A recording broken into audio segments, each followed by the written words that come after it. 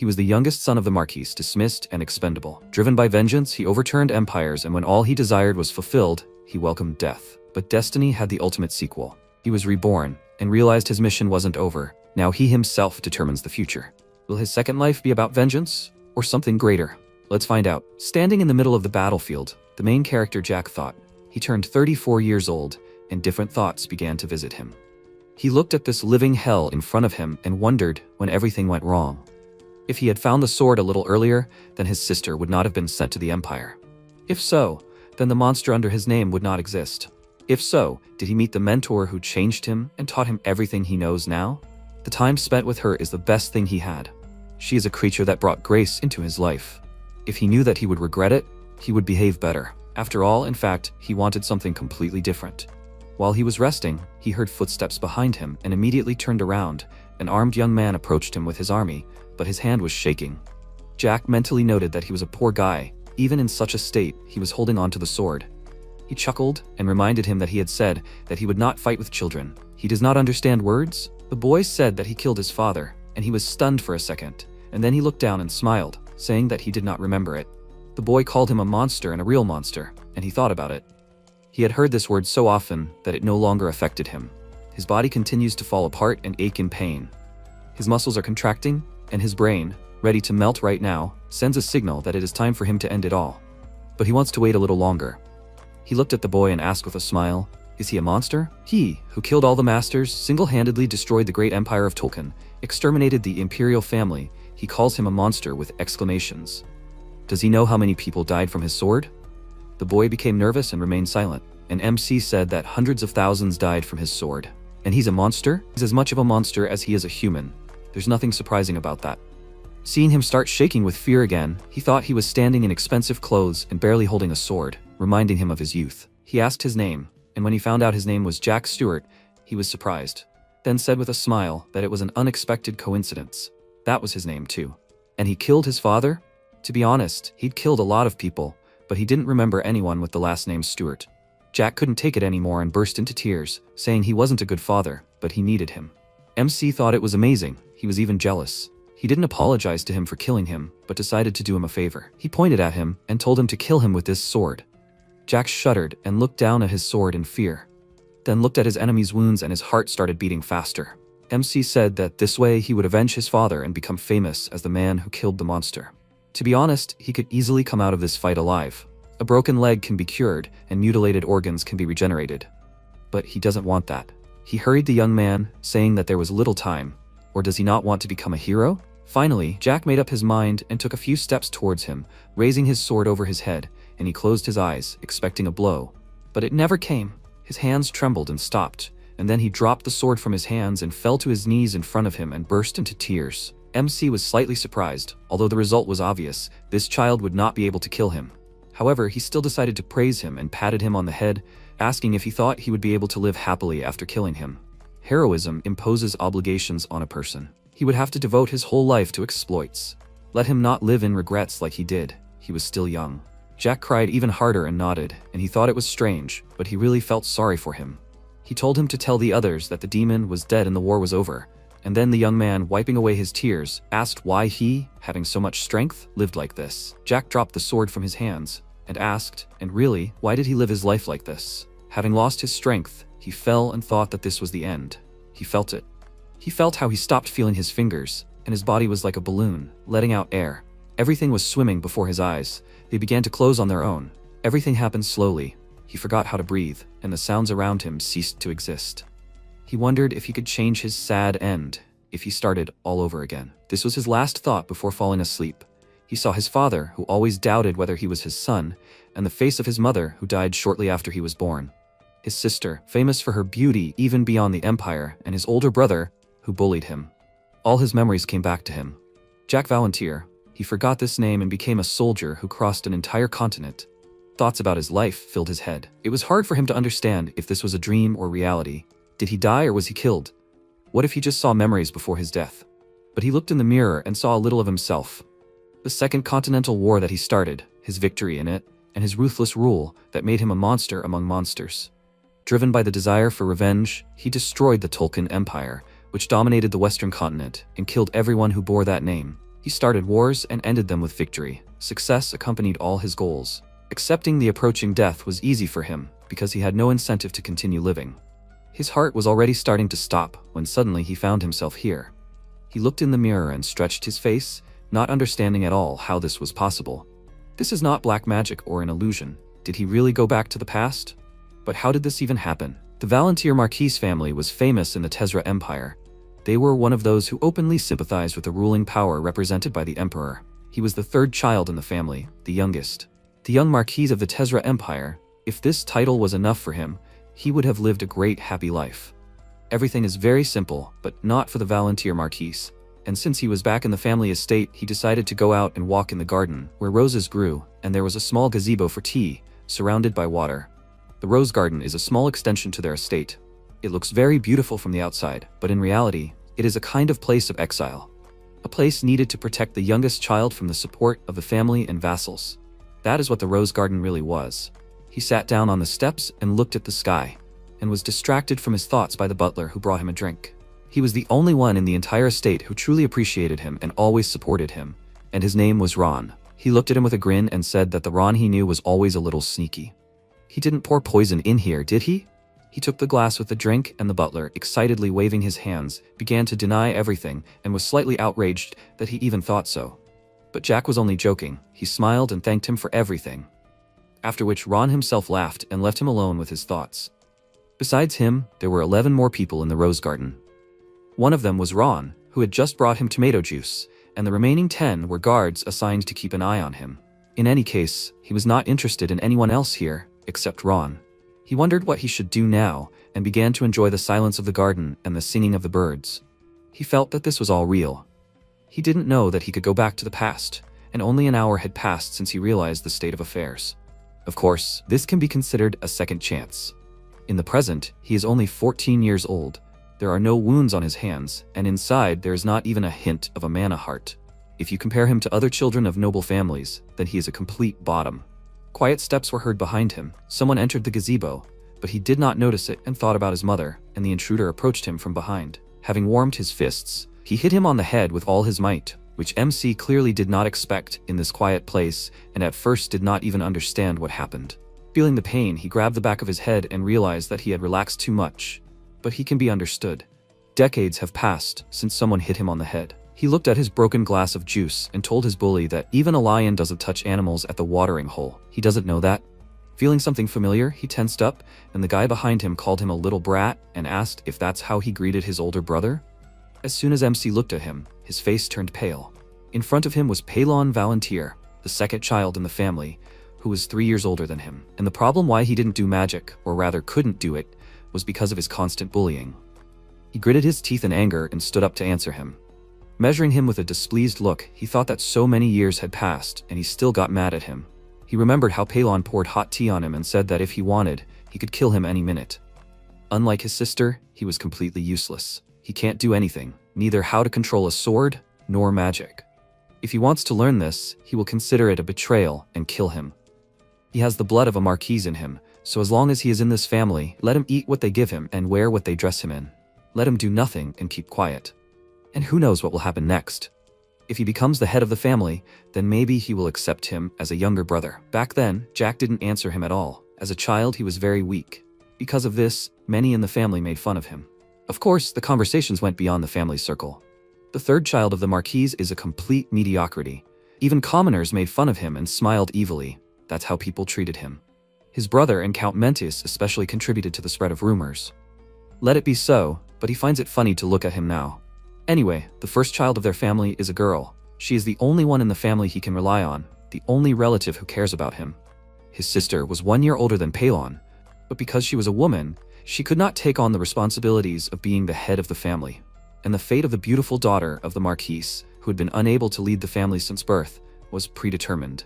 She would marry the one her father liked and live her entire life in a small estate, giving birth to heirs. This was and would be her life. And now in front of him was the man who would contribute to this the most. A man who was ready to sell her to anyone he met, just to quickly take the place of the heir. If he killed him, he would do the whole world a favor. Restraining himself, he clenched his hand into a fist and looked at him with murderous intent, which made his brother angry and wanted to raise his hand against him. but he grabbed his wrist, which he clearly did not expect. The guards exchanged glances, but did not interfere, and Palon, looking at the confident face of his younger brother, who was now not afraid of him, exclaimed in rage. He grabbed his hand. How dare he do that? Jack then lunged forward and knocked him over his back, causing him to fall right onto the tea table. He looked at his brother in surprise and asked what was wrong with him. MC laughed at him and asked if he should give him a hand to stand up. Palon got really angry and stood up, grabbing his sword, and he noticed the golden energy enveloping his body, realizing that he was gathering mana. Noticing this, one of the guards was worried that something terrible might happen, but his comrades decided not to interfere and convinced him to just stand and watch. Jack glanced at them and let out a chuckle. Of course they weren't going to stop them. It was funny. To his surprise, the butler appeared in front of him. He shielded him with his body and asked Palon to stop and not to use mana now, but he was so angry that he could not restrain himself and hit Ron, which made him fall to the floor. MC did nothing about it, because he knew that there was simply no point in doing so. Ron had a lot of his own secrets. Palon meanwhile called his younger brother a vile brat and said that they would both die, but Jack only mimicked him and asked with a smirk, did he want to stun him? This only provoked his brother more, and he drew his sword, which he did not expect, but still was not afraid. He felt his legs tremble and thought that it did not matter that his body did not know what training was and was unable to open up mana. He was not going to lose. He rushed forward and clenched his hand into a fist, intending to beat his brother up good. Palon swung his sword, and then MC ducked. Third circle magic was his limit, and no matter how expensive the sword he used, he was still a child. And he seriously thought he could defeat him with such a sword technique? This was just stupid. He got closer to him and wondered if he should kill him, but it was too early. When their faces got close, he mockingly suggested that he visit a doctor to treat his head, and Palon could not respond with anything except more curses. While Ron watched them in surprise, Jack reached out and thought that in order to use the third circle of magic, you need to fill your entire body with mana, including your head. He grabbed Palon's wrist and his head with his other hand, and as soon as he let go, he screamed loudly and MC pounced on him again, ready to avenge every mockery of himself with 100 of his own. After his punch to Palon's face, he lost consciousness and fell to the floor. Jack kicked him, checking that he was not dead, then glanced around and stopped his gaze on the guard. They got nervous, and one of them reached for the sword, but MC immediately ordered him not to move if he did not want to end up like him. The guard obeyed the order and Jack praised him, then grabbed Palon by the hair and dragged him out of the gazebo, dissatisfiedly saying that he needed to lose weight. When he was thinking what to do with him, his gaze fell on the pond around the gazebo, and he decided to help his brother cool off, since it was a little hot today, then stuck his head in the water. After a while, Palon began to blow bubbles, releasing air from his lungs and suffocate, but MC continued to hold him and thought, what kind of shock is he in if he does not even use the mana that he so diligently saved? Actually, because of him, a lot went wrong. After sending his sister to the Empire, he poisoned his father and became the head of the family and tried to influence the affairs of the Empire as if he had the right to do so. The result is clear to everyone. The house of the Marquis of Volantier was destroyed. He did not care about revenge for his father and their house. He only felt sorry for losing the opportunity that his sister gave them with her wedding. He gritted his teeth and called them all idiots. His sister had always been very smart. She had a nice personality. How painful it was for her to leave here. It was hard for him to imagine what feelings overwhelmed her. She went to another empire to ensure a good reputation for their family. She knew what she was getting into. After all, her fiancé was the fourth prince, about whom terrible rumors were circulating. At the wedding altar, she hesitated, and the prince, noticing this, asked if she was upset. She was an illegitimate wife, so no one would come to see her. Let her just stand there and nod quietly when asked, and let her not forget to smile too. She could only listen to him. For the sake of her family, she was ready to decide on anything, even such a relationship. If his father and that idiot knew how it really was for her. He decided not to develop this thought, because the more he thought about it, the angrier he became. And that made him want to finish off Palon right now. He was distracted from his thoughts by the weak voice of his older brother, who was trying to say something. He took him out of the water and he looked at him with horror, begging for mercy. His expression was familiar to him. In the war, such grimaces of fear of death were constantly encountered by him. He told Palon to think carefully about everything he did to him, but if it was difficult for him to think, then he would help him remember. Or should he let him feel everything on his own skin, so that he realized the importance of family ties? Palon got really scared seeing his grin, and when his little brother raised his fist, he screamed in fear that he was wrong and asked him to stop. His fist almost reached the target when Ron shouted loudly, asking him to stop. He immediately noticed the butler holding a handkerchief to his bleeding nose, and he asked him to stop.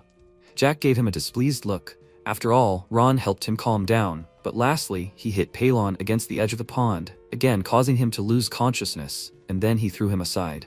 Sighing heavily, he called out to one of the guards, making him flinch, and then put his foot on his older brother and ordered him to take it away.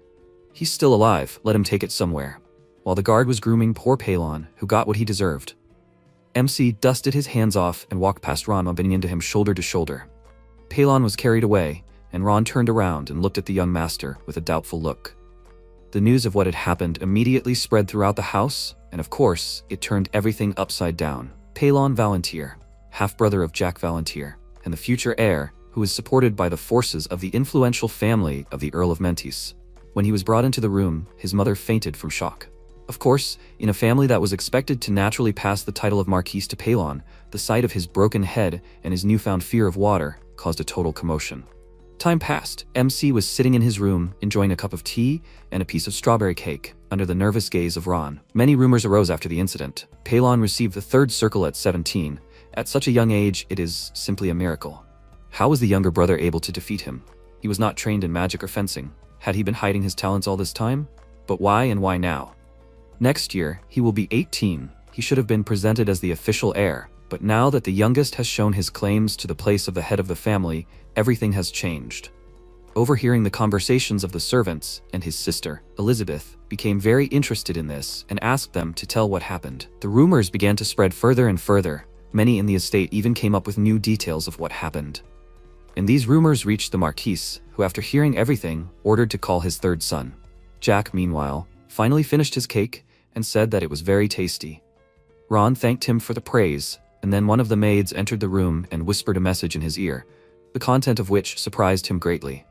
He called out to the young master and worriedly told him that the master was asking him to come to him right away. He immediately got up from his chair and threw on his cloak. Ron wanted to go with him, but MC stopped him and said that he was not a baby who needed to be protected. Ron, although worried about him, could not object and told him to be careful. Having passed the stairs, he walked along the corridor and felt many strangers' glances on him, which made him feel uneasy.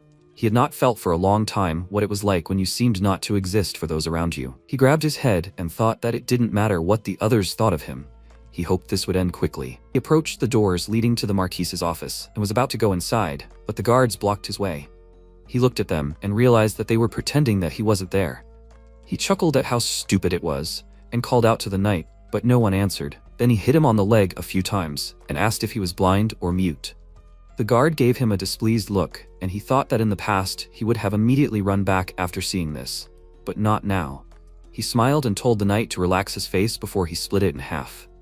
The knight couldn't ignore him anymore. He didn't expect the once cowardly boy to talk to him like that now. Jack hit him in the knee, causing him to fall, and said that he wouldn't tell him twice. The Marquis had called him. So why wasn't he letting him in? The knight immediately stood up and said excitedly that he could not answer this question, and he sighed, asking with a gloomy face, "Does that mean he should wait?" He decided that there was no point in standing here and waiting to be called. He was a nobody here anyway. So he turned around and headed to his room, wondering if his father would ever change or not. The knight became excited and called out to him, asking where he was going, and he asked in response where he thought he should go next. The knight did not understand him, and he ordered him to tell the Marquis that since he wanted to talk to him so much, let him come himself. Why call him and not let him in? The guards followed him with their eyes, surprised by his words, and in the meantime, the Marquis was informed that his son had left. Surprised by this turn of events, the Marquis tore himself away from his work, and just in case asked, "Is this true?" His subordinate confirmed this, and he smirked, then stood up from the table and picked up his cane, noticing that his youngest son had changed a lot. MC, meanwhile, was sitting in the rose garden and drinking tomato juice, waiting for his father to come. Soon, he noticed a crowd of people on the bridge, and his face immediately twisted in displeasure. His father was walking towards him, along with a couple of servants and his wife. Even his face showed that he was an old, stubborn donkey. Surprisingly, he remembered him exactly like this. His father came up to him and measured him with his eyes, and he thought that sometimes he tries to think that he doesn't exist at all. In his past life, he tried to kill him when he tried to run away from home. He is a man who is capable of selling his own child for the sake of his own reputation. Too greedy for power, and too incapable of achieving what he wants. That is the Marquis of Valantier. Why would he call this creature a father? He slouched in his chair and greeted him with displeasure, and he asked what was wrong with him. He frowned and asked what he meant. The Marquis began to get angry, And then his wife exclaimed, "How dare he treat the head of the family like that?" Jack mentally called her a barking cur, and then told the Marquise that he had come a long way. Would he like to come inside? Or would they talk right here? He threw the saucer aside, under the surprised looks of the servants. And when it broke, the Marquise lost his temper and began to emit mana. A stream of energy extended from his hand to his body, and he realized that he was trying to check if he had a mana heart. Of course, now it was not. The Marquis felt that there was something empty inside him, and said that he saw that he had a talent for martial arts. Why hadn't he shown himself in this before? MC told him in his mind that he had weakened, and without thinking about the answer, he said that it just happened that way. Because of this, his wife lost her temper and continued barking like a small, angry dog. She was very indignant that at such a young age he was behaving so arrogantly, but the Marquise quickly stopped her barking with just one wave of his hand and told Jack that he thought he was completely useless, but it turns out that he was not. These words hurt him, and getting up from his chair, he asked if he was useless. Then did that mean he was not worthy of being called his son? He asked, so he wanted him to acknowledge him? He let out a chuckle and told him that he was not interested, after which there was a pause. The servants began to whisper among themselves, and his father turned around and left, saying that he heard him. MC was a little confused that he was just leaving. Why did he even come then? At parting, he decided to make fun of his stepmother a little, and with a radiant smile, said that after what happened, she got a lot of wrinkles. Let her take care of her skin. She literally boiled with rage, and he thought with a grin that he, of course, was not a pervert, but he really enjoyed looking at her face. The Marquis looked back at his angry wife, and Jack bowed to her as a sign of farewell and asked her to convey his deepest apologies to the second, after which he thought that this family was so ridiculous. He returned home and closer to the night received the news that he was sentenced to solitary confinement for 20 days for the mess he made in the house. Ron was shocked by such news and exclaimed, "What happened while he was gone?" Drawing a still life, MC discontentedly asked him to stop yelling and finally shut up. He stood quietly while the second mocked him. And now he is angry? He became curious about solitary confinement and continued drawing flowers, thinking that he had already been sent to the rose garden, and now this. They wanted to forbid him from going outside? Ron said that there was only a month of vacation left at the academy. What was the purpose of this confinement? Jack's hand trembled. He realized that he had completely forgotten about the academy. He was 14 years old after all, which meant that he had to attend the Imperial Academy. All aristocrats of the Teslan Empire had to study there. Unless you were disabled, it was a compulsory place of study. The course lasted 4 years, and it began at the age of 14, so now he was in his first year. The first semester was over, and the summer vacation had begun. He noted with a doomed smile that he was a student again, and remembered his mentor, Valentine Milas, who was directly connected with the academy. He could skip any subject, but not hers. He decided not to quarrel with the Marquise over trifles anymore, and to definitely go to the academy. There were 27 days of vacation left, 20 of which would be spent in confinement. It was a 6-day drive from here to the academy, which meant he was literally sending him off to school right after the punishment. He sighed heavily and wondered how he had lived all this time. Even though it was his past, he found it difficult to understand himself. Ron asked if he had finished. MC stood up and asked where his detention would take place, but was met with silence and asked what it was. He handed him a handkerchief and told him that there was only one place for solitary confinement. It was for criminals who had committed offenses on the territory of the Marquise's domain. Realizing what they were talking about, he decided to clarify just in case and asked in shock, was he talking about prison now? He confirmed it, and Jack was shocked by this news. He decided not to leave it that easy and sort it out. In truth, the offspring of aristocratic families need vacations at the academy not only to relax. This can be understood even by looking at Palon, whose head was smashed. Almost every day from the start of the holidays until his head was broken, he attended social events, met other aristocrats and noble families. And meanwhile, he was sitting in prison. He had never had anything like this. Of course, he was not interested in the official affairs of the Marquises, but it irritated him that his relatives said that there was no place for him here or anywhere else. They were just idiots. He decided to go to the prison himself, without waiting for the guards to send for him. When they put shackles on his hands, it was hard to tell from the crying face of Ron, who looked after him, how much pain he was in. It was as if they were seeing him off to war, and he felt ashamed, so he quickly asked the guards to take him inside.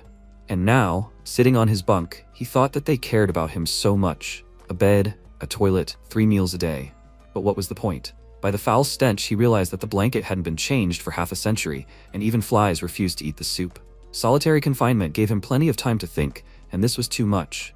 Aristocrats who owned land could punish its inhabitants as they pleased, using local laws, not imperial ones. In fact, aristocrats had the same rights on their own territory as the rulers of the empire. He might be in prison by order of the Marquis, but he was still his son, an aristocrat. If he had rebelled against him, he would understand such measures. But why was he doing all this? Was he trying to console his wounded second brother in this way? He wondered if he was using poison or forbidden artifacts as an excuse for the public, although this was all too much. Surely the Marquis had already come up with a good story. Jack Valantier, the shame of the family, had studied forbidden black magic because of his greed, and his older brother had caught him in it and ordered him to stop. But Jack not only didn't listen, he also used it on his brother. And even though Palon was seriously injured, he found the nobility in himself to ask his stupid younger brother. Surely, this is the scenario that was brewing in the heads of the Marquis and his wife. From the fact that he imagined it, he felt sick, and he fell on the bed with the thought of what he would have gone through if he were kept here for a couple of days.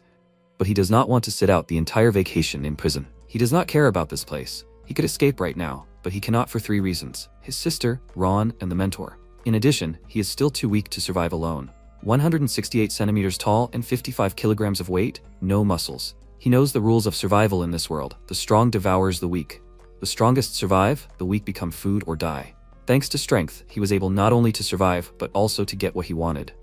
He doesn't want to start a massacre like in his past life, but he still needs to take revenge on many people. To do this, he will need 2 things: time and power. He can get them at the academy. By studying, he can gain a lot of influence and buy time to get his old power. If he succeeds, he will protect his mentor, Ron, and his sister. He stretched out his hand and clenched it into a fist with determination, then stood up and snapped his fingers, thinking that even if he didn't like it, he needed to take what was rightfully his. There are a total of 10 levels of magic mastery. From the 1st to the 3rd circle, for those just beginning to learn magic. From the 4th to the 6th circle, for experts. From the 7th to the 9th circle, for those who own magic at the highest level. The 10th circle is for people who are called masters or superhumans.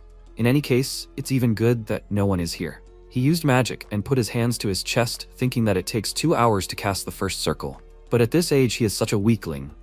In his past life, he started studying mana at 17. He smiled and started playing with magic, and then he heard footsteps and immediately dispelled it because he can't get caught doing this. The footsteps seemed strange to him, like the sound of shoes. He thought it was Marchioness coming and lay down on the bed, pretending to be asleep. But he noticed that the sound was not as heavy as usual. The sound of heels stopped near his prison cell, and then a familiar voice called out to him. He immediately jumped out of bed and thought that it was the person he could only meet in dreams in his past life, Elizabeth Valantier. She called him with tears in her eyes and stretched out her hands to his face, asking if he was hurt. As soon as he saw his beloved sister, he also burst into tears and thought that she was still as beautiful and kind-hearted. He realized that he had not heard his name from her lips for so many years, and smiling, pressing his sister's palm to his face, answered her that he was fine. He was not injured. She asked why he used black magic. She could have taught him ordinary magic. They intertwined their hands and she said that she was so sorry. He should have stayed at the academy. Why did he come home? Noticing that he was flying in his thoughts, she called out to him several times and asked if he was unwell. He wiped away his tears and answered her that he was just happy, after which he lowered his head, which made her even more worried. He told her that for once, that this was all real, and she asked if he was definitely okay. Having calmed down, he asked her with a determined look if she wanted to run away. They could go to a small village together and work in the fields. As soon as he started talking about it, her face darkened, and she called out to him. But he ignored her and said that he knew how the second one and his mother felt about her. They could leave everything behind and live in a quiet place. They would find someone who would truly love her. What was wrong with that? Wouldn't it be great to live in the countryside with the person you loved? How long could you stay under the oppression of the Marquis? She called out loudly, silencing him, and he looked at her in shock, after which she told him not to say that. He was their father after all. No matter what happened, he would remain their father. He loved their mother, and from that love they were born, so he shouldn't say that. She knew how he felt about him, and she would try to change it.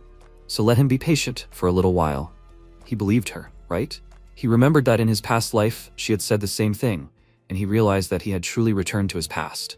He smiled and said that it was so good to see her again, and she burst out laughing, noting that he was so cute. After that, he stood up and asked her to move away a little. Although she didn't understand why, she took a few steps back, and then he put his hand on his heart and used magic. Reaching out to the iron bars, he caused a small flash, which greatly surprised his sister. And then there was a grinding sound and a loud clang. The lock was broken. Elizabeth opened her mouth wide in surprise and asked, was he able to make a circle? But how? He silently walked out of the prison cell and hugged her, after which, with tears in his eyes, he apologized to her several times, which took her by surprise. Not understanding what was wrong with him, she pushed him away from her and asked, "What's wrong with him? Did he eat something wrong? Is he sure he's okay?" Seeing how worried she was about him, he smiled again and hugged her, promising her that this time it would be different, not like before. They wouldn't have to go back anymore. He would give her the life she deserved. She remained silent and hugged him back, and his gaze became fierce when he remembered what was going to happen next. After this, he would find out the truth about the fourth prince, who took his sister in her past life, and the truth would be worse than he thought, and it would make him a bigger monster than before. He put the prince in chains and came to torture him once again, but when he heard what he said, he was horrified. His sister's life, which no one knew about, was a complete hell. Of course, after this, he got angry and did not feel sorry for the prince after he did all this to her. Then he slowly and painfully dealt with him, and then with the entire Tolkien Empire, and all for the sake of his sister, because he is a good brother. In his past life, he ran away from home at the age of 17, but even after another 10 years, he realized that nothing had changed there. The Tolkien Empire disappeared, and with it, the Valantyr Marquises. After that, the Teslan Empire became the largest on the Western continent. Of course, the Valantyr house continued to exist nominally. When Elizabeth learned that her family was in prison, she immediately fell to her knees in front of the fourth prince and began to beg him to save her family. Since she was in a position no higher than a concubine, he just pushed her away. Of course, he rejected her request. But Elizabeth could not leave it like that. For 3 days and 3 nights she begged him for forgiveness, standing in the pouring rain, and when the sun finally appeared, the emperor and the prince came out to her and listened to her request. And this is how this story was presented to the entire continent. But only he knew the real horror behind those words. After they decided to listen to her, she was taken to the palace and thanked the prince and promised to do whatever he wanted. But reality did not match her expectations. He roughly pinned her against the wall and said that she seemed to have misunderstood. Let her not forget, he could always snap his fingers and destroy her entire family. But not now, of course. As long as she obeyed him, everything would be fine. In the end, Elizabeth became his toy. Both the prince and the emperor controlled her as they wanted. In this situation, the recognized wives could not stand aside. What happened next was obvious. Over time, the prince lost interest in her, and she literally became a hostage in the annex. And when he returned home in a hurry, he found that his family was completely destroyed, and for the sake of revenge, he had to become a demon to destroy all the members of the Tolkien family, everyone associated with them. The empress, the princess, the wife of the third prince, and the wife of the fourth. Families who supported them, even distant relatives. He wanted to erase every trace of Tolkien from this world, but this was too terrible a future. He looked at his sister with a smile, and she said that he should take care of his health. She would talk to her father herself. He agreed, right?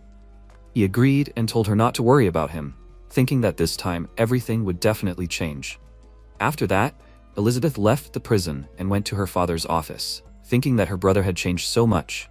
Before he would have just tolerated everything, she remembered how tightly he hugged her and looked at the night sky outside the window, thinking, this is good, right? But the fact that he used black magic is strange. With the 6th circle, which she has, she did not feel any traces of it. But her father has the 7th, so it is easier for him. Those were probably the words of Marchioness. She knocked on the door, and the Marquis told her to come in.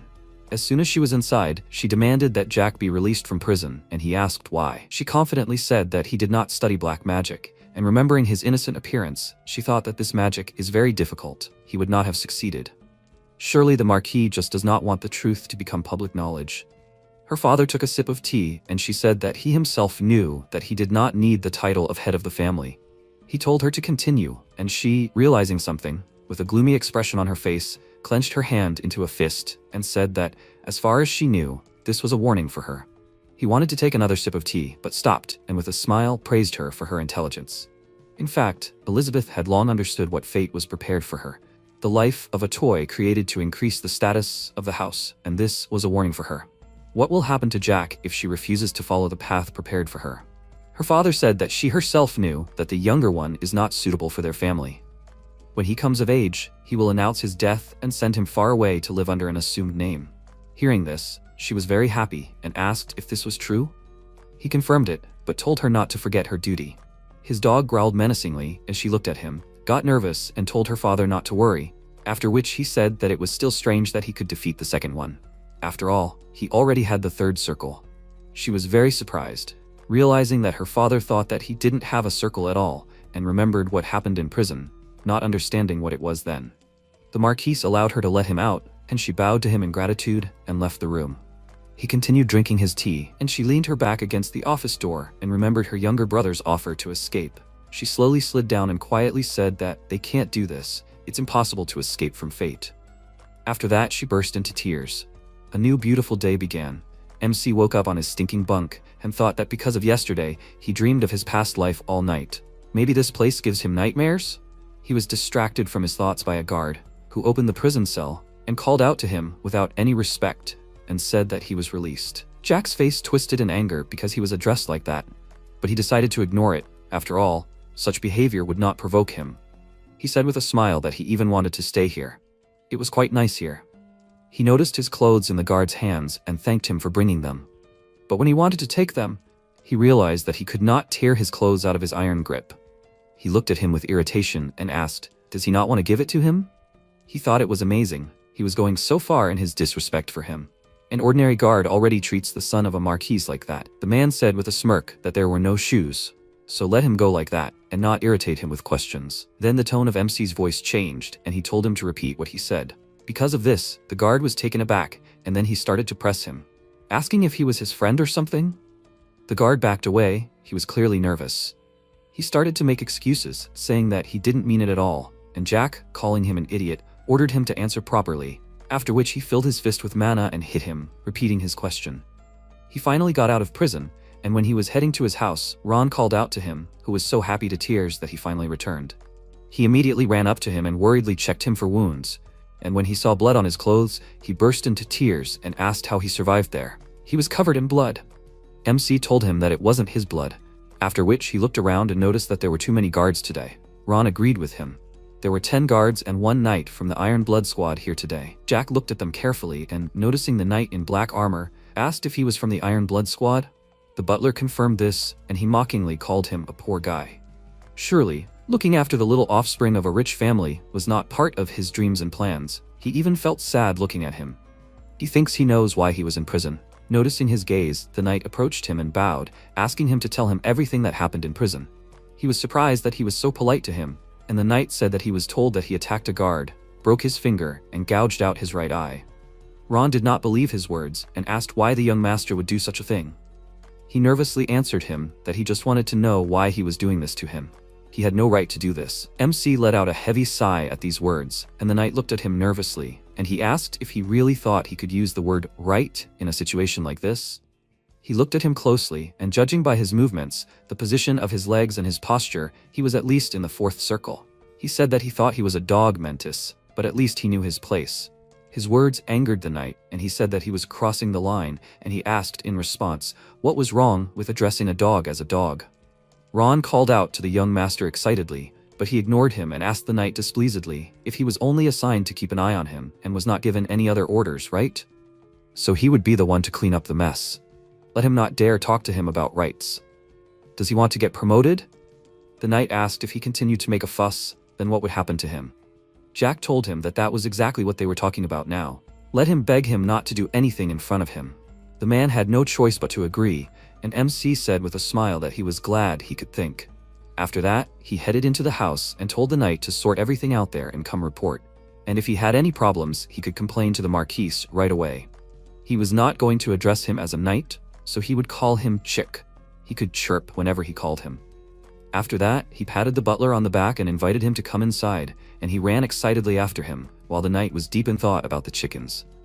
As they walked, Jack's stomach began to rumble and he told the butler that he really wanted some meat today, and he volunteered to cook it. Finally, it was time for the meal. MC happily ate his steak and enjoyed the taste. He praised Ron for his cooking skills and, noticing his nervous look, said that if he wanted to tell him something, he should just say it. Don't look at him like that. Ron turned away and said that everything was fine, after which Jack smiled and, putting a piece of meat on his fork, handed it to him and asked if he wasn't hungry. The portion was big anyway. They could even eat together. He thought about it for a while, then shook his head and said that he couldn't share a meal with his master. But MC was very persistent, and he still had to agree. MC asked how his sister was, and he told him that she was doing as usual. Jack just smiled in response, then picked up some spaghetti with his fork and said that he was not a fool. He knew better than anyone how hard it was for her, pretended not to quite understand what he was saying, and after chewing his food, He said that he would come around from the other side. He was always a great cook, and all his memories since childhood were filled with him. When he had nothing to do, he would run into the kitchen to check if he was cooking something tasty. Ron said that he knew about it, and he pointed out that there was something he didn't know. He would clarify everything now. He is a mage of the ninth circle, right? As soon as this question was uttered, the butler tensed up, but did not deny anything. MC said that since he was on his mother's side, he should know what she was like. Unlike him, who did not have a chance to know her, since she died on the day of his birth. They say that his sister looks like her, which means that she was a good person too. And it is true. Ron remained silent and he asked, wasn't he trying to protect his mother? He just nodded silently, and Jack said that she just had a mage of the ninth circle in her retinue. If this was the plot of a novel, he would complain that the story is completely unrealistic. But it is true. He remembered that in his past life, he had fled from home, but not alone. He and Ron had tried to escape from the guards sent by the Marquis. They were knights of the Iron Blood Squad, like the one he had met. The Marquis had sent them to kill his own son. The leader of the squad was a swordsman of the ninth circle. Ron made a difficult decision. He fought the commander and died protecting him. Returning from his memories, he told the butler that it was hard for him to accept that all this time he was a ninth circle mage and belonged to his mother's retinue. But he knew that she was an unusual person, although even the Marquise did not know this. Probably she did not tell him. However, he can pretend that he does not know anything. The main thing for him is to understand what kind of person he really is. Ron bowed his head and asked what he wanted from him. He replied that he could not trust anyone except him and his sister, so they needed to protect her. Ron said that the lady and Elizabeth at 18 years old are already sixth circle mages, so she is able to protect herself. MC did not agree with him, because she is too kind, even ready to die for others. But dying for the sake of family or honor is not the life he wants for her. The Marquise will like this. He plans to leave for the academy tomorrow, and he's not going to come back here if everything goes well. Let him stay with her for just 4 years, and then he can live his own life. Ron looked down. He didn't understand what he meant, and MC said that then he didn't need to hide behind him and be his shadow, but find what he himself likes. He asked why exactly 4 years, and he answered that during this time he would learn and protect his sister. The butler asked who he needed to protect her from. When he was about to answer, there was a knock on the door, and the young master, irritated by this, allowed the person to enter. James came into the room. He reported to him that the guard had been helped and sent to the hospital. Jack asked with displeasure if that was all, and he said that they found out that he had accidentally lost control of the blade and had accidentally lost a finger during training. And also, being in shock, he gouged out his own eye. The young master, seeing this, just got scared and ran away. That's how they came up with it all. MC really liked this version of events and praised him, asking, since he was the Marquise's mutt, should he give him a treat for a job well done? He told him that he didn't need it, and when Jack once again called him Chick, he irritably told him his name, but he wasn't really interested. He told him that he was going to start fencing training and he needed a wooden real sword. The knight said that it was not part of his job, and he thought, does he still have any self-respect left? He called him Chick again and asked, does he not like him? He can give him a chance to beat the crap out of him. Ron worriedly called out to his master, and James asked, is he serious? He in turn told him to look at his hands. Do he think he knows how to hold a sword? It won't be hard for him to defeat him. James asked uncertainly, was he asking him to be his teacher? MC laughed out loud at his words and said that in his entire life he had only heard such nonsense 3 times. Let him carry the swords.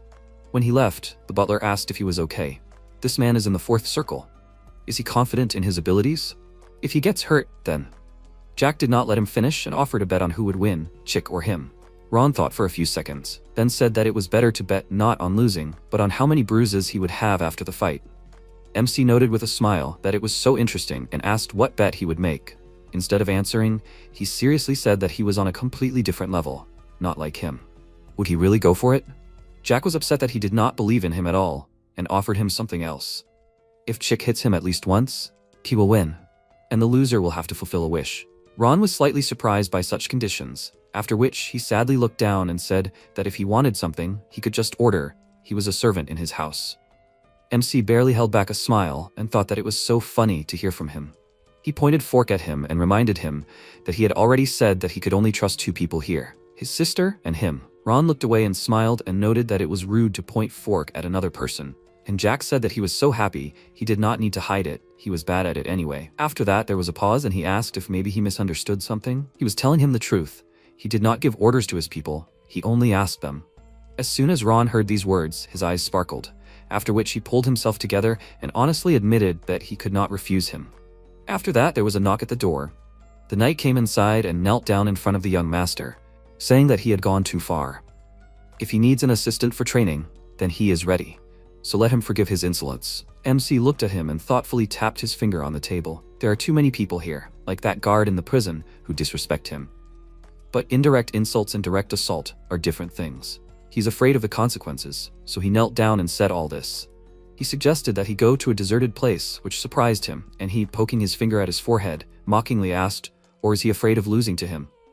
James looked at him irritably, and then turned his head away and said that he was not afraid of it at all, and he asked, "So he is confident enough in himself?" He remained silent and looked away, but his face showed that he really thought so. After that, Jack asked the butler where there was a deserted place around here, and he, after thinking for a second, answered him. After that, they moved to the basement where the training ground was. After warming up, MC cheerfully said that he didn't know they had such a place.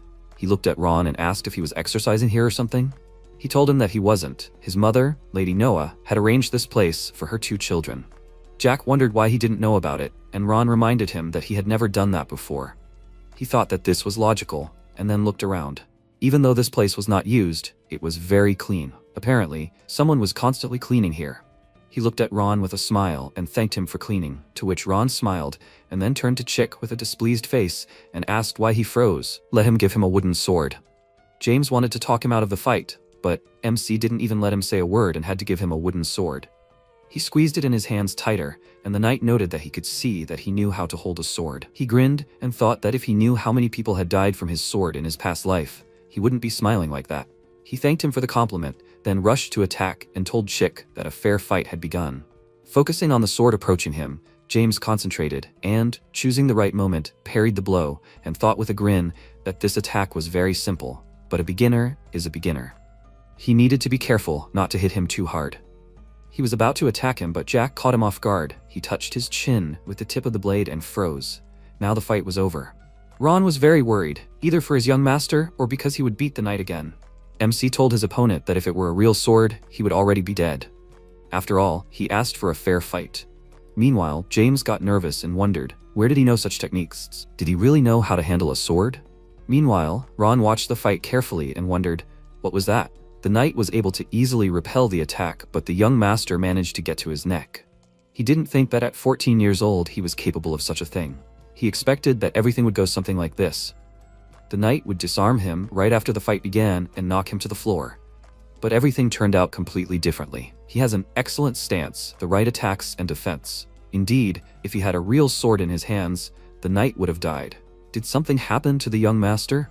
He had never seen him with a sword, much less during training. Maybe he's gifted with talent? But that's out of the question. Even for a genius, it's too much. Jack, meanwhile, asked Chick with a smirk, "He's over 20 already, right?" He told him he was 23, and he asked when he started training with Manhwa. After learning that he was 18 then, he remarked that it meant he got to the 4th circle in 5 years. After that, he thought that he started training quite late, which meant he had talent. He took a closer look at him and saw the potential in him to reach the 7th circle, even the 8th. He could reach that level if he trained even harder, and he could also get the title of Knight Captain. He threw the wooden sword aside, walked over to the weapon rack and picked up a real one, thinking, isn't this funny? With such talent, he has to look after a child. He told the knight that he was starting to like him, and he was worried that he might get hurt by the real sword. He just laughed loudly in response, after which he irritably gave him one piece of advice. There is a difference between confidence and vanity. Does he really think that what happened was just an accident? James was wary. His words slightly angered him, and he, noticing this, said that this is why he is Chick. He beckoned him to himself with his finger, telling him to attack. And he, gritting his teeth in rage, pounced on him, and he mentally noted that he immediately rushed into battle. This is exactly the trait that prevents him from developing. Their swords clashed, but MC's blow was so strong that he disarmed the knight, and the tip of his sword was again at his neck. Jack noted with a smile that he died for the 2nd time today. The knight could not stand it and exclaimed in shock, how did he do it? He told him that he simply changed the direction of the sword during the attack. But James still did not understand how this happened. He decided not to tell him his secrets and said that it was just an advanced technique. Maybe he should show it to him again? James started to get angry about the whole situation, and with a red face he went to the weapon rack saying that he would also take a real sword then. MC meanwhile turned to the butler and winked at him asking, Did he win the bet? He had to admit it, and the young master said that his wish would remain unchanged. He would do it right? He looked at him confidently, then bowed to him and promised that he would devote his whole life to doing this. Meanwhile, James chose a sword for himself and went up to the young master, saying that now everything would be different. Jack said with a smile that he was a very interesting guy. He could even add mana, he would also use it. His sword was enveloped in streams of blue energy, and the knight, having enveloped his body in mana, told him to attack. After which, MC pounced on him in a jump and delivered a blow which James blocked. But his blow was so strong that he could hardly hold it back. In the end, he couldn't hold his sword, and the young master's blow reached him, causing him to fall to the floor with a crash. Before he could come to his senses, Jack put his foot on his chest and asked, "Is he done yet?" The knight asked in surprise, "Is it his third circle? If it's the first, then such power is impossible." MC imagined how upset he was now about losing to the first circle. But it's very simple. Usually mana is distributed throughout the body to increase physical capabilities, but he concentrated it in one place. He asked, "Does he really want to become an official knight?"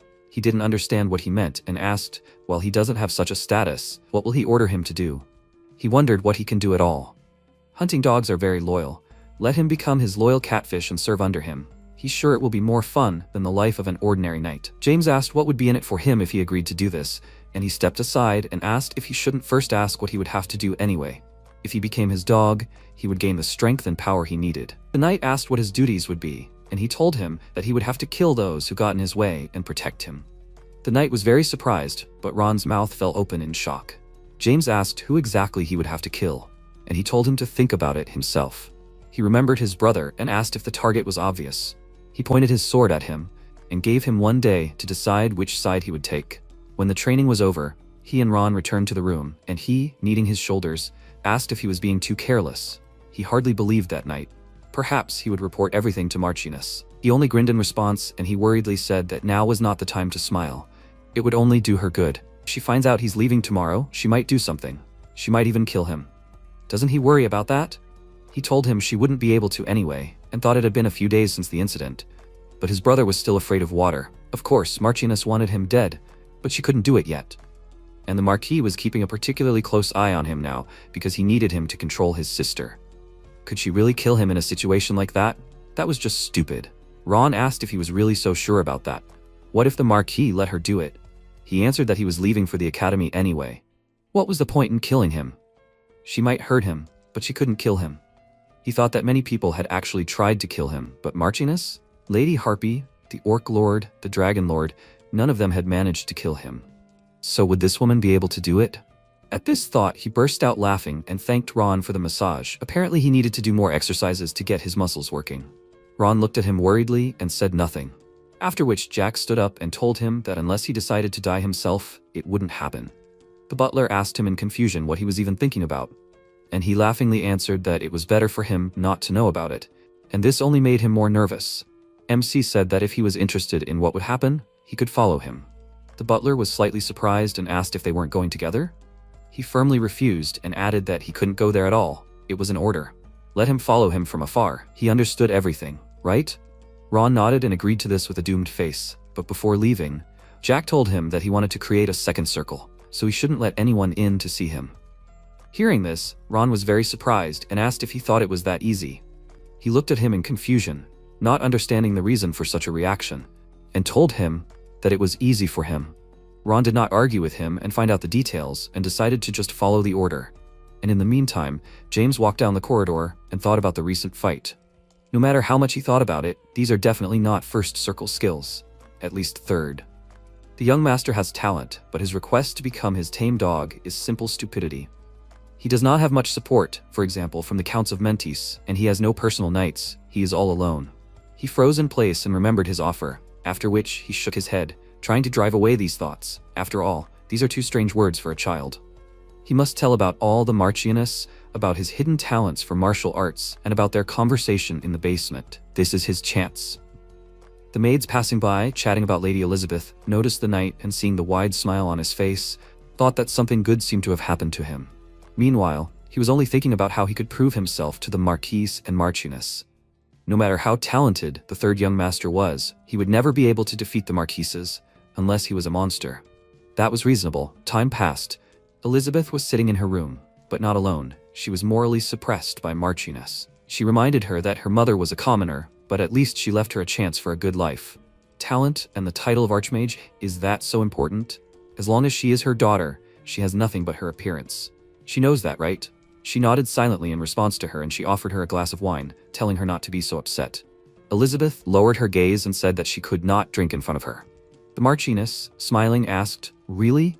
Then she emptied her glass and, putting it on the table, said, "It seemed that the eldest son of the Duke of Melon was interested in her, as was the middle son of the Duke of Ausenbul."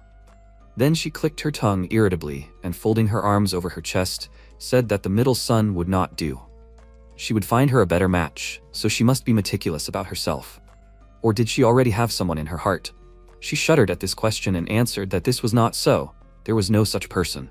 The Marchioness said, "Well, if there was, we would have to get rid of him quietly." By the way, the youngest thought of something amusing. Elizabeth asked, "What?" She said that he tried to lure the knight to his side. It was funny that he even imagined that such a thing was possible. This knight has long been on the side of the second son. Elizabeth clutched the hem of her dress in her hands, and the Marquise, throwing her hand over her head, laughed loudly, shouting, "Amazing! How he dreams of destroying them! What stupidity!" Elizabeth thought that it was because of his stepmother and father that Jack had such thoughts in the first place. He must be careful. Then she said, "I see." She thought, or their hatred for Jack will become even more serious.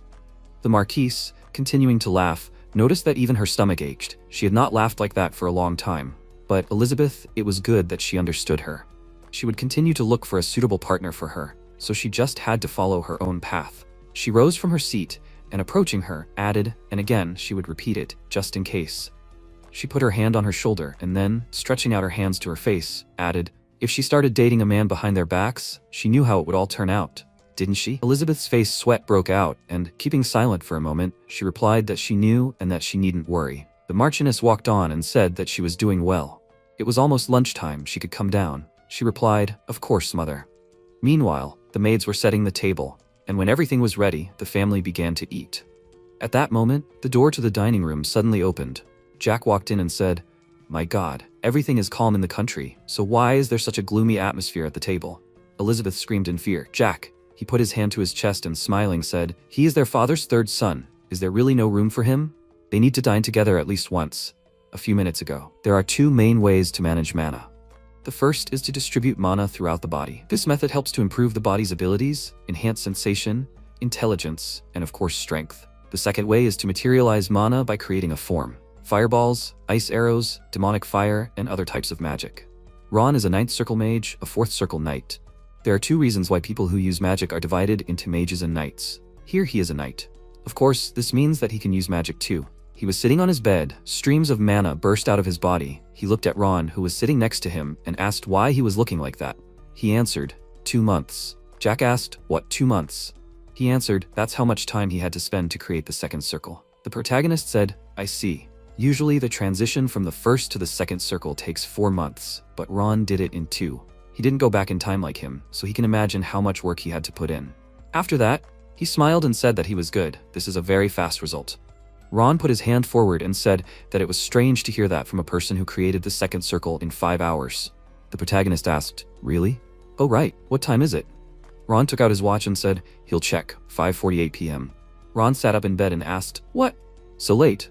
Ron said it was dinner time. "Should I cook him a steak like usual?" The protagonist shook his head and said no.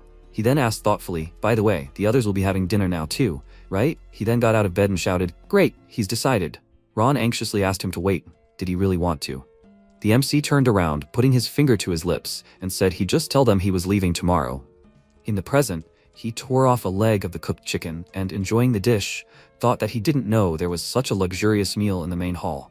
He then said, "It's delicious, of course, but Ron's cooking is much better." While the others were tense, he sighed and said, "Wow, he's full." At that moment, the Marquise called him and asked, "Did he come to say something?" He asked in return, "Does he think there is another reason? Would he come here just like that, father?" The Marquis said that he thought he would be ashamed to show up here without an invitation, but that is not the case. Jack asked why he was speaking so badly about him. He was only ruining the atmosphere for everyone. Tension hung in the air. Elizabeth stood up and, calling Jack, offered to come out and talk. If he needed something. John raised his hand and said, "Silence. He must say it if there is anything to say." Jack smiled and then said that he was returning to the academy tomorrow. He could no longer bear to be in such a nightmarish environment. The Marquis replied that if he wanted to, then fine, he could leave. The protagonist thought that he needed his permission, and then he stood up from his seat and thanked him for agreeing. After that, he added, "By the way, brother, how is he?" He trembled with fear, and MC, handing him a bottle, asked if he could not drink anything because of his fear of water. He imagines how thirsty he will be. Even if he treated him badly all his life, but a brother is a brother. Does he know how sorry he is for him? This is not water, but wine. Maybe he will drink a glass? With these words, he began to pour the liquid on the table, and Phelan jumped back in fear.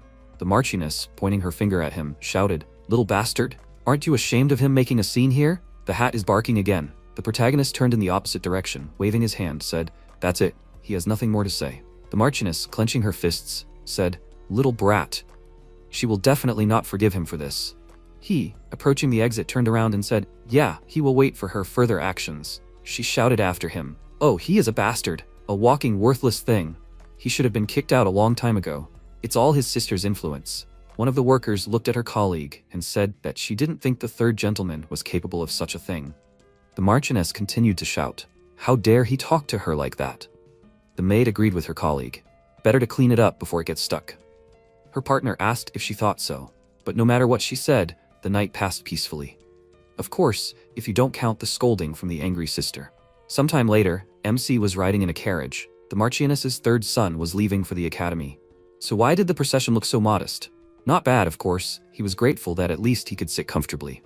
By the way, this is that idiot Reborn, the knight of the sixth circle, who is in charge of the procession. He is afraid to even look in his direction. The Marchioness must have given him a special order about him. Elizabeth was riding next to the carriage on a horse and called out to her brother. She asked if he would definitely be okay. Why couldn't she go with him? He replied that everything would be fine, and she added that the second one's mother had probably thought of something there. It would be better if she saw him off. He said, "Sister," he said, "everything is fine. Changes are coming." That's true, but she shouldn't worry. She knows that he definitely won't die. She lowered her gaze and agreed with that, and then he said that she should go back. How much longer was she going to go? Sighing, she answered, "Okay, but he should be careful." Ron, turning around, asked, would he really be okay? The situation at home was not very good. He thought that Ron and his sister had the same expression on their faces. He answered that everything was fine. He remembered their agreement, right? And then he whispered, "Tonight." Ron answered, "Of course, sir." Smiling, he said that he remembered, after all, it was his request. Jack, smiling, said okay, he must take care of her. They needed to go back already. They couldn't leave her. Ron turned around and said, "Okay, he should be careful. Everything is fine. Ron will watch the procession from afar, so he will witness what may happen. Conditionally, this is his gift to Ron, who served him for so many years." After that, the protagonist yawned and thought that he wanted to sleep. Maybe because the day is warm. He will lie down for a while. After some time, Reborn looked through the window of his carriage. Day turned to night. Jack woke up and, getting out of the carriage, asked, "Is it night already? Why didn't anyone wake him up?" Looking at the workers, he thought that they would spend the night here. Then he looked at the knight, their eyes met. And after that, he smiled and said, "His chicken, so that's what he decided." He answered, "It happened that way." MC, holding his cane, agreed, "It's his choice. What can he do?" He spread his arms wide and added, "Could you expect anything different from the chicken? I'll have to accept his decision." Reborn folded his arms and said, since he understood everything, he thought there was no point in long speeches. The protagonist replied that it was not so, he should explain himself. He would listen. He replied that they would set up camp every night during the 4-day trip to the academy. The MC asked, "So what?" He smiled maliciously and replied, in the meantime, they would break his ribs, and when it was time to go on their way, they would heal him with a potion.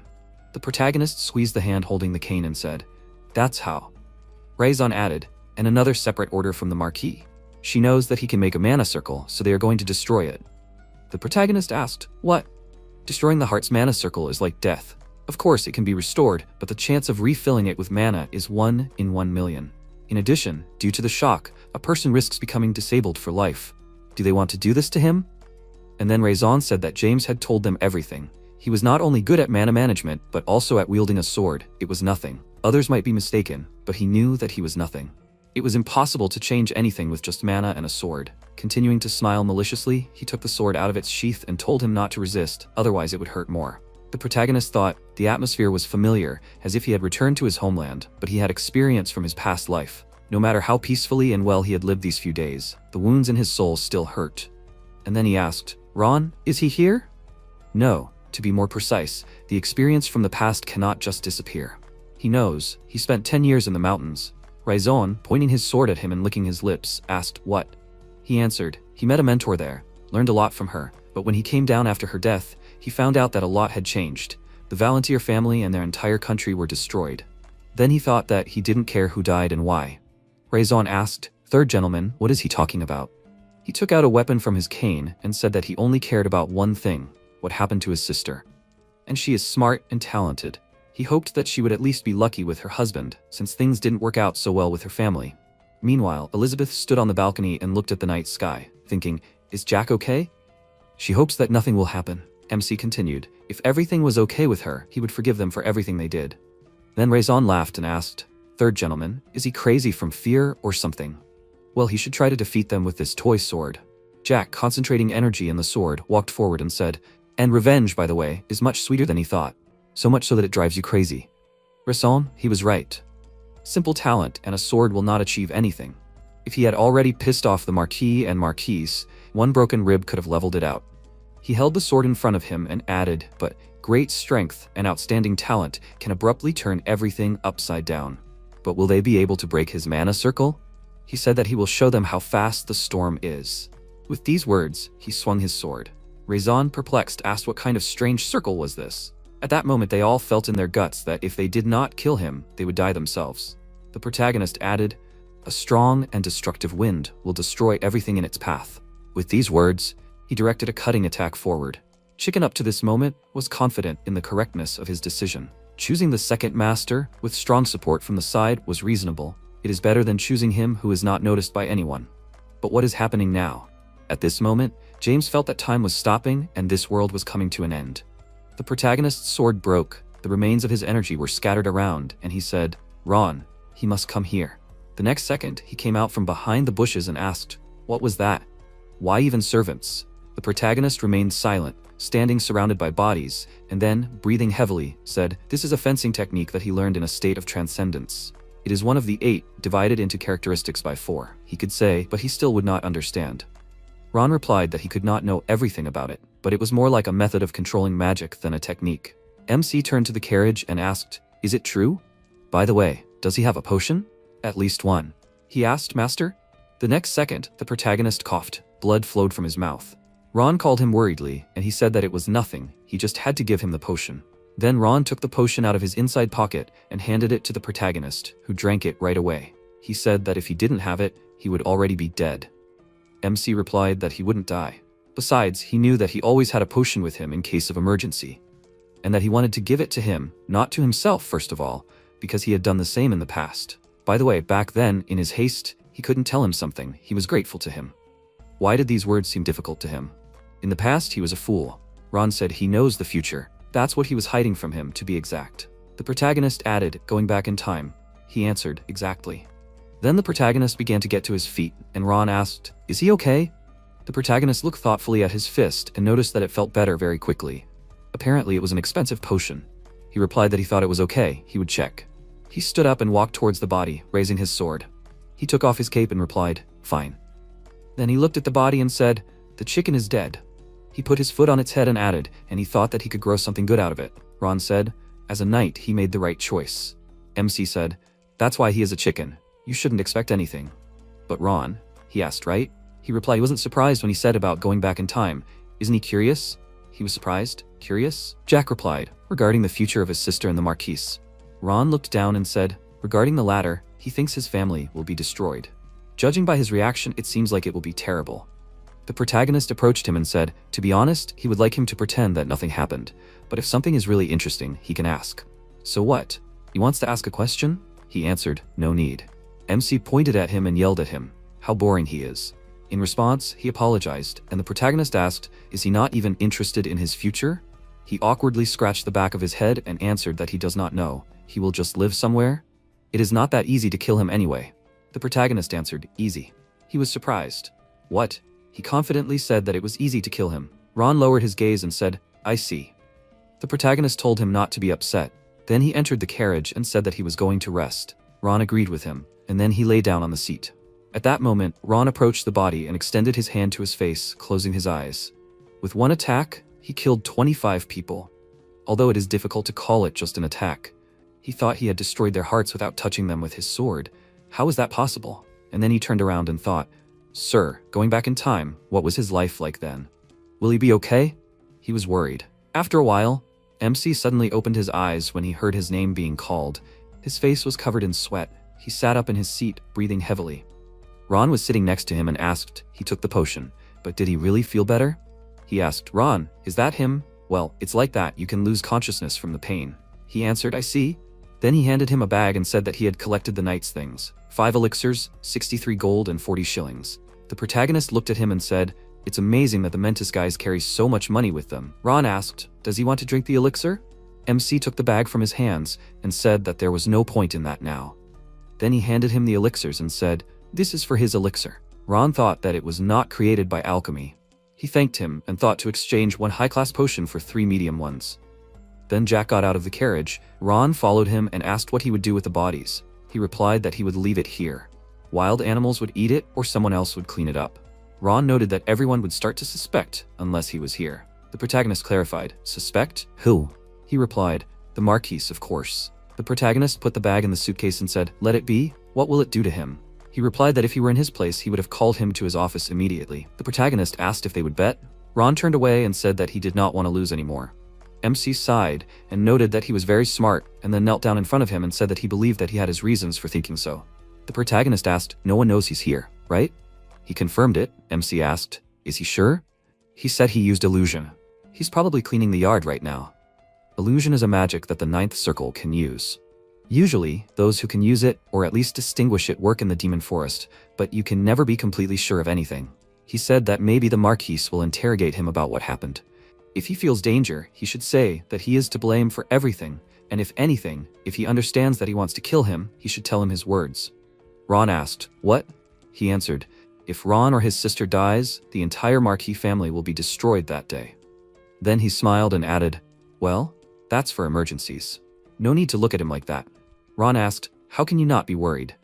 The protagonist hoped that everything would be fine. He would give them one last chance to act like his sister's real father. Ron asked, "Did he really need to go to the academy?" He confirmed it. He asked, "What if the Marquise calls him?" Jack answered, "He knows that the academy has its own rules. From the beginning of the semester, unless a relative dies, you can't leave." He answered that he understood. Then he will go. MC noticed that it was clear from his face that he wanted to go with him. He would be glad too, but it was too early. Then he patted him on the hand and told him not to run into any monsters on the way back. Ron asked, "So they would only see each other in 4 years?" He replied, "Who knows? Anything could happen. The main thing is that he should look after his sister." After some time, he sat on the steps and said that Ron had left. Now it was a small matter. To the academy from the Marquise's estate, you could camp 3 times on the mountain. He thought, but if you go by road, it would take 4 days. Although by the mountain, it would also be about that. You can't say that the mountain path is more difficult. It is not much different from a normal road. Then he picked up his suitcase and, looking up, thought, there should be a village nearby. After that, he tried to climb onto the horse, but thought that he could not. Then he saddled the horse and sighed and said, "Because of my small height, so many problems." After that, he set off. This night is so calm, considering what happened. He is not going to go straight to the academy. He looked at the full moon and thought, surely she is now in her true form. And he is ashamed in front of Ron and his sister, but now he needs to focus on the mentor. Valentine Milos brought him back to life, gave him the fulfillment of revenge, and made him, whom everyone considered an empty place, a man. Let it be forgotten now, but she is one of the strongest black magicians. For those who remember, she is the most terrible memory. He thought, his heart has not trembled so much for a long time. After some time, Arbiola, the province of the Viscount of Arbiola, a vassal of the Duke of Osenbul. The protagonist stopped near the tavern and thought whether it is worth stopping here for the night. He looked at the children having fun and decided that, judging by the children's faces, this was a good place.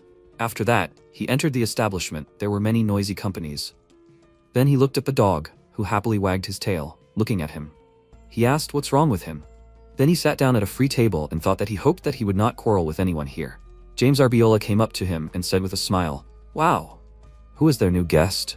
Has he come for dinner or to rent a room?" The protagonist, looking at her, thought, "A worker? More like a mercenary." Then he put down some coins and said that he wanted simple food, water, and 1 room. He left his sword by the horse. Please, she should take it there. James took the coin and smiling said that 1 shilling was enough, she would bring him the famous Arbiola apple pie and a steak. And what about some milk? Or did he want beer? He replied that milk was enough. Then the worker waved her hand and said with a smile that she would be back soon. He agreed with her. Not bad, he could stay and live here. Even though he was not from around here, she did not try to get more out of him. He stroked Arnold and thought, it is obvious, this is pre-war time. He looked at the dog's face and said, he can't even imagine what the future holds for this big baby. Then he sighed and thought, well, ignorance is bliss. Then he heard talk. Hey, did they hear? The man said, they say they plan to get rid of all the demonic monsters this time. The girl added, it seems they are even recruiting more mages to deal with them all at once. He asked, why is this necessary? Even Tolkien is not doing anything, and there are only 20,000 mana users, what's the point? It's like they are laughing at them. The protagonist already mentioned the Iron Blood Knights who are on a mission in the Demon Forest. By order of the Emperor, knights were selected from the guards of each noble family and went hunting in the Demon Forest along with the Iron Blood Squad. This huge forest stretches across a high mountain range called the Grand Canyon. This is a neutral zone. Many may think it is ordinary, but ogres, orcs, goblins, elves, harpies, and even dragons live there. Troll blood is used to make a potion, ogre tendons are used as bowstrings, and iron monsters, Perex, serve as material for weapons and armor. Harpy feathers are used for women's jewelry, and elves are kept as pets because of their appearance. In the demonic forest, all these creatures are not dangerous, so everything that happens there is stupid human greed. He thought that they would lose this time, as it was there. He remembered. The detachment of iron-blooded knights lost a third of their people, and the knights from the guard of the aristocratic families also died. A big loss. Because of this incident, the emperor will lose the support of the people and noble families. Probably, from then on, problems will begin in the imperial family. About a year later, a civil war will break out. At that moment, the man at the next table loudly put his mug of beer on the table and shouted, the whole problem is the emperor. It's worth giving this power to help a person. Before he could agree, his comrade covered his mouth with his hand and asked, does he want to lose his head? Well, he got drunk. The protagonist, leaning his face on his hand, thought, this is fearlessness. Many have lost their heads for insulting the emperor and his family. Then he heard the continuation of the conversation. The man asked, by the way, have they heard about the third son of the Marquis? What is it? He used black magic. Did they know? This fool. They even threw him in prison. What a joke. MC thought, actually, he is here now. The man asked who he learned black magic from. Didn't black magicians die out? The girl, laughing, suggested maybe one aristocrat remained. He learned from him. At that moment, Jane approached the protagonist, holding a tray with an order in her hands, and asked what made him so happy. She put the order on the table and the protagonist thought, did it make him happy? And apparently, he was laughing too. She sat down opposite him and asked, does he want to tell them? They are all bored here. He answered, nothing like that, it's just that this third son of the Marquis is a big fool. Judging by what they say, that's why he laughed. She, smiling, said, all people are like that. Gossip about things they themselves could not hear or see. He asked, and she? She asked, she? He asked how she judges people. She answered that she has to see everything for herself to decide for herself something there. Rumors are just rumors. He answered, but sometimes it turns out to be true. She asked, really? He answered, of course. Then he took a piece of pie and, having tried it, thought that it was not as tasty as Ron's pie, but not bad. Then she folded her arms and added, but she still thinks, if it turns out that the third son of the Marquis is quite a good person in life, then the rumors were still lying, right? MC looked at her silently, and she asked, is something wrong? He thought about the scars on her face, toned body, and the mercenaries around her. Then she cut the meat for him and handed him the plate, saying, here. She cut it so it would be easier to eat. He asked, is she the leader of the Adventurers Guild? She was surprised for a moment, and then smiled. He continued eating the pie and thought, of course, he said that for a reason. There are many mercenaries in this village who are looking for a way to earn some money. They can join the local guard, be detectives when they need to find a cat, or become hunters and catch a monster. Such quests are given out by the Adventurers Guild of any province. That is why such guilds usually offer housing. Then he said that he thought she had too much free time, considering she had to run the inn. The building next door belonged to the guild. She sighed and said that there was so little work, so she paid a lot of attention to the inn. She also needed to live on something, he understood? This place was some kind of front for the Adventurers Guild. Then he said that she was doing this in vain. He was known as the disgrace of the Marcus family. His life story was just a story told by local mercenaries over a glass of beer. But how did she manage to recognize him? Are the guild masters that skilled? Oh right. A few minutes ago, the protagonist, having arrived at the fortress, stopped and said, he said that there was a village nearby. He rode up to the entrance, but was stopped by guards. One of them told him to stop. Why was he here? Did he come alone? He clarified why. And then he took out a coat of arms and asked, Is that enough of an explanation? The guard said in fear, the coat of arms of the Marquis of Valentier. He asks forgiveness for not recognizing it. The guards bowed to him and told him he could ride safely. Have a nice trip. MC thanked them and rode on. In the present tense, he told Jane that he saw that she had learned everything from the guards, but no matter how important the information was, it was dangerous to trust unverified sources.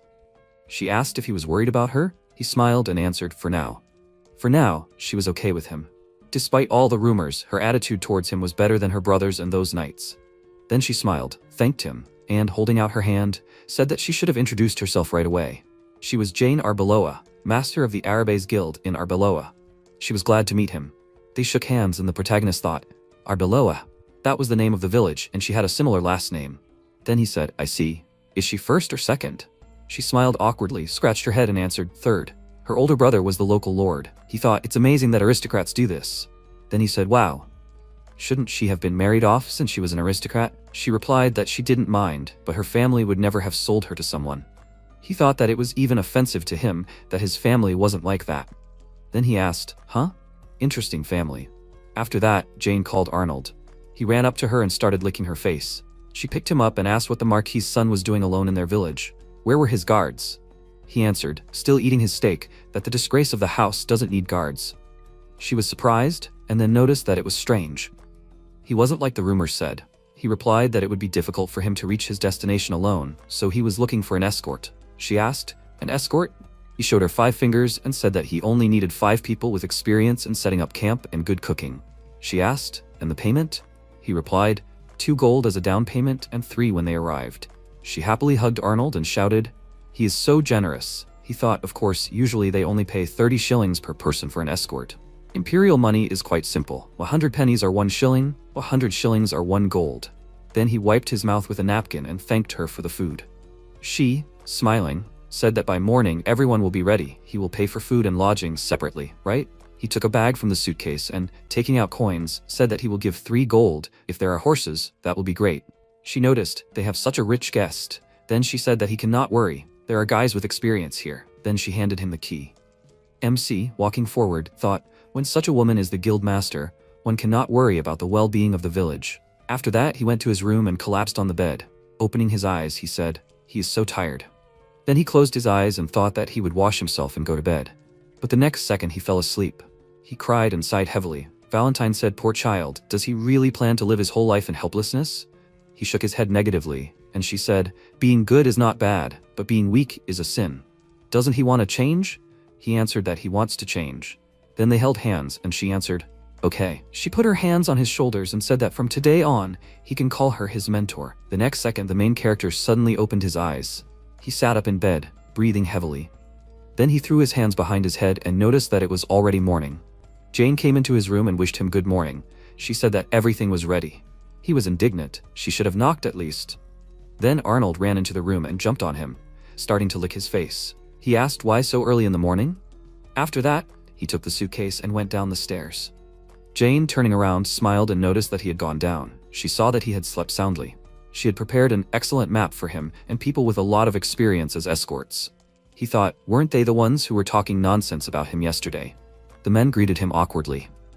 Then one of them put his hand forward and said that he was John Doe, the captain of the Fire Ant Squad, his escort to the Stone Mountain.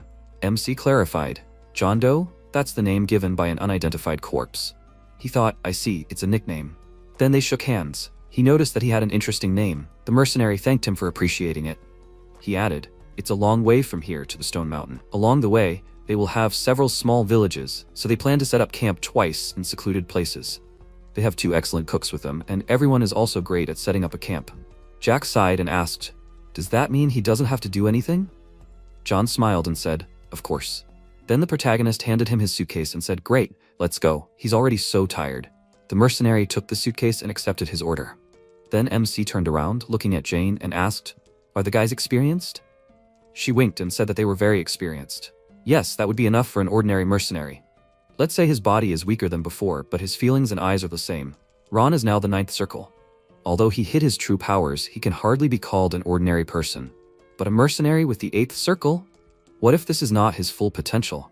Jane asked, didn't he want the best of the best? He answered that he did. He thinks that they will see each other again. She asked, is it true? She suggested that they have a beer then. He then winked and added, but it was on her account. Then the door closed behind him and she waved and wished him a good trip, little guest. After a while they set off. The protagonist was lying on the roof of a carriage, raising his hand. He thought the weather was fine and he felt better compared to yesterday. John looked at him and the protagonist, seeing this, thought, why were they looking at him? He pointed his finger at the second mercenary and told him to listen. Had he heard who he was yet? He awkwardly replied that it was not so. Well, he was an aristocrat. That was all he knew. MC asked, is it true? He confirmed it. The master said that he was traveling the world. The protagonist said, traveling, he had a question. He replied, of course, he could ask anything. The protagonist then took a coat of arms from his inside pocket and threw it to him. The mercenary asked, is this the coat of arms of aristocrats, isn't it? He replied that in general it was so. He asked if there were more details. He replied, somewhere far away is the estate of the Marquis of Valantier. Their damn house will soon be destroyed, so this is their crest. He heard that there is a complete loser in this family. He should know better, right? He even went to prison recently. The mercenary's body began to tremble with fear. He thought, finally they realized who he was. He asked, funny, isn't it? He thought, after all, it is more accessible and cannot be explained. Then he said, rumors that he went to prison for using black magic. What is he? He must smile. The mercenary frowned and apologized to him. MC bit his thumbnail and said, well, it is true. He knows a little about black magic. It is not difficult. After all, his mentor is one of the best black magicians in the world. Let him be a swordsman, but it is impossible not to know about black magic. Then he asked, however, why would he use that when he had his fists? Then he pointed his finger at another mercenary and said, there he is. He screamed in fear, him? The protagonist asked, why was he just standing there while he was saying such things about him? Didn't he know what happens when you backbite aristocrats? Didn't they pity him? Everyone present was completely confused. He replied that he simply didn't know. Everyone except John.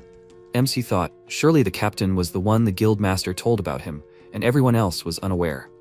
Then he put his hand on the shoulder of one of the mercenaries and said that it was in the past. They would be together for a few days. Did he agree? He smiled awkwardly and agreed with him, of course. After a while, they stopped and made a fire. The mercenary, sitting down by the fire, said that now he was convinced that the rumors were just rumors. The protagonist asked, what is he talking about? He replied, he doesn't look like a typical aristocrat.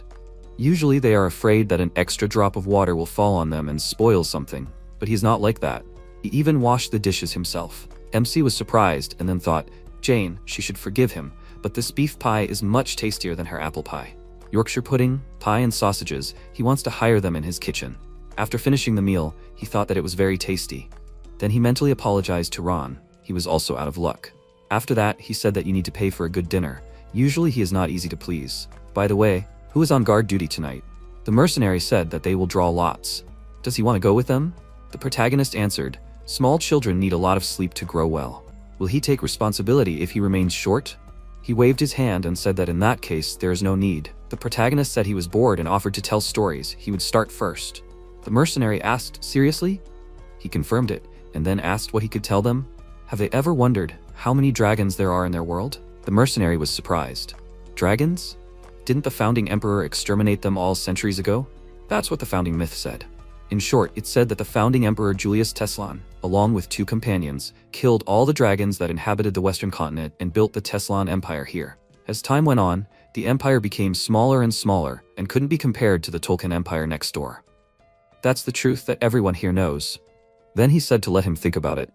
2 dragon lords in the Black Sea, a small dragon in the Tolkien castle, 5 dragons in the monster forest. 8 polymorphs that he personally knows, that's at least 16 living dragons.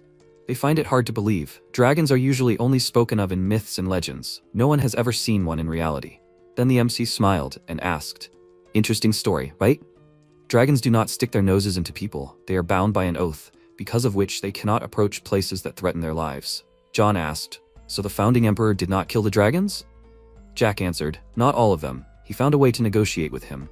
Although it would be more accurate to say that everything worked out thanks to his 2 comrades, whose names are lost.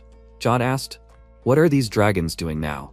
He answered that in fact, their continent is not the only one in the whole world. In addition to the western one, there is an eastern one beyond the Black Sea. Little dragons have a lot of things to do, but the dragon lords have one mission, to protect the border in the Black Sea. John clarified, the border? He answered that he himself does not know for sure. The border was created many hundreds of years ago and separated the western continent from the eastern. All dragon lords must protect it. He himself is interested in what the world of dragons on the eastern continent looks like. The next second, the mercenaries laughed loudly, and one of them, putting his hand on the protagonist's shoulder, said, "Wow, sir, he tells a great story. They needed a companion like him." The protagonist, sighing, told him to let him go. Was he drunk or something? He answered, "Of course, he apologizes." The protagonist did not expect them to believe him. After that, he got up from his seat and said that they could not believe him. He approached the carriage, and the mercenary asked, was he going to sleep? He answered that he would wash himself and change his clothes. The mercenary said, while his guard was him. Before he could finish speaking, the protagonist waved his hand and said, no need, he could wash himself. After that, he put the lantern on a nearby stone, and then lowered himself into the water, sighing with relief. These stupid mercenaries did not take his story seriously. Even if they did not believe him, was it worth laughing at like that? Why? Why does he let them laugh at him? An MC who is forced to hide his true powers is boring. Then he closed his eyes and said, how refreshing. Now he is worried about John. Maybe he is a spy for the Tolkien Empire. He thought about it, a suspicious guy, and his behavior raises even more questions. This whole situation is like a huge puzzle. He asked for good mercenaries, but among them was an owner of the 8th Circle. 8 circles are a lot. The captains of the Iron Blood Squad have the same number. In other words, such a guy would be torn off with arms and legs. But he is just the captain of some poor and unknown squad. I wonder why? Then he said that there are more important things to do than this man. He was already able to recover a little thanks to the rest in the carriage and the elixirs. Then he thought that there should be no problem. He stretched his whole body and thought, in any case, he should go to his mentor. After that, he came out of the water and thought, but of course, if he turned out to be a Tolkien spy, it was better not to take him with him further. He put on his clothes and thought that he would have to ask directly. After that, he returned to the fire. John, paying attention to him, asked, is he ready yet? The protagonist confirmed it. He had to hurry, as an urgent matter arose. He asked, did something happen? Jack frowned and asked in response, does he not guess? He pointed his sword at him and said that he was the reason for his worries. How can a man with the 8th Circle work as a simple mercenary? He is going to a very important place, a place that means a lot to him, and he is not going to bring a man there who is hiding something. One of the mercenaries asked in confusion, what? The 8th Circle? But how? John raised his hand and said, more quietly, it is true, he has the 8th Circle. So what? MC said that he told them an interesting story, and now he wanted to listen to him. He should tell him who he was and what he was doing here. He asked in return, and if he was against it? The protagonist said that in that case he would just die. Or maybe he was a spy for the Tolkien Empire? With these words, he looked at the mercenary standing behind him, and then said that woman, Jane, said that they would have a drink next time they met.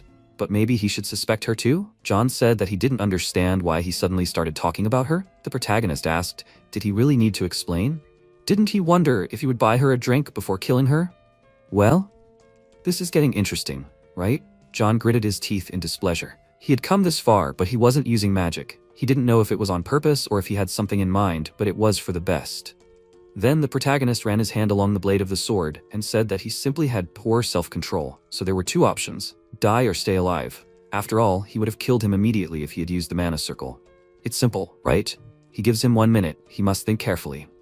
The day before Jane's pub, John, approaching Jane, asked who such an interesting kid was. She pointed her finger at him and asked, does he not know? Valentir's third son. His family almost abandoned him, but he is not like the rumors say. You can tell from his eyes that he is hiding a lot. He asked to find an escort for him, so it is better for him to find out what is what. Who knows, maybe he will be able to change their lives. With these words, she took his hand. Not like the rumors say. It is unlikely that looking into those eyes, one can say that he is hated by his own family. What to do? MC asked, well? Or is a minute not enough? John noticed that he does not like the aura around him. He is like a deer who met a lion. All his senses are screaming about danger. The whole situation is very strange. John wondered how he knew that he had the 8th Circle. Did Jane really tell him something? Then he shook his head and was sure that she would not. He believes her. She would have told him if he asked for something. Then the protagonist reminded him that there were 14 seconds left. He said that he himself admitted that he had the 8th Circle, so would he be able to kill him? He thought, why is there so much bloodlust in this child's eyes? At that moment, he doubted. Is the kid standing in front of him really a child? Should he try to wriggle out of it? Or tell the whole truth? The mercenary called the captain and asked if he had the 8th Circle. He must explain himself. He thought, what should he say? He lived his whole life as a mercenary. Now all the choices he made in life flashed before his eyes. Yes, he is very lucky. Therefore, he will continue to rely on intuition. After that, the protagonist said that the time was up. If he is not ready, he will have to kill him. He concentrated energy around himself, and John asked if he could tell what was happening to Jane. MC lowered his sword and replied, "Okay, they will start from afar." He said, "This is how it was." His story is short, the love story of an aristocrat and a commoner. You can hear such stories everywhere. When he was 19 years old and he was the 7th circle, he met Jane. They fell in love at first sight, and since then they have not separated. Jack wondered, so that's why she has not married yet. Let it be a relationship between a commoner and an aristocrat. He could become Teslan's support with his 8th circle. It is strange that he continues to work as a mercenary. He looks completely normal. Did something happen? Although, given her character, one can say for sure that her family is not interested in increasing power through marriage. Then he pointed his index finger at him and said, "So Jane is the master of the Adventurers Guild in this small province, and he is just a mercenary? Does he seriously think that he will believe that this is all?" John sighed and said that it was true. The protagonist wondered if he could be trusted. Such a simple story was easy to make up. Then he asked if they remembered his stories about dragons. "I wonder what the Tolkien Empire would do with a dragon." John replied, "How would he know about mythical creatures?" MC smiled and looked at him, and then said, he thought he knew that masters are those who wear 10 circles of magic on their hearts, but even masters do not know that there is something more in this world. Monsters that use souls instead of mana as their power, transcendence. In 2 years, the Tolkien Empire's knight captain, Heinkus Begerman, will become a master and will be called the strongest knight on the continent. He will help forgotten stories about transcendence to become reality again. But the funny thing is that he himself will never be able to become one. It's a funny story, isn't it? John asked him to continue, and he added that he would replace half of his blood and bones with dragon blood, and obsessed with this, become half human and half dragon. Everything was immediately clear from their faces. This was not a funny story at all. John asked, "And how is this connected with what is happening now?" He answered, "In the Tolkien Empire there is only one dragon for now. Even though they are practically immortal, you can't conduct many experiments with one dragon. Therefore, the Empire sends its predecessors to other countries in order to collect information and to find other dragons." John, laughing, hit himself on the chest and asked, "But this is a story from a novel. How can you believe it?" He should tell the other mercenaries this, in case they bite. The protagonist abruptly turned away and thought, well, it's hard to say by the reaction that he's a spy. After that, the mercenary asked, did his doubts disappear? He confirmed this, and then, waving his hand, added, "Good luck to him with the guild master. He is waiting for an invitation to the wedding." The next second, he sharply pointed his sword at the back of John's head. Sweat began to flow down his face, and then he put his hand on the hilt of his sword. The protagonist said that since he was the one who suspected him first, he would spare his life. He then grabbed his clothes and said that this was his last warning. If he wanted to do something against him, he would turn everyone, including him, into dust. The mercenary, watching this, said, "Sir, Captain, they should calm down. They need to let go of their swords and talk." MC sighed. It seemed to him that they had become closer, but apparently this only pushed them away from you. Well, nothing can be done. The relationship between employer and employee is always like this. After that, the protagonist settled down on a chair in the carriage. Meanwhile, the mercenaries gathered around the fire. One of them asked, "What now?" John replied that he did not know. He asked why he, with his 8th circle, should remain a traveling mercenary. And he also said that 2 years ago he had a 4th circle. He replied that it was. The mercenary thought, it's a shame, of course, but he's a good captain. He even saved his life, so he won't be offended too much. And then he looked at him and said, "That's amazing. The 8th circle. Does that mean he's the best mercenary captain on the entire continent? Maybe he'll become the king of mercenaries?" John scratched his head and thought, what kind of stupid title is that? Since when can you become the king of mercenaries with the 8th circle? As far as he knows, there are as many as 4 masters among mercenaries. Then he replied that he doesn't think so. Another mercenary asked, so his words are true? John confirmed it, and he smiled awkwardly, scratched the back of his head and noted that this was shocking news, but he would survive. Everyone has their secrets. But why didn't he do anything? John remembered the events that had recently happened and thought, even now his hands don't stop shaking. It feels like he was on the verge of death. A little more and he would have shit himself from fear. Damn, he's an interesting kid, although dangerous. The whole continent is on edge right now because of the struggle for the throne in the Tolkien Empire. If spies and dragons appear in the current situation, it will only get worse. We need to find out more about it. A couple of days later, MC, smiling, sat on a chair in the carriage and asked, do they want him to tell an interesting story? John asked, what this time? He asked in response, what do they know about the Orc Lord who lives in the magic forest? The mercenary answered, basically nothing. Is he on the 9th circle? The protagonist asked, the 9th? That's not true. He thinks he's already on the 10th. John was surprised, and he said that they would find out for sure someday. He still wanted to tell the story of the past. John clarified. About the past? The protagonist continued. If you count by imperial time, then about what happened 23 years ago. He really loved weapons. Do they know about the relationship with the Harpy lady? The mercenaries replied that they did not know, and MC smiled and said that it was difficult. After all, it is generally accepted that the relationship between orcs and harpies is not very good. Not very good, on the verge of war. But he thought that the mercenaries who are constantly hanging around in this forest for money should know at least something. These two races are considered the strongest in the magical forest. They are even called the protectors of the forest. There is one reason why they were given such a nickname. It's simple. They are very strong. It is strange to hear that the Orc Lord and the Harpy Lady are in such a relationship, right? In general, initially they were not enemies, just neighbors. At that time, Blackman became the Orc Lord and began to increase his power. But they know, the problems began 5 years later. He asked, problems? The protagonist smiled and added, when everyone found out about the relationship between Blackman and the Harpy Lady, people, harpies, orcs. All races ultimately strive for the same thing, power. They want it. Some harpies and orcs wanted to overthrow their rulers. Of course, the operation to overthrow had to be secret, but in the end, the stupid plan went to waste. They know that they still rule? John said that's true. But then, why haven't relations between the races improved yet? Jack continued, after the end of the internal uprisings, Blackman and Villa decided that their people were more important than love. John thought about it. He didn't understand if everything he was saying was true. He said it was interesting. He thought that one thing was for sure. Decades ago, harpies and orcs were not as dangerous as they are now. For some time now, these two races have been gaining strength. 10 years ago, they were first called the strongest. MC added, the harpies were able to steal and concentrate the orcs' secret fighting techniques, and the orcs learned elementalism from the harpies. That's how the large races inhabiting the forest were able to master each other's secret techniques. Blackman and Villa directly contributed to this. After that, the two races completely distanced themselves from each other and became the main ones in the magic forest. If one day they met the orcs or harpies, they should try to tell them his story, then maybe they wouldn't be killed right away. John smiled and thought that he didn't know if it was true or not, but he'd better pretend to believe it. Then he said, if that happens, definitely. Would he like some jerky? He handed the food to the protagonist, and he agreed. After tasting the dish, he said it was delicious, and John, smiling, said that Jane made it herself. Meanwhile, the Marquise, perplexed, shouted, what? His subordinate said that all the guards accompanying the third master were found near the province of Arbiola. They conducted an investigation. Most likely they were killed by high-level magic.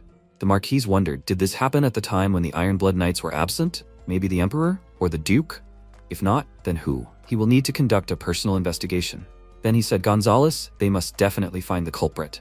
He answered, of course, the Marquise. Then he asked, by the way, why did he mention the younger one to me? Did he really survive? He answered that they did not find him among the corpses, and thought that he might have escaped. The Marquise closed his eyes and said, then he must know something. He must use all his strength and find out everything. Gonzalez accepted his order and then walked to the exit. The Marquise said that he thought he was useless, but it turned out that he was not. The next day, the beginning of the mountain range. The main character handed a bag of coins to John, and he awkwardly said that it was still too much. The protagonist smiled back and said that 10 gold and elixirs would be enough for him. Smiling, he added that the rest was theirs. He had a lot of fun on the way. He apologized for suspecting him, and now he was saying goodbye to everyone. They should be careful on their way. The mercenaries looked at him in surprise, and he asked why they were frozen. John put his hand forward and said that he might be crossing the line, but he should let him say something. MC asked what? He answered that being a mercenary is not as bad as it seems. The protagonist asked what? He answered that he does not know everything, but he will say what he is sure of. The third son of his father, rejected by everyone, he does not want to boast, but he has seen the end of many people who were in the same position. So, the protagonist scratched his head and asked, does he want him to become a mercenary too? He replied that he had already said that it was not such a bad job. He placed his hands on the protagonist's shoulders and added that if you avoid dangerous missions, you can see the whole world and earn good money. Where else can you get such experience? The protagonist pointed at him and said that maybe they didn't understand, but he had figured it out already. That night, if he had only wanted to, he would have been dead already, he should know. Even if he was not an 8th circle mage, he should have felt the proximity of death. He replied that he knew, that's why he was asking. He himself did not yet realize the scale of the possibilities. He smiled and placing his hand on his head, added that he didn't care about it anymore. In a world where everything is decided by whose sword is sharper, many hide their true strength and intentions. He thinks that it was mostly his fault. MC closed his eyes and thanked him for his words, but he will pretend that he did not hear anything. Then he motioned for John to bend down, and he added in his ear, He would only say this to him because he thought he was special. In a few years, a great disaster would come to the Western continent. He had better hide. He was surprised. Hide? He replied. He wouldn't understand his words now, but he had to remember it. It would be a serious mess, so he shouldn't sell himself for a few gold pieces. Money was important, but not more important than life. John smiled and agreed with him. Then Jack patted him on the shoulder and smiled and said, "Okay then." He walked on and said he was doing well. He was free. The next second, John shouted at him to wait. He put his hand to his chest and asked if he could ask his name. The protagonist was surprised. He knew who he was, so why would he say anything else? Jack, he could remember it like that. And he? He replied, "Dynastismo." The protagonist said okay and then smiled and suggested they meet again sometime. After a while, he pushed off the ground and jumped onto a hill. He was breathing heavily and then looked ahead from above, said that it seemed to be close. He continued jumping on the rocks, and then said that his body was still too small and he could not jump so far. After a while, he reached a cave and with the help of his ability, illuminated the path in front of him. Stopping near a stone wall, he realized that it was definitely here. He put his suitcase down, putting his hand on the wall. He realized that his mentor was behind this wall. Then he discovered this place by accident. He wanted to leave his family. It was too heavy, too pressing. In the past, all his thoughts were about this. And then he opened the bottle and splashed the liquid on the wall. He thought that there was one thing left. After that, he took out his sword and wounded his hand, thinking a small sacrifice. Until his return at 17, he just hid and ran. Having lost Ron, he had nothing left. Then he stood near that wall with tears in his eyes. He pressed the blade to his neck, then threw it away and continued to cry loudly. Tears flowed down his face, mixing with blood. The next second, the stone wall lowered. Stumbling upon a hidden entrance to a cave was a great fortune for someone like him. In the present, the wall lowered again, and he walked forward. After that, he went down the long stairs and, tightening the bandage on his hand, thought, why is he so worried? Although it is obvious, tens of years have passed since then. Finally he is here. After going down the stairs, he stopped near Valentine, who was hanging on chains. He said, "Mentor, is it possible to make a living thing immortal? Everyone in this world wants to live as long as possible. Orcs, dragons, emperors will still die someday. It is natural and right. For her too. But still, his mentor has lived for 400 years, thanks to the separation of the soul from the body. Magic is what keeps them connected. The problem is that this process will soon come to an end. In her past life, after meeting him, she lived only 10 years, but this time, everything will be different. Yes, in this life, they have 13 years. Valentine was surprised. A mentor? He thought that he had wanted to hear her voice for so long. She asked who he was. He put his hand forward and asked, "Does she not want to guess?" She asked, "Is he making fun of her?" She will not ask twice, he must answer. He, smiling, said his dear mentor. She used to be so mean. He missed her very much.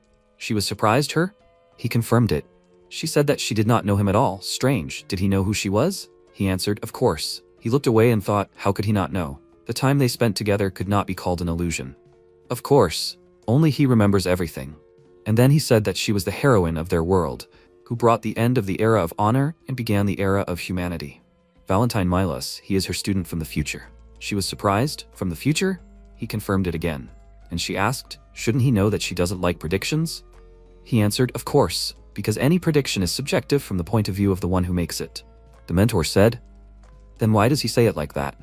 He should answer her, a child from the future. If in this future she really will be in his life, what would her answer be in such a situation? He scratched the back of his head and said that she would tell him to disappear. She noted that he was not bad. He should open his tent with predictions. He objected. What is she saying? The mentor. She said that she is nobody to him. He thought, as before, here we go. He said, then nothing can be done. He thought that she is exactly as he remembers her. After that, he suddenly pulled his sword out of its sheath and, pointing it at her, apologized for having to go so far. Mentor.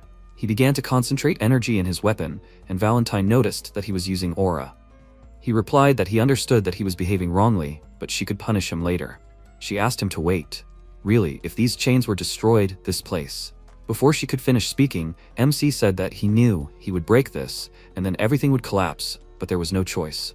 After that, he pushed off the ground and swung his weapon. Julius Teslin, whom everyone calls a hero, locked her here. He promised that he would return one day. But this traitor did not keep his word. 10 years, 20, 50.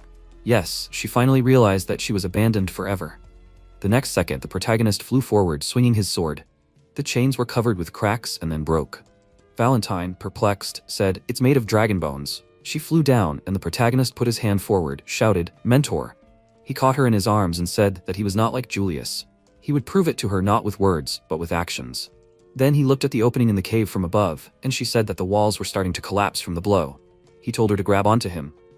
After that, several stones flew at them, and he, raising his sword, began to cast a spell. The land on which he stands belongs only to him. Let nothing block his path forward on his land. This is one of the 4 basic defense techniques, the mountain of the 4 great elements.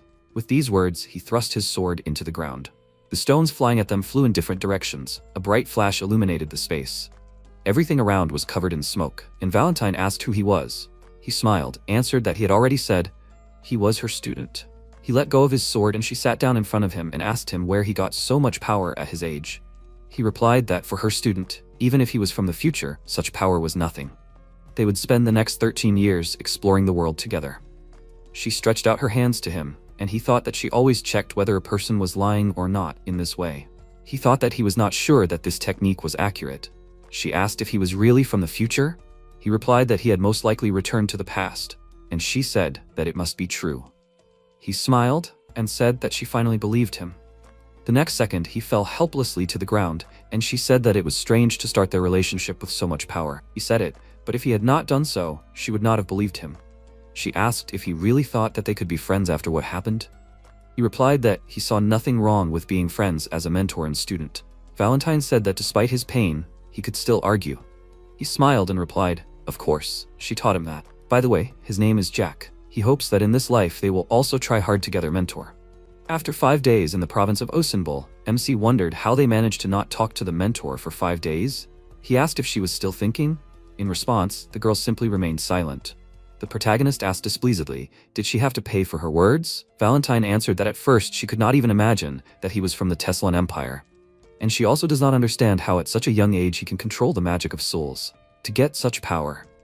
The protagonist thought with a smile, did she really want him to finish the sentence? But if he does not say anything, she will definitely hit him, like in his past life. He explained that there are powers that only a few have. The girl answered that this is true, but his soul has thousands of dead. MC noted with a smile that he would like to tell what happened in his past life, but she did not talk to him for 5 days. Valentine added that there is more blood on his hands than on hers. Did he even think about it? The protagonist, having bought food from the seller, asked about what. She asked, why was he given a chance at a second life? The protagonist thought about it, that it was true. He had been thinking about everything for so many days, but the very fact of his return. He remembered his past and said that he thought about it and came up with nothing. Let her not look at him as if he had returned himself. Perhaps the one who did this has a goal. And if he has a goal, then he will show up. Valentine asked, what if he does not show up? MC, smiling, treating the dog with food, answered that he will simply live on. The time spent with her is most important. The girl noted that he knows how to pour honey into ears. So what is his plan? The protagonist said with a smile that he should find himself comrades. He thought that he needed people. Then, 5 days ago, when he took the mentor with him, he had to drink 2 elixirs of the highest class. But the pain did not stop for another 5 days. His body is still bad, so he will need good protection. He asked with a smile if they should go shopping. The teacher agreed and they went to the store. MC smiled and noted that he needed to buy a new sword. Suddenly, Charlotte crashed into him from around the corner. She dropped her basket of flowers and, having fallen, noted that she was in pain.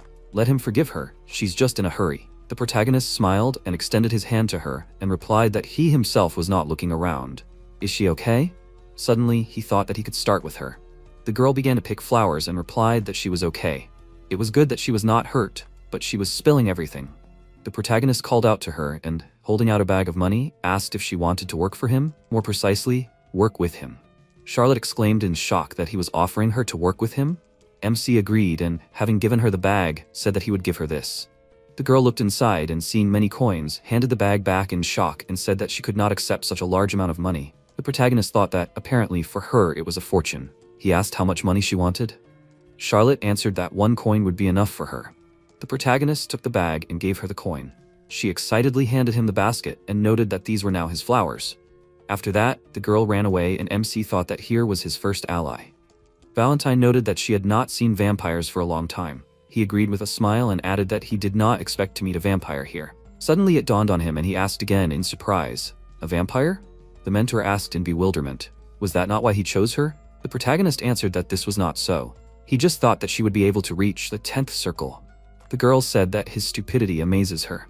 She will have to teach him a lot. He agreed with a smile and said that he hoped that she would live a very long time and teach him a lot. Valentine replied that everything depended on him. The protagonist noted that she had not changed at all.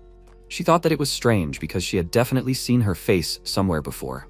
The girl remembered how she met the vampire and wondered what she remembered. She did not think that the inhabitants of the forest appear here. Lately, so many amazing things have been happening. Valentine noted that she knew where to buy a sword. MC exclaimed with a smile that then they should go together to their common goal. After some time, they came to the sword shop, and he thought that vampires are a special race, like dragons. The saleswoman pointed to the sword with a smile and noted that this sword is very light, so it is convenient to travel with it. The protagonist, not listening to her, thought that about 10 years ago, there was a war between dragons and vampires, and the reason is power over the demonic forest. Of course, the war ended with the dragons winning, and most of the vampires had to leave the forest. Surely that girl ran away from there too. Or she's the child of those who ran away. He is not particularly interested in wars. He chose a sword, and the saleswoman exclaimed that this was an excellent choice. This sword was made by a special blacksmith from a special material. The protagonist replied that she should give it to him then. She happily said that this was a wise choice. Let him keep the sword, she wishes him good use. MC called out to the mentor and noted that he had already decided who would be his first comrade. She replied that she did not understand at all what all this was for, so she would ask, "Is he sure?" He smiled, leaving the store, saying that he understood her doubts, but perhaps this would not only be useful for him, but also help her open up. Valentine asked in surprise, was he not doing this only for his own plan? The protagonist found the vampire and, after greeting her, thought that she asked this for a reason. It was 400 years ago. Since the teacher has dragon blood, many people, including the emperor, made a pact with her that no race should interfere in human affairs. It was after this agreement that many races moved to the demon forest. But it was 400 years ago. The emperors who supported the agreement have long been buried in the ground. No matter how strong he was, time is stronger. But even after the agreement expired, other races could not get out of the forest. The dragons, who were bound by the bonds of the agreement for another 2 years, began to forbid other races to go out.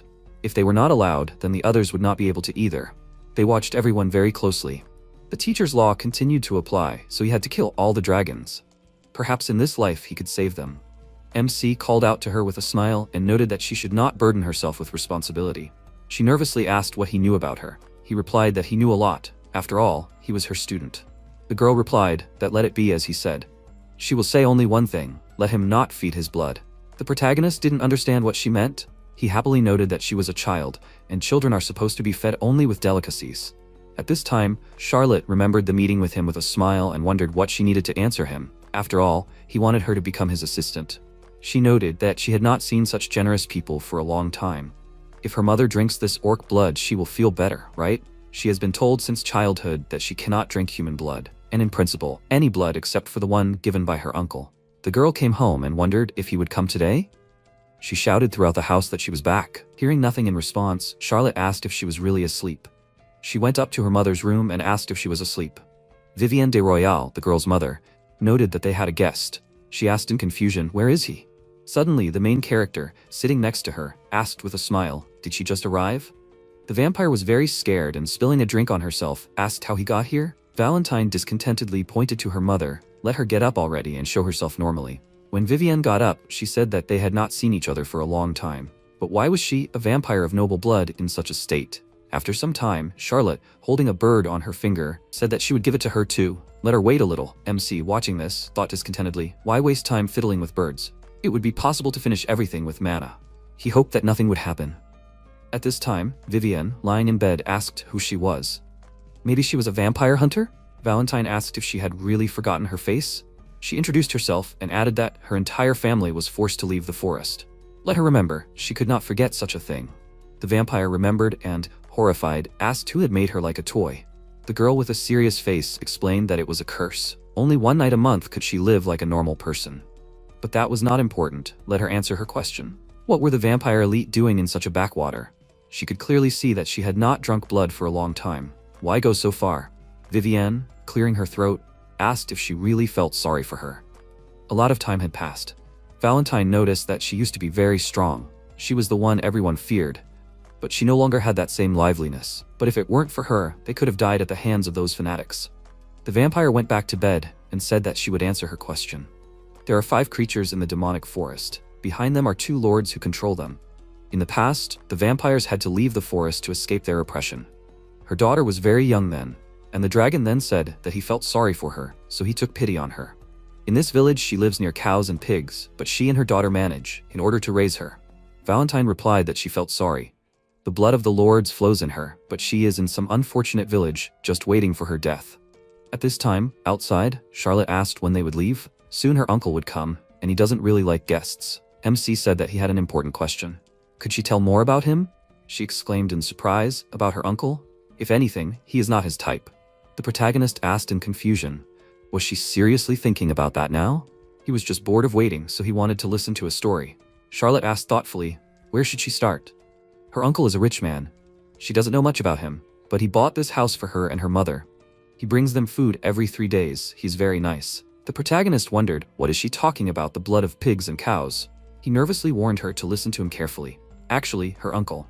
Suddenly, Valactus Machiavelli himself, the girl's uncle, appeared and asked, are they talking about him? This is her new friend, right? He sees him for the first time. Charlotte, seeing him, exclaimed happily. MC noted with a smile that he must be that uncle. He wondered if it was a man. No, it was a dragon. Valactus grinned and said that he must be an aristocrat. What brought him to this modest house? In any case, there are many guests here today. At this time in the house, Vivienne asked if she could call her daughter. Valentine, using the connection, told the protagonist to bring the child and the man. He took the door handle and noticed that the mentor called him. Let him come in. Didn't he come to talk to the toy girl? After some time, they returned to the vampire's room. Vivienne, seeing the man, excitedly exclaimed that it was him. Valactus asked with a smile why she was surprised. It was as if she had seen a ghost. Well, he just came, so they could chat. He promised not to make a scandal before her death. Charlotte hysterically ran to the bed and screamed, what is wrong? Has she really gotten worse? She has orc blood, let her drink it faster. She will definitely get better. Vivienne answered with a smile that it is not necessary. She prepared her a birthday present. Let her forgive her for not being able to give her everything, for not being able to give her even a gift now. The girl excitedly shouted, what happened? MC, watching this, thought that initially, he and the mentor were not supposed to see this. They accidentally ran into her and followed out of pure interest. He had no reason to look after her, but he would create that reason now. He approached the bed and asked if she would trust him with her daughter. They had little time, so he would get to the point. What did she want for Charlotte? Maybe she wanted her to become a full-fledged vampire? Did she want the whole world at her feet? And if not, did she want to avenge all vampires and kill the dragon? Vivienne extended her hand and answered with a smile that she would like a different fate for her. She had nothing left to wish for. Besides, she wanted her to smile all the time, that was enough. Could she learn his name one last time? MC agreed with a smile and gave his name. The vampire shed tears and remarked that he had a glorious name. Would he be able to protect her daughter? The protagonist replied that he could do it. May the bearer of noble vampire blood rest in peace. Vivienne thanked him and calling out to her daughter, said that she would always love her. Charlotte screamed in horror. Let her not close her eyes. How would she live without her? The protagonist, hearing the girl's cry, silently took the mentor in his arms. Suddenly, Valactus laughed wildly and remarked that he was about to die laughing. Revenge and happiness? Did he really take responsibility for a child who would soon die? For this little vampire? Suddenly, the protagonist struck a powerful blow with lightning speed, from which the dragon broke through the wall with his body and flew out into the street. He sank to the ground in bewilderment and asked with a smile, was he attacking a defenseless person? What an ill-mannered young man he was. It was unlikely that he would become a good friend to his Charlotte. He needed to be taught a lesson. Suddenly Valentine said, let him say his name. Valactus asked in surprise, what kind of weak magic did he feel? Could it really be that talking toy? The mentor noted that if you remove the 2 lords, there would be 5 dragons left in the forest, but he was not among them. He was about 200 years old. So, he was born somewhere in this period of time? The dragon asked furiously, how did she know that? Who was this girl? MC, hearing this, nervously wondered, how dare he call her a girl? Valentine said, let her go, she can handle it herself. Descending to the ground, she introduced herself and noted that she was a sorceress from the past. Valactus excitedly asked, was she really an immortal necromancer? The girl agreed and added that in ancient times, that's exactly what they called her. He said discontentedly, let her not lie. He was not so stupid as to fall for that. Valentine named the 2 dragon lords. He was surprised to think that Bahamut and Voldemort were 2 dragon lords. Their real names could only be known to those who knew them personally, or were dragons themselves. Valactus replied thoughtfully that he now believed. He was a dragon after all. Who knew that he would meet such a person in such a remote place? And he just wanted to play with his second toy, after the death of the first. Valentine sternly ordered him to leave right now. He asked mockingly if she really thought that she could order him around. Maybe she had forgotten about what had happened? It was they, the dragons, who had surpassed humans in everything and won. Did she really think that she could give orders to a dragon? The mentor noted that she thought he was imagining things. Did dragons surpass humans in everything? That was just nonsense. It was she, not the dragons, who had done this. Had he forgotten that she was the one who separated them from humans? Because of their dull conceit, the world began to fall apart. But they stubbornly continued to consider themselves better than everyone else and commit riots. Philactus smirked and exclaimed, "Let her stop talking nonsense. What does she even know about the past?" MC, calling him a lizard, noted that he should listen more and not wag his tongue. If he was so cool, then why did he tremble when he heard the name of the mentor? The dragon furiously attacked him and shouted that he was a fearless bastard. He would show him his place. The protagonist calmly dodged and delivered a powerful kick, from which he flew into the wall. The protagonist approached him and, lifting his chin with his foot, said that he should no longer dare to think himself better than the mentor. Philactus nervously replied that he was a dragon, which means he is better than them. Humans are just worthless. MC noted that if he continued like this, he should close his eyes and he would simply kill him. The dragon grabbed him by the leg angrily and threw him into the house, shouting that he was nobody, so he should not dare to hide behind Valentine and consider himself better than him. The protagonist, shaking himself, said that it was very dirty. Ron would have fainted right now. He called out to Charlotte and noted that now he understood. Her uncle was the last non-entity on this earth. The girl began to cry, but the protagonist picked her up and pointed out that she should look at this wretchedness. He exterminated her family, killed her father, and played with her mother until her death. He knows that her mother gave him an answer, but he needs her permission. Her word will decide everything. He will show how responsible he can be and how much power he has. MC took out his sword and jumped high, and then tried to strike. Philactus dodged and a fight broke out between them. He noted that the expectations were so high, but his technique was trivial. Suddenly, the dragon looked at the ground and saw his hair cut off. The protagonist said with a smile that he did not mean to ruin his face. "Now he looks good." He exclaimed in rage that he was a fearless bastard. He would not hold back anymore. Philactus used the skill Wind Cut and sent it straight at him. The protagonist calmly reflected his technique with his sword. The dragon screamed in wild shock. How did he do this? Valentine, watching the battle, wondered, was he able to repel the dragon's magic? Suddenly, MC made a dash, grabbed him by the face and stabbing him into the ground, noted that now he remembered. Because he could not understand. He is the son of Luca Machiavelli from the Forest of Monsters, right? Philactus asked in horror, how does he know his father? The protagonist thought with a smile that his father was one of the 5 dragons that controlled the Forest of Monsters. In his past life, it was he who had cut off his head. But he had not seen this guy in his past life. Perhaps someone had killed him, or he was simply hiding somewhere. He noted that it was surprising how similar his character was to his father. Philactus asked in wild shock, who was he? MC explained that he was the first and last student of Valentine, whom he had mocked. He asked fearfully, how could a human stop his magic? The protagonist thought with a smile, was this a dragon, the most powerful creature in the world? He pointed his sword at it and noted that he was giving him 5 seconds. Let him apologize for everything he said to the teacher. Did he understand that? Philactus asked in horror, what would happen if he refused? The protagonist answered that he would grind him into dust that no one would ever be able to find, just like he did with the others. He started the countdown, and at the last second, the dragon suddenly made a dash and thought that he did not like this. He needed to get out of here quickly. First, he would tell the other dragons everything. The protagonist, watching this, thought that he really escaped. He got into a fighting stance and, starting to use the skill, asked that he did not want to go so far, but what to do? Soul Sword, Concentration, the first of the 4 techniques, Heaven. Philactus, seeing the terrifying aura of the ability, asked in fear, what is this? Who did he actually get involved with? Having entered the skill space, he asked in fear, why can't he escape from here? What should he do? The dragon stumbled and screamed in fear. Suddenly, MC woke up in an unknown place and realized that it was just a dream. He asked in confusion where he was. Ron entered the room and asked what happened to him, since he only just woke up. The protagonist called out to him in confusion, and he suddenly ran up to him and asked if he saw and recognized him. The protagonist agreed and added that everything was fine. He's not a child, let him stop doing this. And why is he here? And where are they anyway? By the way, did he see the toy and the girl next to him?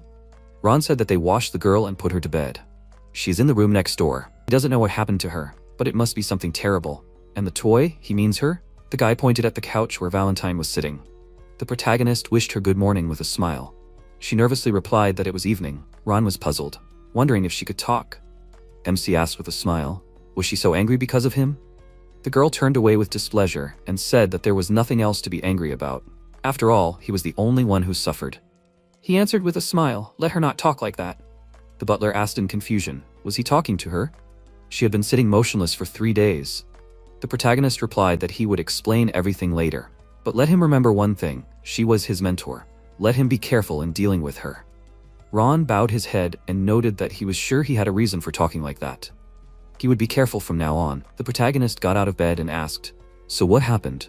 After listening to him, he thought that the story was trivial. The knights who were riding with him were found on the mountain. The Marquis learned of what happened and hired a knight to investigate and find him by his tracks. Moreover, many people saw him in the province of Arbeloa. Ron added that after that, rumors spread that he was in Ensemble province, and in the end, they found him unconscious on the ground. MC replied that he understood everything. Is that the whole story? He explained that they didn't know what condition he was in, but his injuries were serious. They brought him here and started treating him. They had to give him 3 high-grade elixirs. The protagonist asked, "Strawberry flavored, right?" The butler sighed heavily and agreed. He happily noted that he remembered that he liked strawberry flavor. Overall, that's good, but why is he here instead of protecting his sister? Ron replied that the lady also wanted to go looking for him, but the Marquis stopped her and sent him instead, since he also knows him well. The protagonist asked in surprise, did the Marquis send him personally? And their father is a complete idiot. He is glad to meet him again. Suddenly, Gonzalez entered the room. MC asked who he was. He noted that he had woken up. He is the second in command of the Iron Blood Knights. Maybe he already found out from his servant? He is in charge of investigating incidents. He has a question. Didn't he know that it is not proper for the Marquis's third son to travel around the provinces and play with the local commoners? Okay, for the third heir it is permissible, but he is still the Marquis's son, so it is not right. Ron tried to justify it by saying that he is still sick. The protagonist stopped him and said that they will listen to him first. Gonzalez added with a smile that he would like to ask him a few questions. He hopes that he will answer honestly. MC thought that, according to the butler's words, he was the one who bought 3 high-quality elixirs for him. Therefore, he will endure exactly 3 questions. He gave his permission and added that he will answer. Gonzalez was perplexed, wondering why he was staring at him like that. He noted that he was the only survivor from the scene. He wondered what happened. The protagonist replied that nothing like that. His guards received strange orders. Didn't he know that? To cripple him and then give him the elixir to drink. Why was he looking at him like that? Was this the first time he heard about this? Gonzalez excitedly replied that he should not change the subject and continue. The protagonist nervously thought that he was holding back for the second time. He continued to tell that they themselves said so. They were supposed to stop somewhere along the way to the academy for 4 nights, and all these 4 times they were going to break his bones, and in the morning treat him with elixirs, and so on until the end of the journey. Doesn't he think they're terrible guys? Gonzalez paused for a moment and answered, "Let him continue." MC said that there was a 6th-class knight. He didn't remember his name. He wondered if he was talking about Raizan. The protagonist agreed and explained that this guy believed in him and was going to destroy his mana circle. Ron asked excitedly, what was he talking about? He thought about it with a smile, which he immediately noticed. The protagonist added with a smile that that's why he just killed him. Gonzalez asked in wild shock, what did he do? The protagonist asked with a sly smile, was he really deaf? He just killed them all. He thought in bewilderment that he was able to defeat the entire squad by himself and even alone. But how did he do it? Is it even possible? MC added that he could turn a blind eye to many things, but certainly not to such impudent people. Gonzalez asked discontentedly, was he making fun of him? He asked with a smile. Did he really think so? The second in command nervously pointed out that he should be careful. No matter how much Lady Elizabeth loved him, he was not going to just turn a blind eye to it. Ron excitedly took his hand and said that they needed to talk in private. Gonzalez pushed him away in disgust and asked how a mere servant dared to touch him. The protagonist, seeing this, immediately hit him and noted that he held back 3 times. The butler asked in surprise what he was doing. He was also sick. Why would he do that? The protagonist lay down on the bed and explained that he was just dizzy. He thought he was somewhere on the 7th circle. It was surprising that he was mocking a mere servant. Even if he did not live like that anymore, he was too stupid. He thought that it would be easier with him around, but now he thinks differently. Since he is his person, he wants him to live like a human too. Ron noted with a smile that he had never spoken like that before. MC, holding him by the clothes, asked with a smile if he didn't want to. He agreed with a smile, took off his jacket, and calling out to Gonzalez, said that he was the 3rd strongest here. Even if his master didn't know him, he remembered him well. The protagonist asked with a smile how many minutes he should be given. Would 5 minutes be enough? Ron, warming up, said with a smile that he knew what he was capable of. A minute would be quite enough. The protagonist, watching their fight, thought that he thought everyone already knew that the butler was an excellent cook, just excellent. Would they talk about food here? Of course not. You can tell even from his actions. Ron spectacularly dodged the enemy's attack and delivered a powerful blow to the face, and then pushed him away with a blow to the chest. The guards, watching what was happening near the entrance, were perplexed, discussing what was going on there. Should they intervene? MC thought that these were familiar moves. Sure, he had seen Ron fight before, but even at the 9th circle, his power was based on magic, not physical strength. Wasn't it strange that Gonzalez, a mage of the 7th circle, was losing to a man who was pretending to be a common servant? Well, he had a lot of experience in close combat with stronger guys. Plus, you could always tell that he was a spy for the Tolkien Empire, so Ron killed him, although he was unlikely to dare to kill. Suddenly, Gonzalez took the sword from the guard and began to attack. The butler quickly closed the distance between them and delivered a powerful knee to the face. The protagonist, seeing this, thought that because of him, he had to hold back and not show his true power.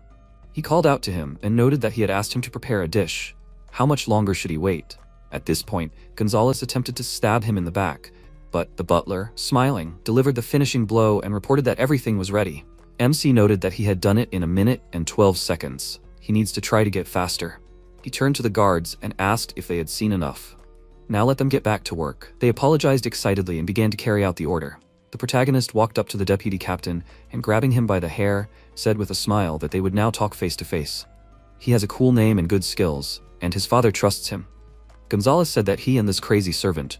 The protagonist interrupted him and asked if he didn't understand yet. Well, he wasn't expecting a straight answer. He came here to find out what happened, right? Now he knew what happened and who was behind it. He wondered what else they would watch. This was the Marquise's favorite, the third knight. Over 30 years old, the deputy captain. He felt sorry for someone like that. MC called out to him and asked if he wanted to get the 8th circle and become a captain. They could come to an agreement. Ron, watching this, thought that he was thinking about something again. He was already so grown up, he was proud of him. Suddenly, Valentine came up to him and silently poked him with her finger. The butler bowed his head and remarked that he had heard his master call her mentor. Let him introduce himself. The girl, without listening to him, asked if this was really an impulsive attack. 19? No, 20 years ago he had already had the 9th circle. To get this in his 20s is simply amazing. Now his skills should be higher. What did such a person see in serving? He could have immediately received the 10th circle, or he could have become an archmage. Isn't 20 years of not using magic enough? Or rather, 19. Since Jack and Elizabeth arrived at the Marquise's estate, Ron has not used his magic even once. Recently, he had to do it only once to save the master. Although, does it matter now? Valentine asked if he regretted the life he had given up. Let him tell her honestly, because these people were weaker than him. So why should he be treated like that? He shouldn't close his eyes to his desires. Or was he going to continue living for the sake of this child? Now she understood who he got his skills from. Does he even know how strong he really is? Ron replied that the gentleman had once told him that there was no point in looking back at the past, no matter how hard it was. He thought he knew, but he didn't pay attention to it either. If Jack had heard this conversation, he would probably have pretended to be ignorant, but he really didn't know that much. At that time, MC, holding the deputy captain by the hair, said that he should remember it already. He wouldn't repeat it twice. He would gladly kill him, but he would need him, so let him live for now. He would ask again, whose side is he on? Gonzalez, with a frightened face, began to hesitate. The protagonist sat on him and asked, and what does he expect from him? If he doesn't want more, then let him try not to move and let him not use magic. He put his hand on his chest and, using the skill, happily noted that he found 7 crystals that make his heart beat. MC thought with a smile that he told him that it would be better for him to give up right away. Gonzalez fearfully took his hand and asked what he was doing with his mana. The protagonist pinned his hands to the floor and intimidatingly ordered him not to move. He could kill him at any second, right? He continued using the skill and created an 8th crystal, and then pointed out that he could open his eyes. Everything is ready. The deputy captain fearfully asked, what was this? Did he really make 8 crystals? MC sat on the bed and noted that it would work for 3 to 5 months. Gonzalez, confused, asked why he needed to make him stronger. Who was he anyway? The protagonist replied that he didn't think he should ask questions. He has no choice now and will have to do what he says. He understands what will happen if he refuses, right? He will die such a terrible death that he can't even imagine. He knows what rumors are going around, right? He has black magic. Gonzalez thought that even when he beat Phelan and went to prison, he heard some rumors. That Jack has black magic, and it's true. MC noted with a smile that these are not rumors but the truth. Although, he thinks that he already understood this. Well, let him fall to his knees. The deputy captain got up in fear and knelt down. The protagonist said with a smile that he had better turn on his brain and listen carefully. First, let him go back to his father. Second, let him, when he gets back, report saying that the third gentleman knows nothing about what happened. And third, in 3 months, the supporters of Count Mantis, the knights on the side of the Marquise, a total of more than 40 people, must be destroyed. Gonzalez agreed in confusion when suddenly he exclaimed in surprise, "What did he order?" MC answered with a smile, "Let him obey. It is not for nothing that he has this thing in his heart." He agreed and added that he obeys. The protagonist hugged him and happily said, "Let him not be so sad. You should have listened to him right away, then he would not have suffered so much. He became an 8th circle mage in a second. Just let him obey him and everything will be fine. Did he understand? This is much better, isn't it? Or was he not beaten enough?" Gonzalez fell into great horror and said nothing. The protagonist with a smile patted him on the back and asked why he was silent. "Let him relax, everything is fine. Oh, and one more thing, all his life he really bothered Ron, and he had to keep quiet and endure. Now it was his turn. He will say it simply, from now on he is a butler's rag. Does he understand what he is talking about?" Gonzalez was at a loss for words and after a short pause agreed. MC happily patted him on the back and told him to try. He will have to ask Ron himself what to do. And now let him get out of here. When the deputy captain left, the protagonist thought with a smile that from now on he has a second chick. The first was an idiot, but the second will have to listen to him. He called out to the butler and asked if he was finished. He happily agreed and added that everything is ready. The protagonist noted that he is so hungry that he wants to die. Ron excitedly asked, "He's not going to leave like this? Is he?" The protagonist, looking at his pajamas without pants, asked in bewilderment, "What is he talking about?" He began to rummage in the drawer and noted that he knew that this would happen, so he prepared everything necessary for him. MC thought that he was wondering what he had prepared there. The butler, having taken out clothes, said that since his luggage was lost, he took clothes for him. The protagonist put on a new suit, thanked him and said that now he was hungry. Is he not going? Who will serve him then? Suddenly Charlotte ran into the room and, hugging him, noted that she was so worried that he would not be able to wake up. The protagonist called out to the butler and said that he would come later. He could prepare everything for now. He bowed his head and wished them a good conversation. MC thought that she was probably exhausted without blood. After some time, they went outside. The protagonist apologized for destroying her house.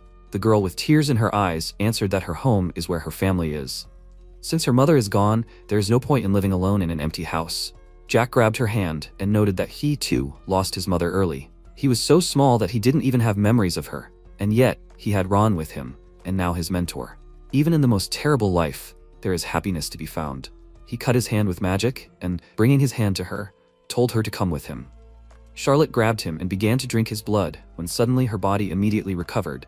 MC thought that vampires fence themselves off from dragons because they have the ability to restore their strength by drinking special blood. The girl asked in surprise why he does this. The protagonist asked with a smile if she felt better. She agreed and thanked him. He asked how she felt. Then he showed how much he was ready to protect her.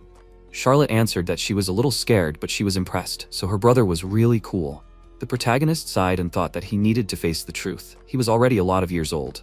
He told her to call him boss. The girl happily agreed and they went to the estate. Already at the table, Ron excitedly asked, "Did he hear right? Who else did he catch? A dragon, and an adult one at that?" MC agreed and thought that he had a hard time believing him, because when a dragon turns 10, it already has a mana heart of about the 4th or 5th level, and by the age of 50, it becomes a master. In addition, dragons have their own peculiarities. Giant specimens can shrink to the size of small children.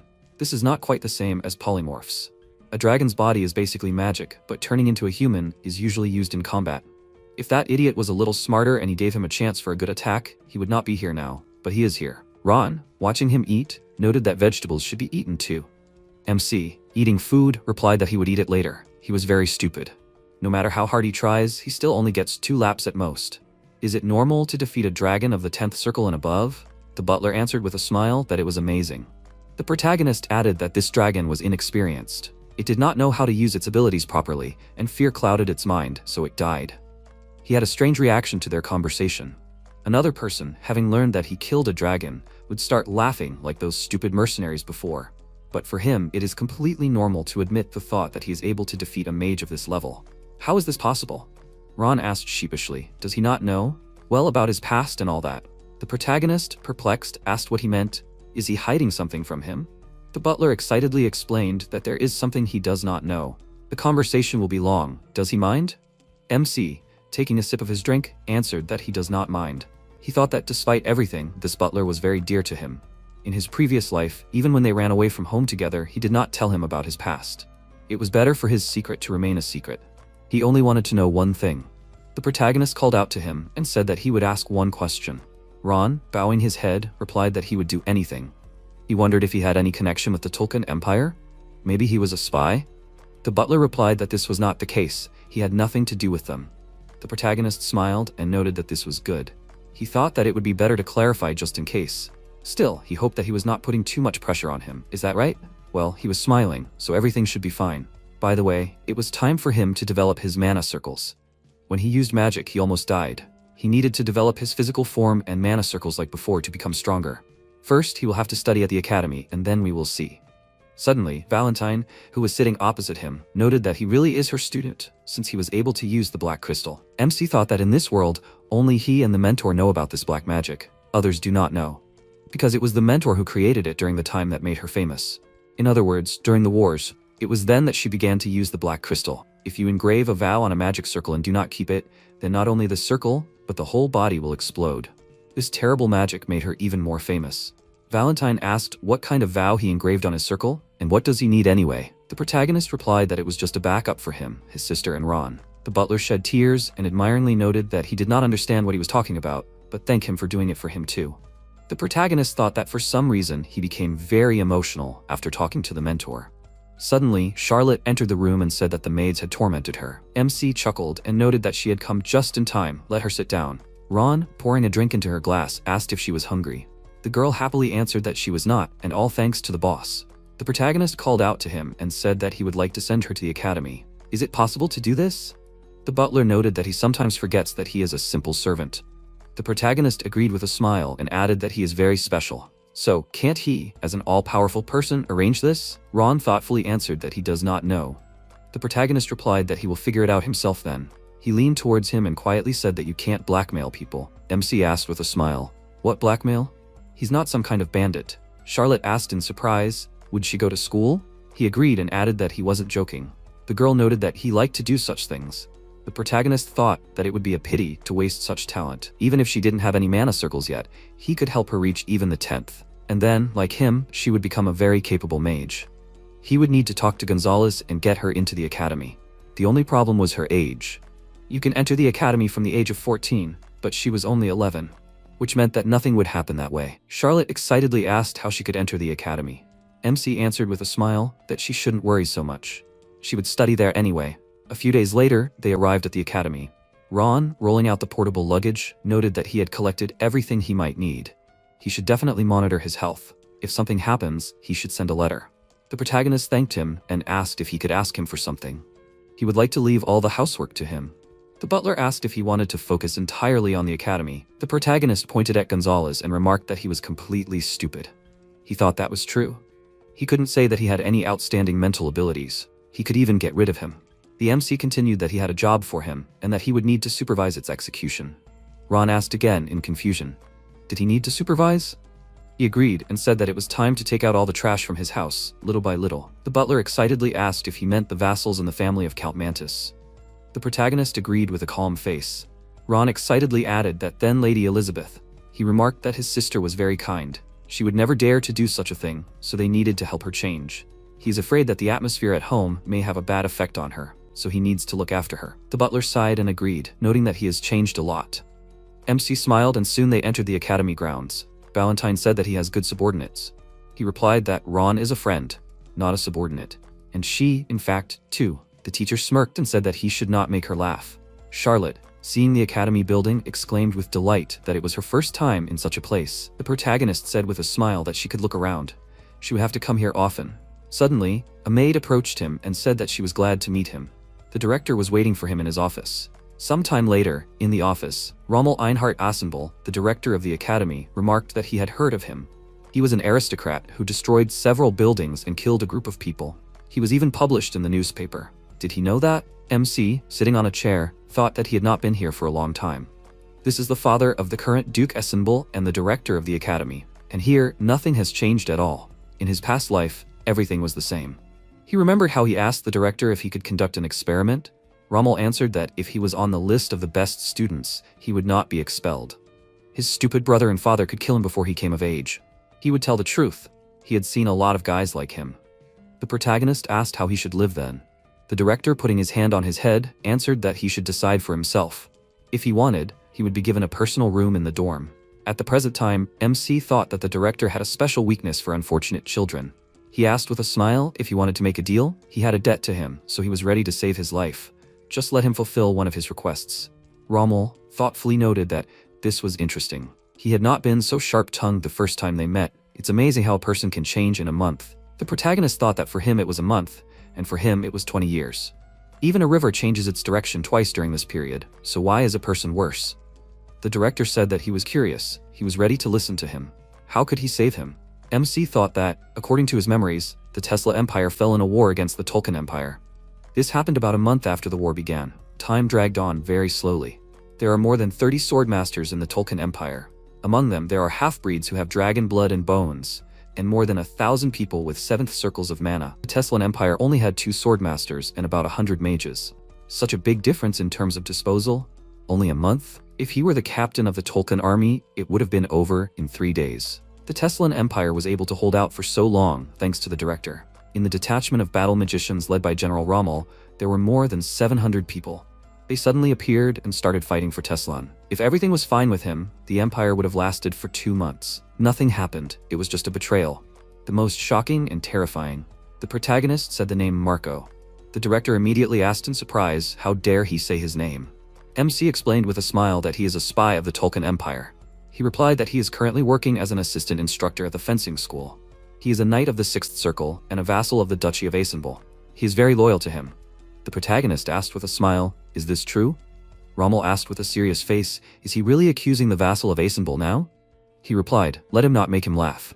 In a few years, he will stab him in the back. Of course, he should not trust a child, but later he will regret it.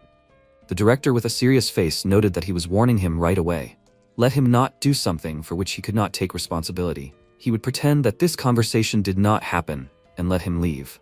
MC, with a smile, put his hand in his pocket and thought that he was trying to save his life, and he took out a necklace and, putting it on the table, said that he was not some chatterbox.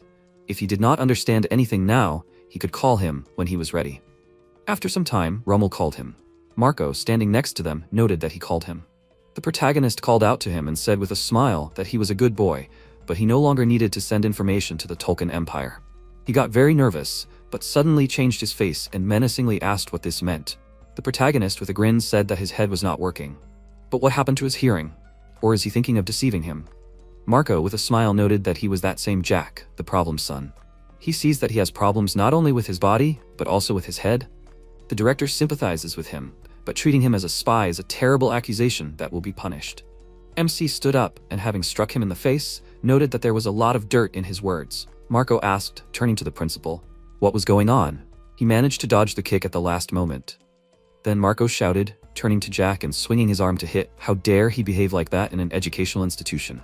The protagonist calmly dodged the blow, and he asked in shock, was he really able to dodge? The protagonist thought that he could see how the opponent was overflowing with 6th Circle mana. MC thought, powerfully hitting the opponent, that this was his greatest weakness. Jack shook off the remains of the chain from his hands and asked, while the principal sat with a shocked face, he was not badly injured. Was he? Now it's time for him to confess already. The protagonist grinned and said that he looked pathetic. He should confess already, pretending further was pretty stupid. Marco asked, breathing heavily, what did he mean? The protagonist put his hand on his body with a smile and thought that the 6th Circle mana can only be obtained if you go through severe pain. If you destroy something that a person has worked hard to achieve, it will remain in his memory forever. MC said threateningly that he would ask a question. If he lied, he would destroy all of his mana circles one by one. He looked at him with horror on his face. Jack said with a smile, first question, he is a spy for the Tolkien Empire, right? Marco looked at him in shock and shouted, shaking his body, that it was not true. He did not understand why he was talking about spying. The protagonist destroyed the mana circle and said, while his opponent screamed in pain, that it was the wrong answer. After which the protagonist happily noted that he had 5 mana circles left. MC asked, is he a spy? Then Jack looked at him and thought that it was difficult for him to say it out loud. The protagonist asked, is he really going to keep silent any longer? Hasn't he realized the seriousness of the situation yet? He should know that if you lose your mana circle, you practically have to die to restore it. However, he is not that kind, so he placed his mana in his heart. If he wants to create a new mana circle, he will be pierced by terrible pain. It is better to just die. Right? Maybe he is curious to know why it is better to die, because he will not be able to get a mana circle anymore. Although, as an option, there is one way to restore an already destroyed circle. He will tell you about this method. He must listen carefully. The protagonist noted with a smile, looking at the trembling enemy on the floor, that he needs to infuse dragon blood and replace the bones with dragon ones. And then, perhaps, his circle will be restored. He knew about this, right? This was a test. How did he know about this? Marco looked at him in horror. MC noted, preparing to use his abilities, that they should try to test his true nature. He asked, gritting his teeth, what he was doing. Jack said that he knew about dragons and about testing. Doesn't a man with 6 mana circles have too much information? Marco shouted. Who the hell is he? How does he know about the secret research in Tolkien? The protagonist looked at him with a grin and asked, using his abilities, where did he get so much information? He screamed in pain while his mana circles were destroyed, and then Marco lost consciousness. The protagonist said with a smile that now he has no mana circles. MC asked, turning to the director, did he agree to fulfill his request? Suddenly Marco came to his senses and shouted that the Tolkien Empire will never leave him alone. Every day of his life will be filled with pain. Jack delivered a decisive kick to his enemy and said that he apologizes to the director. He will be forced to spend time cleaning. Rommel said that he does not understand. He's nothing like that boy. The protagonist said with a laugh, scratching the back of his head with his hand, that a lot can change in a month. Isn't that enough? He sighed heavily and said that he wouldn't ask him any questions. However, he had to tell him more about everything. First of all, what exactly does dragon blood do to a person's body? The protagonist said that he had to wait. Hadn't he forgotten about their deal? Rommel asked. He knew about the situation on the continent, right? MC thought he knew. The war had almost begun. In the Tolkien Empire, there was a struggle for the throne between the moderates faction, led by the second son of the imperial family, and the hardliners faction, led by the current crown prince. The latter would win, which would affect the life of the entire continent. He spent 10 years with his mentor in the mountains, so he didn't really know what was happening below. Jack said, pointing at Marco, that he would spare his life. He knew a lot about dragons, and there was other valuable information that he knew. He could ask him. It would be the best option for the Emperor and for him. Rommel asked, puzzled. Was that really true? The protagonist said with a smile that it was. The protagonist exhaled and thought that he wanted to call him trash. By the way, where did this mediocre person get so much information? The theory about creating half humans and half dragons is just beginning to emerge in the form of experiments on people. He heard about it in his past life, and he was convinced of it after seeing the research details. However, even in Tolkien, the information is classified. MC noted that he can do whatever he wants with it. They need to talk about something else. He hasn't forgotten yet, right? Rommel said that he hasn't forgotten. What does he want? Jack said that he had a request, but he spoiled his mood, so now he has 2 requests. He said that he can tell him directly what he wants. The protagonist stated that his first request will start with a question. Doesn't he have a lot of money? He wants them to buy him a house near the academy with the best garden. The director noted that he must have forgotten. All the students live in the dorms. The protagonist said with a smile that he should take it easy. He thought that one rule could be ignored, considering the help he had given. Rommel asked what the second request would be. MC said that he wanted another student to be accepted into the academy. He noted that the second semester had already begun. New students would only be accepted in the first semester. Jack crossed his arms and said that, however, he was the principal. Rommel asked if he was talking about the girl sitting by the door. The protagonist said that he was. He asked directly what kind of relationship they had with her. The protagonist happily stated that he was something like a guardian to her. The principal exhaled and said that he agreed. MC thought, holding back his laughter, why did he exhale so demonstratively?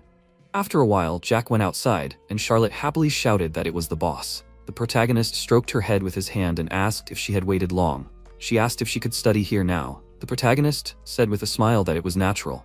Charlotte looked at him happily, and then lowered her head. MC knelt down and asked what was wrong. Why was she sad? She would have fun there. She whispered that she hadn't counted on it. The academy was only for select people. However, as far as he knew, she wasn't even human. Jack asked, what difference did it make? Charlotte looked at him puzzled. The protagonist asked if she was ashamed to be a vampire. Did she want to become human? She thought about it and her face changed. The protagonist thought that he had no right to say this, but he felt very sorry for her. She came from a family of aristocrats who ruled over all vampires. However, now most of her family had been destroyed, her father had been killed, and Charlotte was left with only her mother. MC exhaled and said that she should stop worrying about her origins. There was no need to separate humans and vampires. Charlotte was her name. He had to keep his promise. Jack took her hand and said that that's why she had to remember that he was responsible for her. If she wants to be a queen, he will make her a queen. If she asks to restore her race, he will help her. If there are problems, he will solve them. So she can't allow such thoughts anymore. Charlotte said that she is grateful to him. However, her mother said that nothing in the world is free. The protagonist looked at her with a puzzled look, and then he said with a smile that it is true. She whispered that she has nothing to give him. The protagonist noted that this is temporary. However, one day he will ask her for a favor. She will only have to fulfill this request. Charlotte happily declared that she will definitely fulfill his request. She will gladly help him. MC noted that it is time for them to go already. They need to carry the suitcases, and then they can take a walk. She loudly agreed. A few minutes ago, Rommel noted that he understands. He thinks that today or tomorrow he will be able to arrange for her to enter the academy. He will organize their house outside the academy in 2 hours, but it will be difficult to live alone in a large house. He will send him some people to help. Jack said with a smile that he does not mind and will be only glad about it. He thanks him for taking care of him. After a while, the protagonist thought, apparently he uses this as an excuse to follow him, although it does not matter to him. The protagonist asked, looking at the doll, why is she looking so attentively? The teacher noted that he said very correct words. His views on racial differences and respect for the individual come first. She thought he was a pompous idiot. MC thought with a change in his expression, was this a compliment or a reproach from her? Jack exhaled and said that he would consider it a compliment. She asked, are they there yet? At that moment, they saw a fighter who was diligently honing his skill, swinging a sword. Jack thought that he had commendable tenacity, although he did not care about it. Suddenly, the teacher grabbed his ear, and he asked, what's the matter? She said that they need to see. After which they sat down on a bench. The protagonist thought, why does the teacher want to see this? Judging by his face, this fighter is about 17 years old, and he is very tall. He wants to see how much mana he has. The protagonist looked at him dumbfoundedly after using his ability. MC thought, is this really possible? Jack noted that he was a 4th circle fighter, but had the strength of a 2nd circle fighter. He looked cool, but he wasn't. What was she interested in him for? The teacher asked what was wrong. Was he worried about her taking on a new student? The protagonist said that wasn't the case. He was a 4th circle fighter, but he was actually weaker. He wondered why she had decided to watch him. She noted that he could see general characteristics well. However, he couldn't see anything else, right? The protagonist asked if she meant his physical fitness. The teacher looked at him silently. After a while, the unknown fighter continued his hard training. Charlotte said that this guy had been training for a very long time. It seemed that he could pass out at any moment. The boss should pay attention to his bruises. MC said that she was right. The teacher asked if he still didn't understand what she was hinting at. Jack thought about it and noticed that one of his circles was broken. The protagonist thought that it was difficult to restore the destroyed circle. It was almost impossible. It was unlikely that someone else had done it to him. It was as if the fighter had tried to destroy his own circle. She noted that this was what she liked about him. And one more thing. The protagonist asked what she was talking about. The mentor said that she saw no point in telling him anything anymore. MC thought that he guessed what she was talking about. The mentor liked more than just his physical strength. The basis for any dark mage is death, destruction, and endless revenge. The tenacity to restore the destroyed circle, the willpower to lift the sword over and over again despite the great wounds, and also the hatred hidden inside him. After which Jack turned to him. The fighter asked what he needed. The protagonist crossed his arms and noted that he was straining his arms too much. His right arm was too tense. He should try to swing his sword more accurately, unless he wanted to die, of course. Besides, he was too focused on his destroyed circle. Shouldn't he protect his heart first? He looked at him, dumbfounded. The protagonist said that he should try to change his attitude towards what was happening in his head. The fighter asked who he was. MC sighed heavily and said that he was his spectator. Wasn't he ashamed to be so weak with such a physical form? He looked away in embarrassment. Jack looked at him with a puzzled expression. The protagonist handed him a bottle of red liquid and said that it was for him. The fighter asked, holding out his hand, was this really an elixir? The protagonist noted that it was, moreover, it was a top-level grape-flavored one. He asked in surprise, but why was he giving it to him? MC happily stated that he was doing it for no reason. Jack thought that he could give away one elixir. After all, Gonzalez, although an idiot, was quite rich. The protagonist asked what his name was. Thanos introduced himself hesitantly. The protagonist said that he wished him good training. He tried to say something. MC asked what was the matter. Thanos asked if he could find out his name. Jack introduced himself with a smile and said that it was time for him to go. Perhaps they would see each other again. The mentor noted that only he could conduct conversations so badly.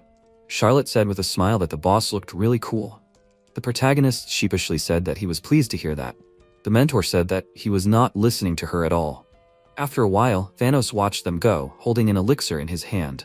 Then he shouted in surprise, "Was he really Jack?" Thanos thought that they were telling him that he was just an idiot, the son of a marquise, capable of only eating and breathing. It seems that these are the rumors going around about Jack. Everyone knows it. However, since the beginning of his studies at the academy, he has had no equal in academic performance. He does not understand anything. In the first semester, he had the worst grades in all subjects. Maybe it wasn't the marquis's son? Sometime later, at the estate next to the academy, John Doe, the director's servant, noted with a smile that this estate was built specifically for the Duke's guests. If he needed anything, he could inform their servants. The protagonist thought that he was the director's servant. His name was John, the same pseudonym of a man famous for his cruelty. The protagonist noted with a smile that this was wonderful. The Duke's estate was on a completely different level. It was a home for aristocrats, but it felt like he wanted to interfere with the succession of the title in the Valentier family. Is that true? He said that his personal feelings were completely unimportant. He did what his master ordered. MC said that he really was just a servant. However, is that polite? John asked what he was talking about. Jack said that he was hiding his true identity. He wondered if the director knew about it. His face changed, and he said that he did not understand what he was talking about. The protagonist exhaled and noted, scratching the back of his head with his hand, that he also had a strange hood covering his face. Why did he meet so many idiots lately? As far as he knew, there were very few holders of the ninth circle in the kingdom. Apparently, luck was on his side. He wanted to know. Could that also be a spy? They looked at each other in silence for a while. Then John laughed and asked how he figured it out. He used his abilities and said, changing his appearance, that he even stopped the flow of mana in his body.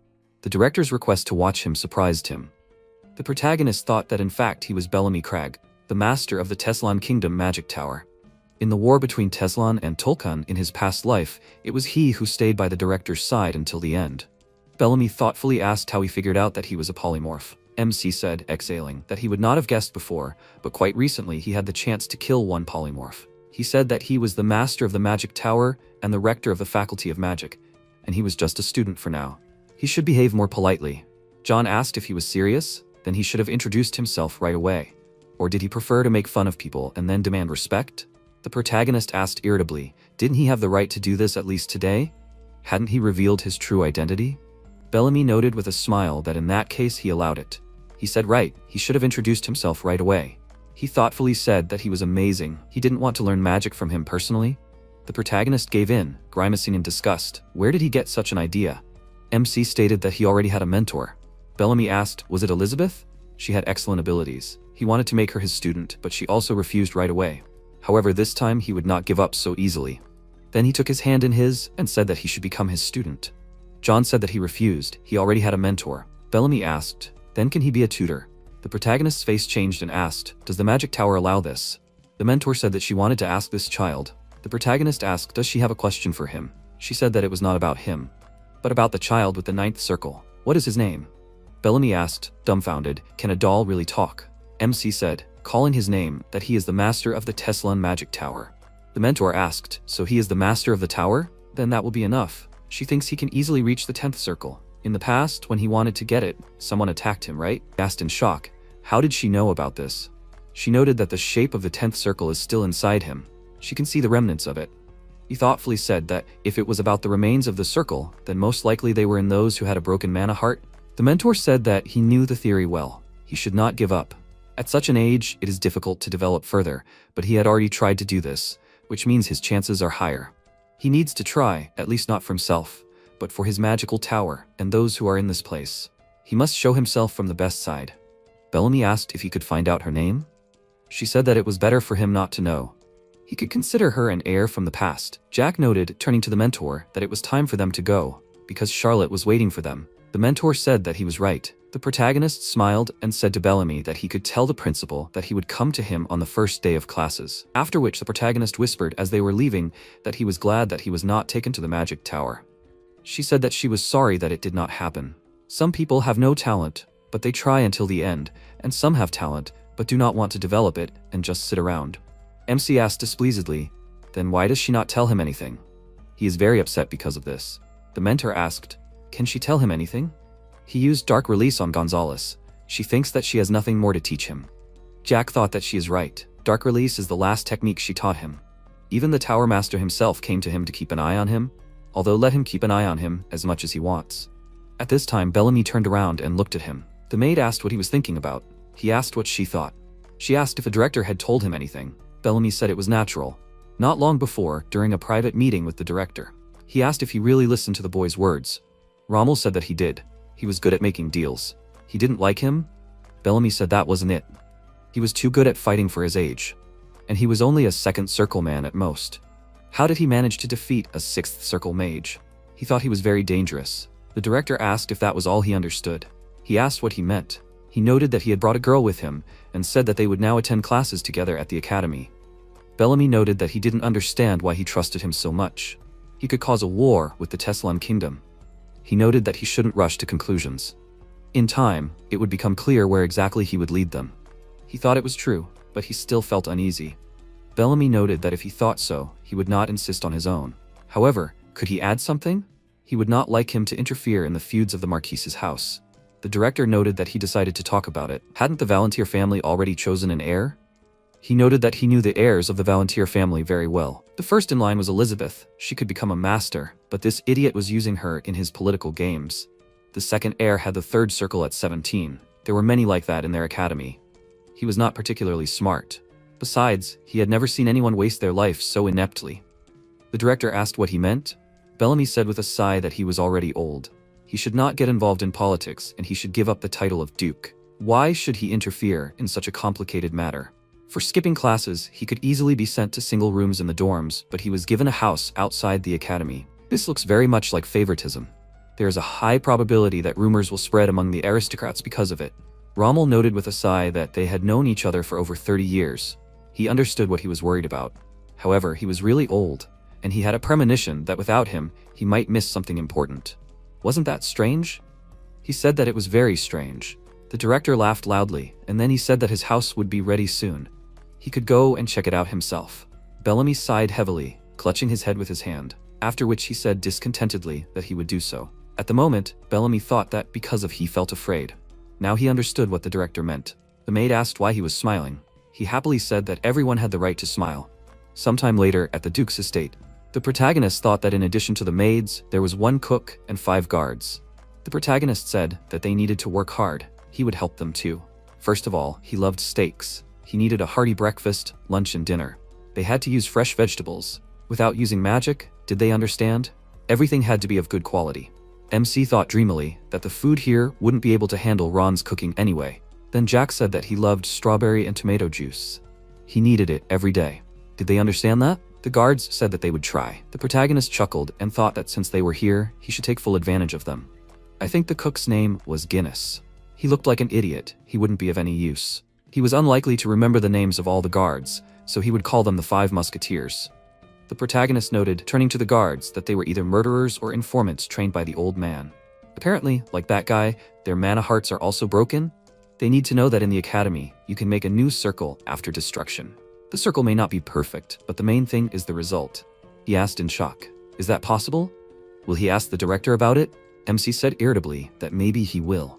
The main thing for them is to work hard. Charlotte happily shouted, turning to the boss, that it is so spacious here. Jack thought, smiling, that now they can look around here together. After some time, the protagonist thought that the director gave him a house on August 9th, and classes at the academy start on the 16th, and today is already the 14th. The protagonist noted with a smile that these 5 days went wonderfully. MC thought, remembering the past, that he and Charlotte bought clothes, saw the city, ate local food, and enjoyed the performance. Jack said with a smile that it was fun. The protagonist thought that, except for 2 things, the time passed perfectly. First, it was while jogging. The protagonist thought that maybe it was his warlike attitude. Even though he wasn't very good at mana right now, he was also too weak physically. Charlotte shouted to the boss that they could do this together. MC thought that he was glad that she was trying so hard. Jack said that she needed to hurry up or he would run away without her. She asked him to wait for her. After a while, Charlotte said tiredly that she was exhausted. Are they going to watch that guy again today? The protagonist said with a smile that they were. The protagonist thought that the second point was the training of that guy they were watching. MC thought with his arms crossed that he came here every day. He had been watching him for the 5th day in a row, and he was trying really hard.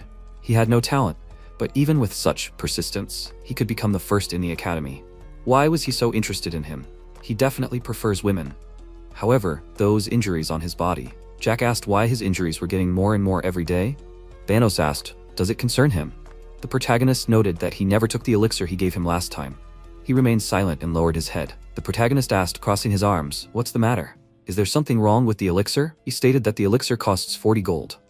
MC noted that he might be right. "Does it change anything?" Thanos said that he will definitely repay the debt. Jack thought, looking at him carefully, "What's the matter? Why didn't he drink it?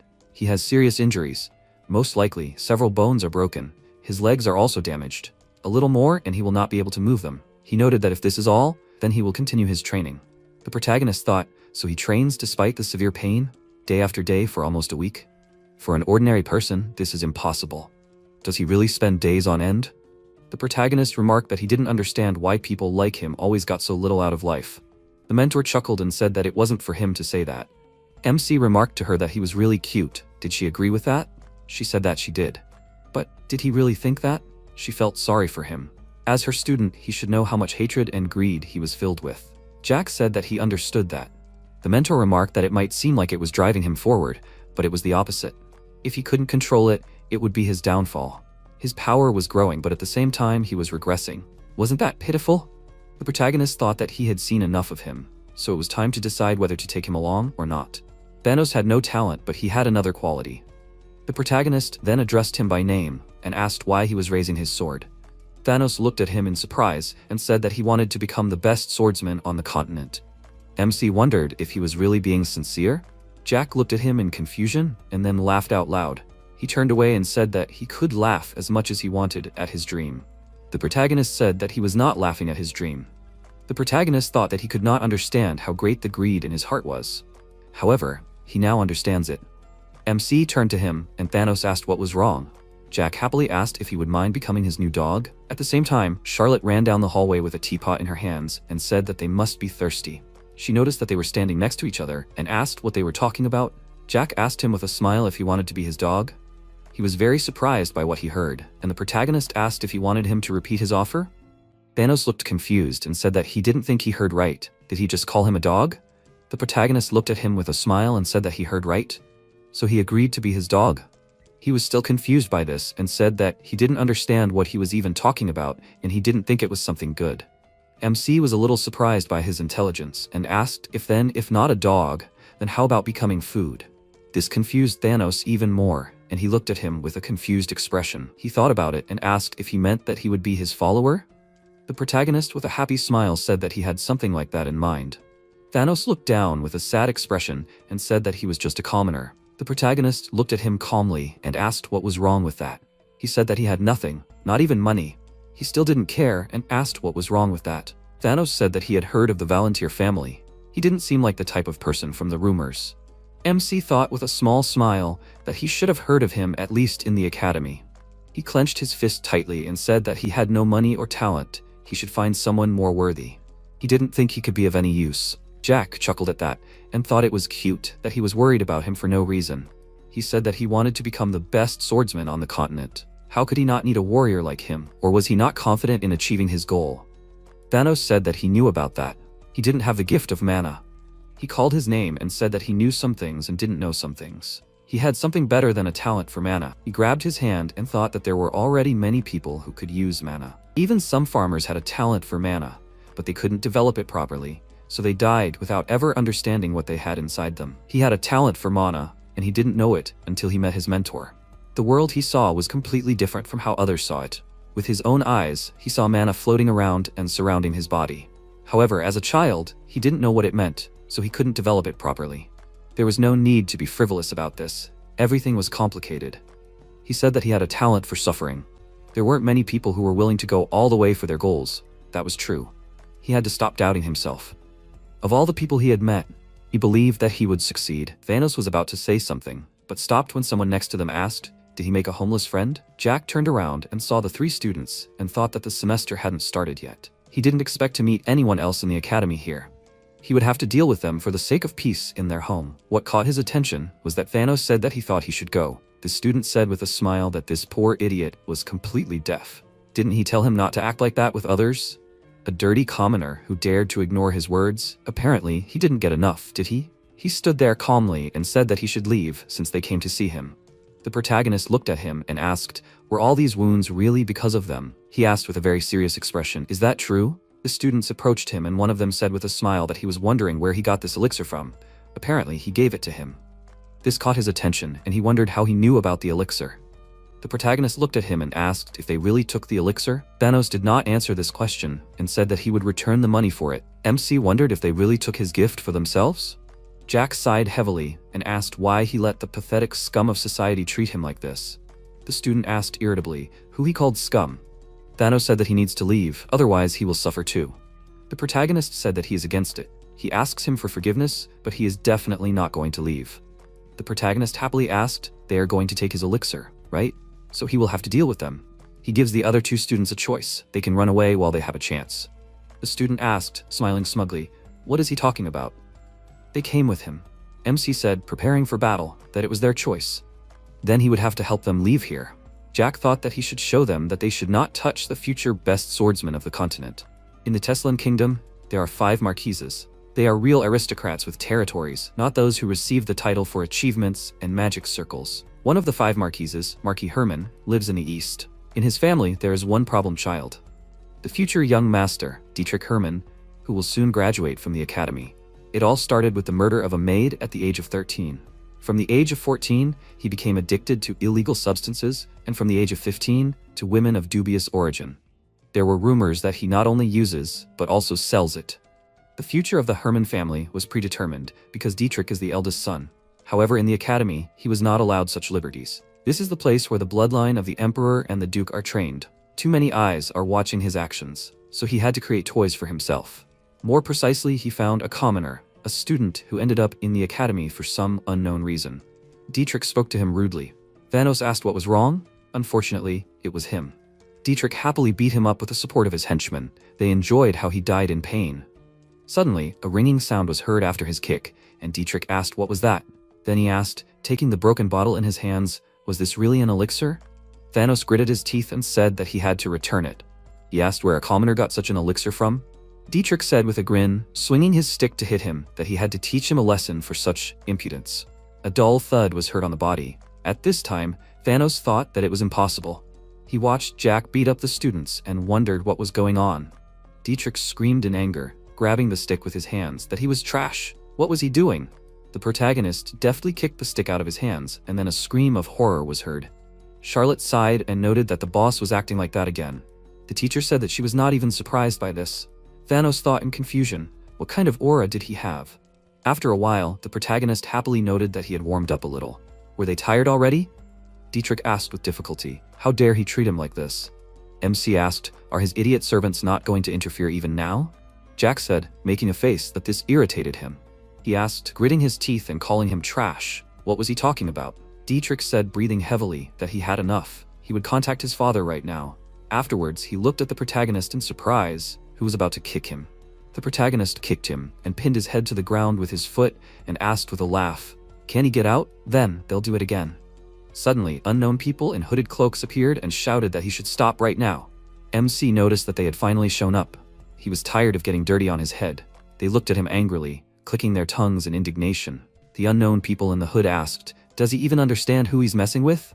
Jack exhaled and asked, does it matter? Afterwards, the protagonist asked, turning to Thanos, who did he even beat up? He awkwardly whispered his name. Dietrich said that a commoner has no right to pronounce his name.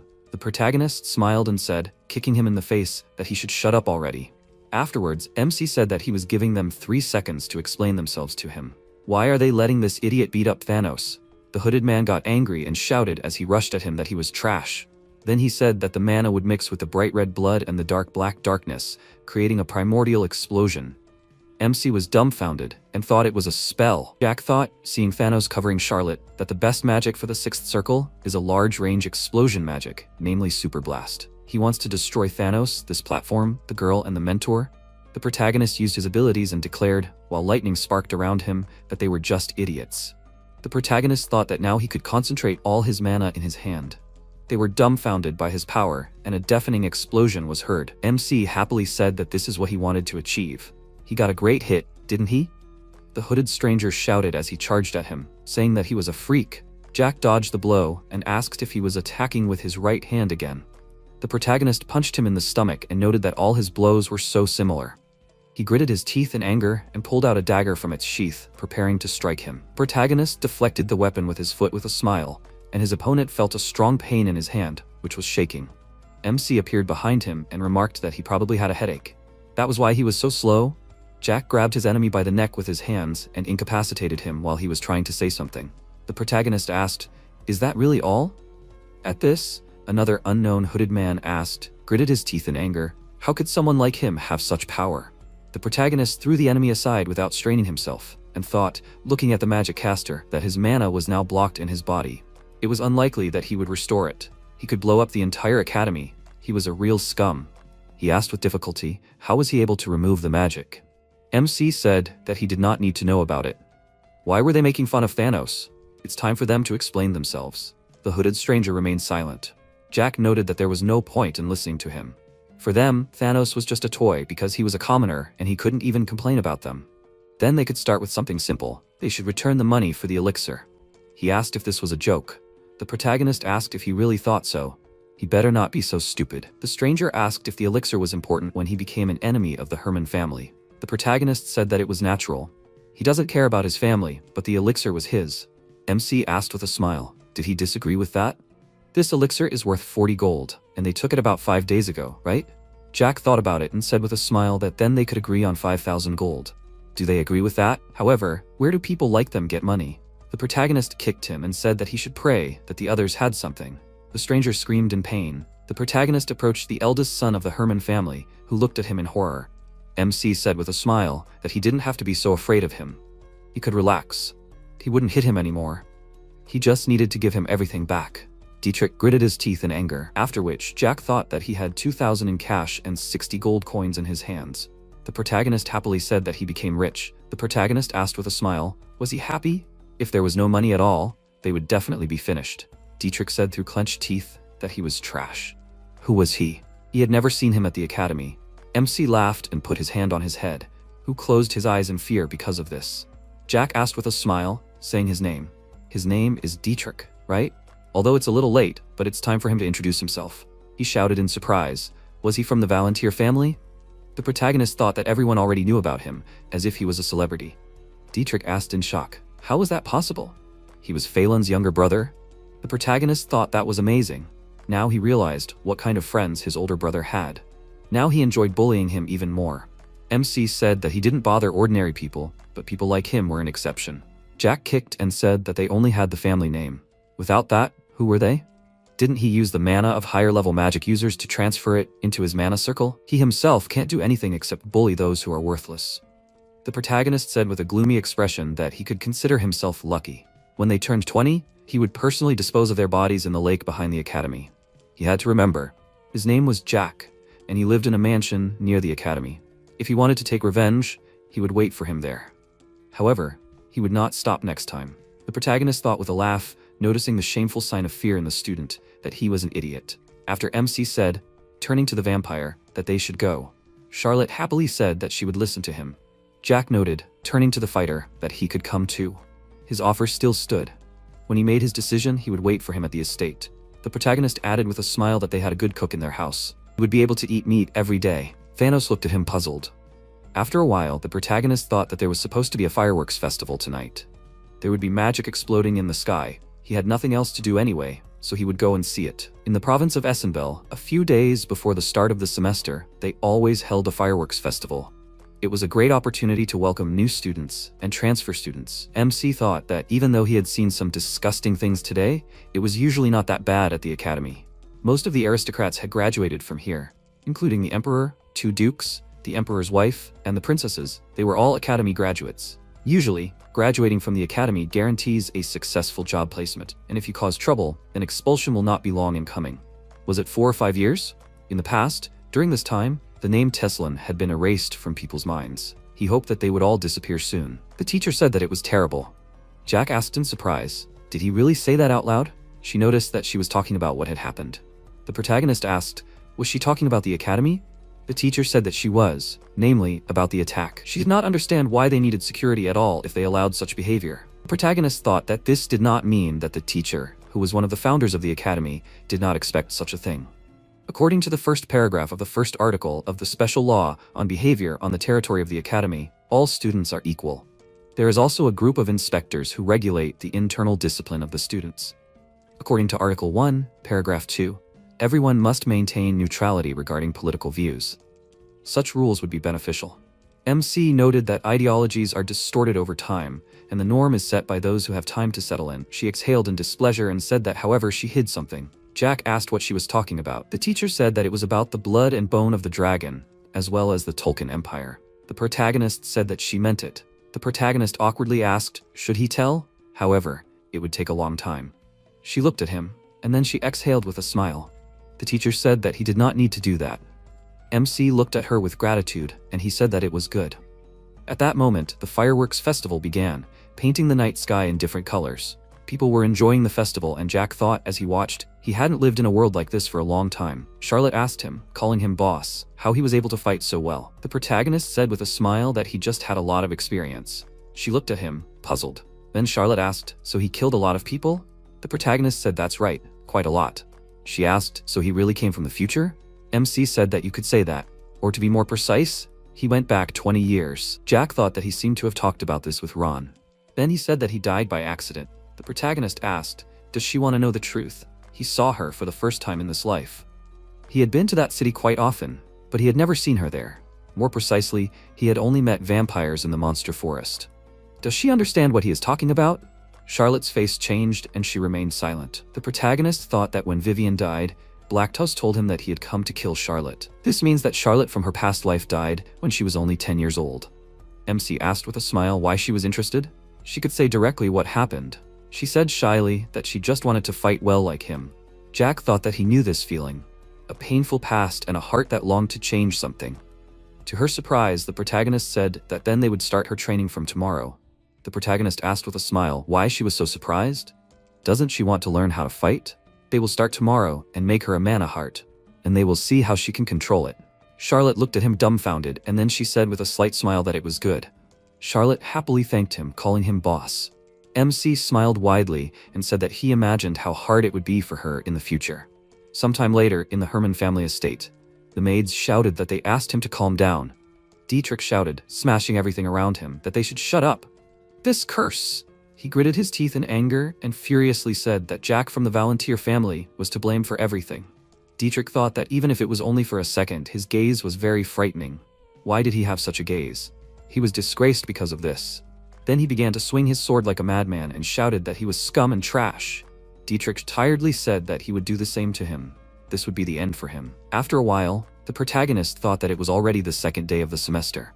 Many out-of-town students had arrived. He wanted to see Ron. His steaks were incredibly delicious. The protagonist wondered in surprise why he was shaking. Something was spinning in his head. Although the reason was clear to him, MC thought, watching her eat a hamburger, that this red sauce is his blood. Jack gloomily asked, does she like it? Charlotte thought about it and happily said that she liked it very much. The protagonist said in bewilderment that the main thing is that she likes it. After which, they looked in surprise at the guy sitting at the main gate. The protagonist asked, what is he doing here?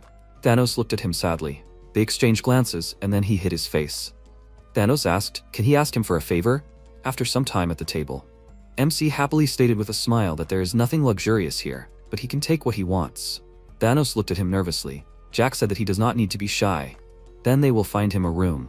Charlotte happily said that he should eat. He carefully looked at the food, from which a pleasant aroma emanated. Thanos lowered his head and cried. The protagonist looked at him in surprise. He cried hard, gritting his teeth. The protagonist turned to the cook and noted that he was probably in a hurry. There was too much onion this time. It hurt his eyes. Guinness noted with a smile that he was probably right. MC said that he should improve next time. The next day, Jack happily asked if he was feeling better. Thanos sheepishly said that he was apologizing for his behavior. The protagonist said that it was okay. Anything can happen in life, he understood. He asked if he was going to ask. The protagonist said that he was naturally a little interested, but he might have his own secrets. He didn't want to pressure him. MC thought that this way he could earn his loyalty. The mentor was looking at him, wasn't she? The mentor thought irritably, exhaling, that he was trying to act like a hero again. Jack asked if he knew that he needed to go to classes at the academy, didn't he? Thanos said that he knew about it. The protagonist said with a smile that he could just stay here. He asked in surprise, was that true? The protagonist pointed out that he had his own room. If he was hungry, he could ask their chef, Guinness. MC pointed his index finger at the guards and stated that he could just call these people by their numbers. They were looking after him, so it was best to befriend them. Thanos asked if this wasn't the Marquise's estate. Jack said that it wasn't. It was originally the guest house of the Duke, the current director of the academy, and now this place is his gift that he received from the old man. He said that he understood now. He thanked him for telling him about it. The protagonist crossed his arms and asked if he would train. Thanos said that he would. If he missed even a day, he would become weaker. After a while, the protagonist thought while watching him train that Thanos' wounds had healed thanks to the elixir he took before eating. Maybe he cried not because of the food yesterday, but because of the elixir? Charlotte loudly addressed him, calling him boss. She was warming up her hands and wished him good morning with a smile on her face. Charlotte asked if they could start the lesson. MC chuckled and said of course. Maybe they should start by creating a mana circle. She happily shouted that she liked this suggestion. Sometime later, near the estate, Charlotte was breathing heavily from fatigue, unable to even sit. Jack happily said, praising her that she tried hard today. She said with difficulty that she can no longer. Charlotte suddenly realized and asked, does this mean she can use mana now? The protagonist said with a smile that this is exactly it, that's why he praises her. The protagonist thought, looking at her seriously, that he naturally guessed about it, but she really is amazing. She is great at using mana, which is at a high level. It is as if she has been practicing with mana for a long time. In 10 hours, she was able to create the first mana circle, which is a good result. MC extended his hand and asked if they would finish today. She happily said that she agreed. Then she said tiredly, barely standing on her feet, that she was very tired. Jack laughed slightly, seeing how she fell on the bench. Then the protagonist thought, looking at the sleeping Charlotte, that she was really tired. It was already night outside. The mentor asked, is he not going to tell her about it? Creating a mana circle in 10 hours is amazing. Usually, it takes a few days for beginners. She does not understand him at all. The protagonist noted with a laugh that she is right. MC imagined Bellamy bowing his head and thought that in his place, he would immediately ask Charlotte to be his apprentice. Although without his help, it would take her at least a day to create a mana circle. This magic circle takes mana from the air. With this, you can collect mana and use it to create a barrier. And having collected mana inside the magic circle, he simply transferred mana to Charlotte. It is easier this way, but this method will not suit everyone. However, she is still great since she was able to create such a pure mana circle in such a short time.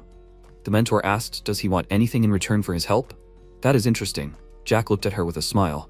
Then he thought, looking at the gloomy Thanos, that he should not forget about him. The protagonist asked, is he really crying again? Thanos was shocked, and then he said that he is not. When did they return? The protagonist noted that he had just arrived.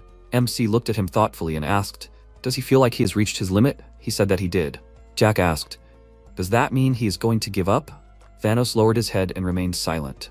The protagonist noted that the girl was able to make one mana circle in just 10 hours. Is he jealous of her? Most likely, that is exactly it. He hopes that she doesn't have a talent for fencing, right? And he thought it would be easy to become the best knight on the continent? Thanos trembled and said, falling to his knees and crying, that he also hated himself at times like these. The protagonist watched him cry with a smile and thought, how can you cry so much? MC asked, does that mean he's giving up? Jack asked with a smile, does that mean the best knight on the continent is going to give up because of a girl? The protagonist patted him on the head and said that he can still fulfill his dream. Thanos looked at him hopefully. The protagonist happily said that, however, it won't be easy. He can't give up. He has to try harder. He asked, does he really believe in him?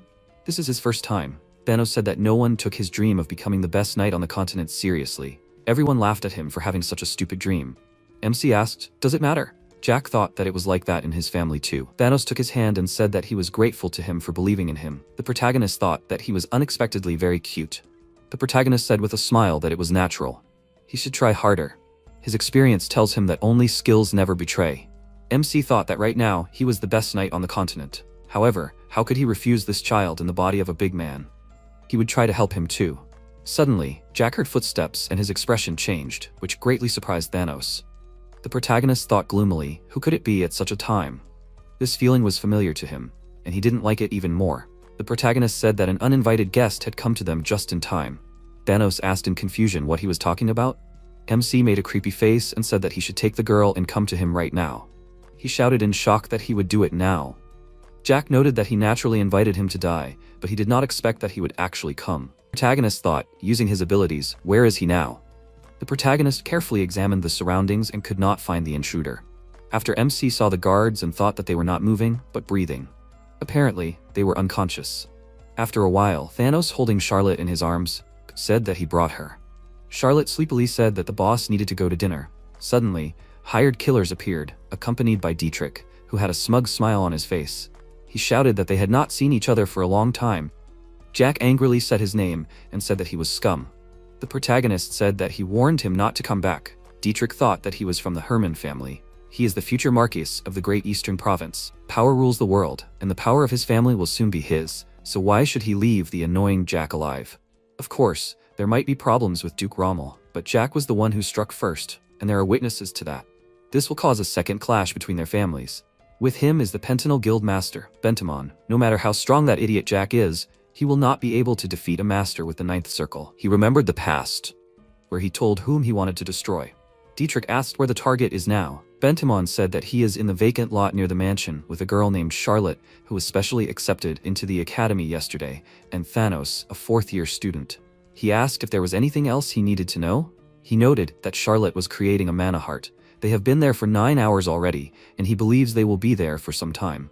Dietrich thought with his arms crossed that this was good news. No matter how talented she is, it will take at least 2 days to kill the mana heart. Bentamon said that he has a cook and 5 servants on staff. He noted that they checked their location. He said that when he gives the order, they will kill them all.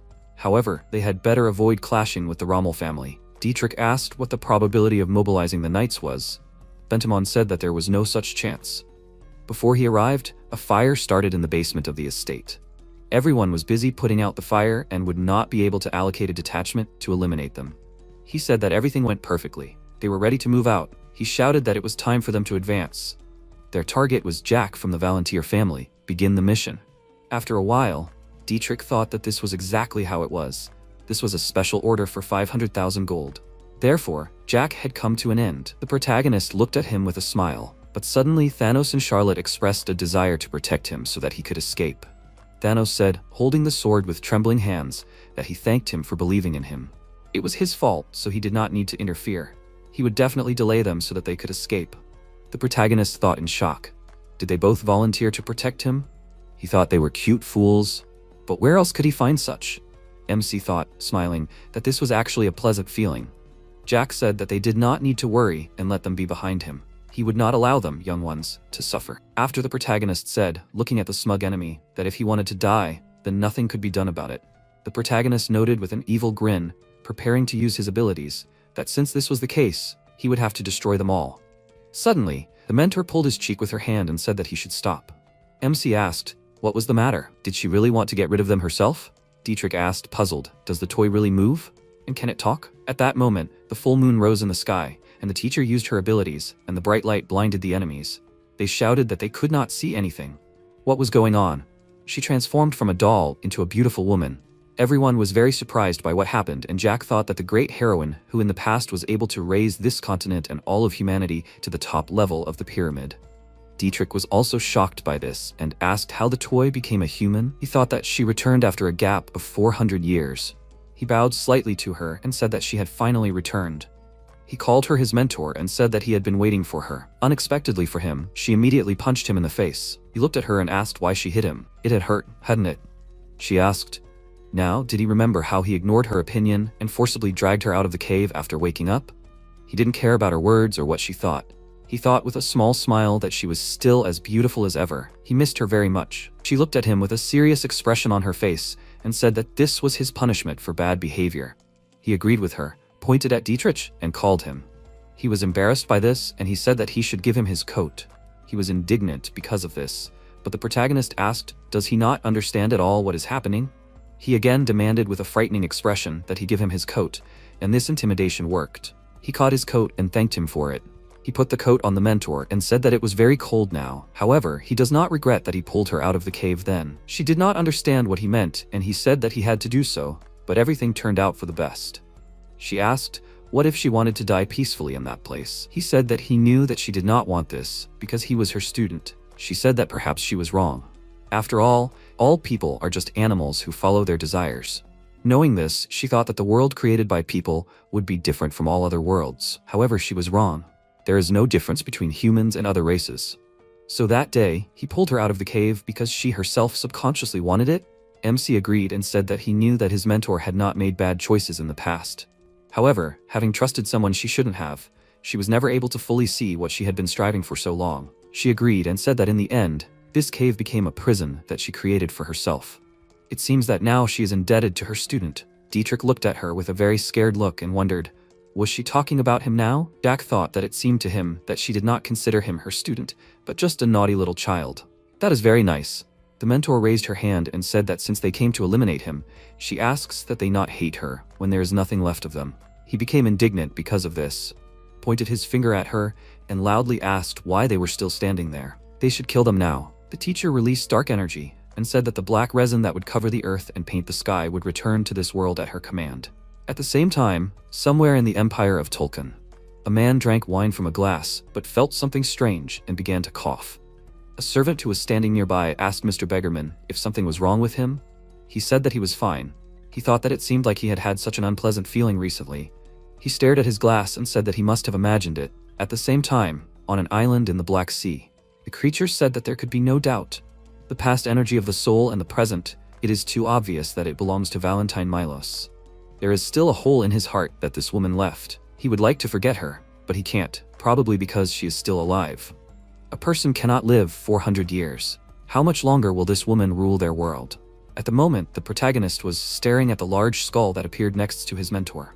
This creature opened its mouth wide and released a very strong energy. Dietrich looked at it with a very scared look and wondered, what is this? He had never seen anything like this. The people he brought with him began to disappear and screamed loudly in fear. He watched his legs disappear with a scared expression on his face and thought that now he understood. This is death, so this is how he will die? He began to scream loudly in fear and looked at her with tears. The summoned creature began to stretch a long bone arm towards him. He said loudly that he can give them money. Maybe they will still agree on how much they need? He is ready to offer 100 gold, but asks to spare him. Valentine did not listen to him, and the creature killed him anyway. When it was all over, she turned around with a calm expression on her face. Charlotte looked at her with a very scared look and asked, she is the final boss, isn't she? They looked at each other for a few seconds, silently, with a tense expression. The teacher extended her hands to them, which scared her very much, but she only stroked her head and put her hand on Thanos' shoulder. She said her name and said that she inherited the noble blood of her ancestors, and he was a warrior who was moving forward. He must not give in to anger and his desires. She said her name with a smile and said that she was the teacher of this stupid student from the past. She hoped that they would take care of him. He looked at her with a surprised expression and said that she said everything correctly, except for one thing. The boss is definitely not stupid. He worriedly waited for her answer, and she said with a smile that it seemed that she was wrong, and he was right. MC looked at them from the side, surprised by her answer, and wondered what happened to the teacher. He walked up to her with a joyful look, and said that he was really very smart.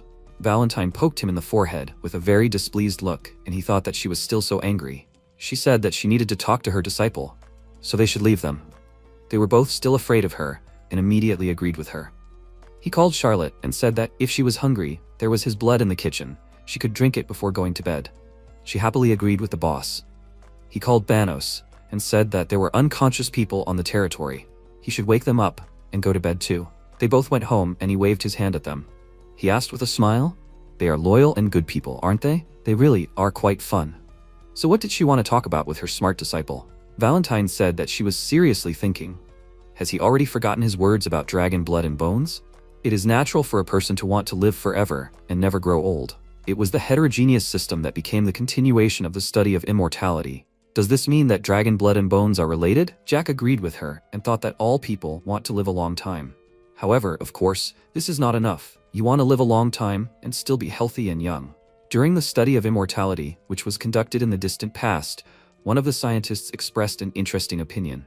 It is impossible to live forever, so why not just start living like dragons for thousands of years? Races that have lived for many centuries, such as vampires and dragons, are different from species in which blood, organs, and even bones are short-lived.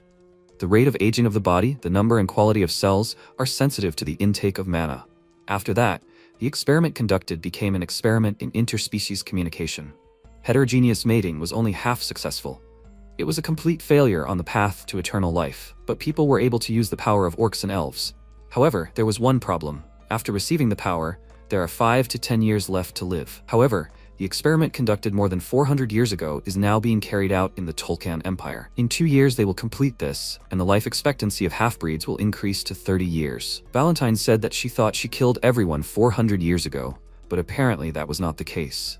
The protagonist said that she found out about this experiment too late, burned all the documents related to it, and killed all the created half-breed monsters. Scientists, magicians, knights, and so on. She destroyed all the documents, killed everyone who was related to the experiment, but missed one thing. He called her and said that she should have killed the Dragon Lords. She thought about it and said that in order to destroy the Dragon Lords, they most likely handed over their own as test subjects. He agreed with her, and she said that 2 lords really want to infiltrate the human world. He asked if she knew who exactly became the test subject.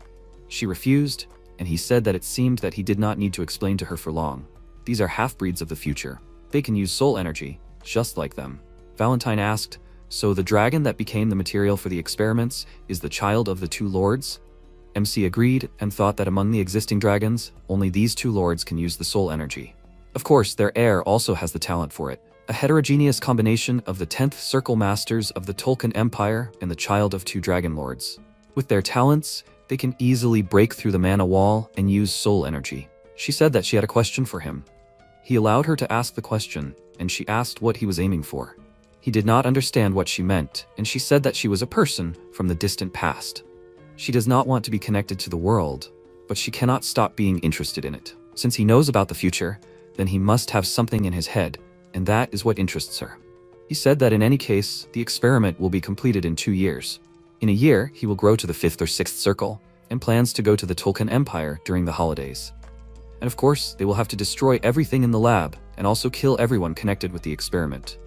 Valentine raised her hand and asked, they will go to the Tulkan Empire during the holidays, blow up the lab and kill everyone connected with it, but do they really have to wait?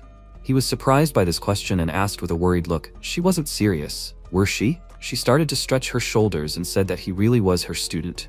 He knew very well what she was thinking. Jack said that, however, she did say that she wouldn't interfere in world affairs. She said that she just had to make sure that everything was over herself, so it seemed right if she interfered this time. He sighed with a slightly dissatisfied look and thought, what does that mean? She wants to go to the Tulkana Empire right now. He can't even stop her. After all, she's his mentor. Besides, she's right. For the Tulkana Empire, the explosion of the lab would be a huge problem. More precisely, for the radicals who want to unite the continent. The reason is that the radicals are conducting experiments on interracial relations. Now she doesn't remember the grudge from the past, which has forever remained only with him. In fact, if he thinks about it now, they really irritate him. He called his mentor and asked if she could open another space. He needs one very good sword. She waved her hand with a small smile and said that he even knows about it. She waved her hand, left a trail of energy in the air, and said that he really is her student. A sword appeared from another space, which he caught and thought that it was the famous sword that was crafted by mermaids in the past and personally forged by the king of the gnomes. He picked up this sword with a smile, called it Solarion, and said that he had not seen it for a long time. Valentine took a mask out of the portal and said that there was something else. After all, he would need to hide his face. He took this mask and thought that he felt magic that covered and uncovered the face, and also a strange flow of mana. He asked what kind of mask was this. She said with a calm expression that she did not remember it because she bought it at some market a long time ago. He put on this mask with a small smile and said that it meant that she had items that even he did not know about. She didn't use it to spy on the men's baths or anything, did she? She got really angry at his words and clenched her hand into a fist. She hit him on the head several times and said that she needed the coordinates for teleportation. She was very surprised that the protagonist immediately told her the necessary coordinates. Valentine looked at him and asked, is this the capital of the Gunnar Empire? He agreed and thought that 400 years ago, humans were at the very bottom of the racial pyramid, but even they had their own country. The Gunnar Empire, this is the homeland of his mentor. She started using magic and said that the lab is located under the landmark. They came up with a good idea. She opened a portal and asked, is he ready for teleportation, right?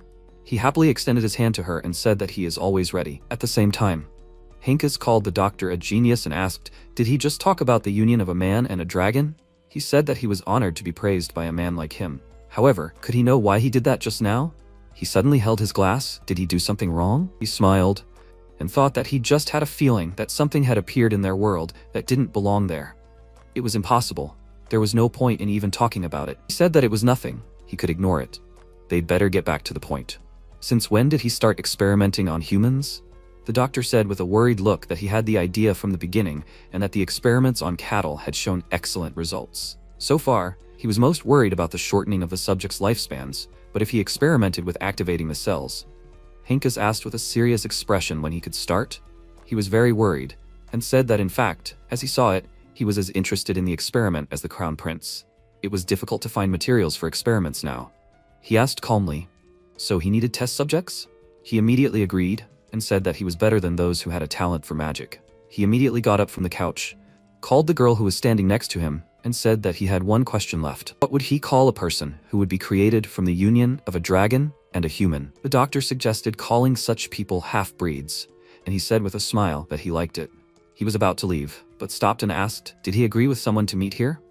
This confused him, and he said that he did not do anything like that. He asked, then whose mana flow is this? This is clearly the master's energy. At the same moment, a strong explosion occurred next to them, and he immediately put a barrier around himself and protected the people who were standing nearby. The doctor was hurt because of what happened and asked, what is happening here? The man asked with a worried look, is this attack ending? Henkes looked at him and said that not yet. He looked with a very serious expression on his face at the side from which the attack came and said that they are attacking. He continued to hold the barrier, but he couldn't withstand this continuous attack and was thrown back. He hit his back against the wall very hard and asked, what is this? He looked to the side and noticed the doctor who is in charge of research lying next to him. He wondered what is happening now? At the same time, MC appeared in the basement and asked, this is terrible. She agrees, right? They were looking at a very badly injured dragon that was chained up. He looked into the dragon's eyes and thought that he felt the desire to kill. A very deep and huge emotion that moves even the mana around. Valentine looked at him with a calm expression and asked what he will do. He said with a smile that she can leave it to him. She agreed and said that she would exactly that. After that, she released a very strong hellfire from her hand. He said with a slightly confused look that it looks great even in this life. She said that this is not all. He continued to watch what was happening and said that it looks like a fire. He thought that they must be on the 3rd floor now. Who would have thought that these were the remains of a civilization that disappeared hundreds of years ago? She shook her hands with a calm expression and said that she had cleaned up everything around. Is there anything else left? He said with a small smile that there was nothing else. He looked at the dragon with a small smile and thought that it could roar. It turned out to be quite cute. In his past life, on the contrary, he begged to kill him. He took his sword out of its sheath and asked, of course, this time everything was different, but some things needed to be done, right? He jumped up to the level of this dragon and delivered several quick blows with his sword. After these blows, cut chains fell to the floor with a loud sound. Because of this, the dragon fell to the ground. Jack stroked it and said that for some reason he thought that this was for the best. It's just that 18 years had passed. What should he say? He sat down next to him, continued to stroke the dragon, and said that it looked very exhausted. He continued to stroke the dragon and thought that this was what the one who begged him for death was like. He asked, does he want to live, right? Abandoned by his parents as material for experiments. Once in the wrong hands, he gave away his flesh and blood. Does he know what his situation is called? He is no better than livestock. They made armor out of his skin. They used his blood and bones for interracial experiments. If it didn't work, they tried again and again. Of course, no one cared about his opinion. In the end, he will go crazy. One day, he will lose his will, forget the insults, and just beg for death. Does he want to be used and die? The dragon began to cry and he said that he can live in another faraway place. A small dragon with no name, his will is most important. He will ask one last time, does he want to live in another place? The dragon was about to say something, but he interrupted and said that he can't hear him. He needs to speak louder. If he wants something, he must declare it loudly so that even those who abandoned him can hear it. The dragon raised its head and said loudly that it wanted to live. The protagonist thought that in the past it was he who killed him. In this life, it is also a possible option. However, then he did not want to kill him. He was forced to do it. What could be better than sending to eternal rest for someone who has lost his soul? However, this dragon is not the same as from his past. Before, he asked to kill him, but now he begs for life. He said with a smile that he would save him and they would return home together. He called the mentor and asked, she does not mind, right? He noticed that she is smiling and thought that it seems that she liked him too. They turned around because someone asked loudly, who are they? They saw Henkes, who was standing next to them with a displeased look. The dragon also looked at him and began to tremble because of great fear. He pointed a sword at them with a displeased expression on his face and said that he would ask them one last time, who are they? Valentine stood there with a calm expression and said that he could do as he pleased. MC said that even if she hadn't said that, he would have done just that. He continued to look at them and asked if they were going to respond. He swung his sword and said loudly that he would make them do it then. He counterattacked, and they collided with each other. He successfully held back his attack and thought that he was at that level at the time. Henkes was very angry that he was smiling and asked loudly, how dare he smile in his presence. Jack continued to smile while looking at him and asked if he wasn't allowed to smile. He pushed him back and jumped back himself. He remained on his feet after that and loudly called him a fearless idiot. He looked at the energy that began to appear around him and thought that this was the 10th circle. Even among the masters, he is one of the best mana users. No wonder he is considered one of the strongest on the continent. He also started emitting energy with a smile and said that however, he was still not strong enough. Henkes looked at him with a scared expression and became worried about this energy. He thought that this was exactly the pressure he felt a while ago. He ran up to him very quickly and hit his knee on the sword. Because of this, cracks appeared on this sword. The protagonist immediately started to strike very quickly with his sword after that. He accurately attacked the damaged part of his opponent's sword and broke it. He struck again with a strong blow and threw Henkes back, and he hit his back against the wall very hard. He stood still calmly and asked if he could really lose consciousness that easily. He was a little disappointed in him. He looked at him with a very scared expression and asked who the hell he was. He had never seen him. MC laughed at this and asked why he needed to know this. He came closer and said that he had to listen to his prophecy. He has one person he knows. For now, he is still very simple and strong only in his dreams, but the day he becomes the best knight on the continent will be the day he dies. Henkes got very angry about this and ran towards him, swinging his sword. Jack looked at him intently, and at the last moment, he struck a very fast blow with his sword, which cut off his arm. He looked at him with a smile and said that he was still too weak. This is amazing, and he even feels a little sorry. Immediately after that, he struck several very fast kicks. Because of this, he fell to the ground and lost consciousness. He approached him and said that this is only his wish, but he asks him to become a little stronger. He thought that Beggarman serves the crown prince of Tulkan. This prince is the head of the faction of the supporters of cruelty, the source of all things. In just a few years, all their heads will roll. If it gets too easy, he will become unknown. He turned to his disciple and said that he was also too weak now. I think his name was Marengos, right? He was very surprised by this and asked fearfully, how did he know this? The protagonist thought that he remembered that in his past life, when he was killing Beggarman, he was attacked by a knight. Of course, he immediately cut off his head and did not remember him clearly. He asked if he knew that the mentor and disciple were literally one whole. You can't cut off his teacher's hand but leave it to him, right? He created many chains from his energy that wrapped around his hand. He was very scared because of this, and he immediately pulled the chains with his hand. The disciple loudly asked him to stop, but he did not listen to him and cut off Marengos' hand. He screamed loudly because of the pain, and Valentine with a calm expression asked, is he done yet?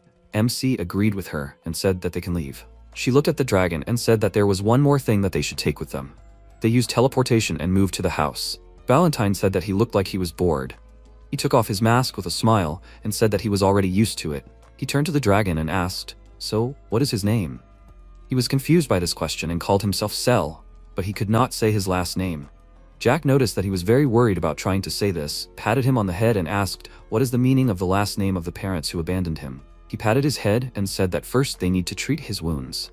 He was still nervous, but nodded and said that as you wish. After a while, he fell asleep in a very spacious room. Valentine sat on a bench and asked what he planned to do with the Dragon Lords. He stood next to her and said that he did not know that. Whoever needs to bow comes first and bows. It will be strange if the strongest finds the weakest, right? She said with a small smile that it was interesting. Is this how much he cares about her?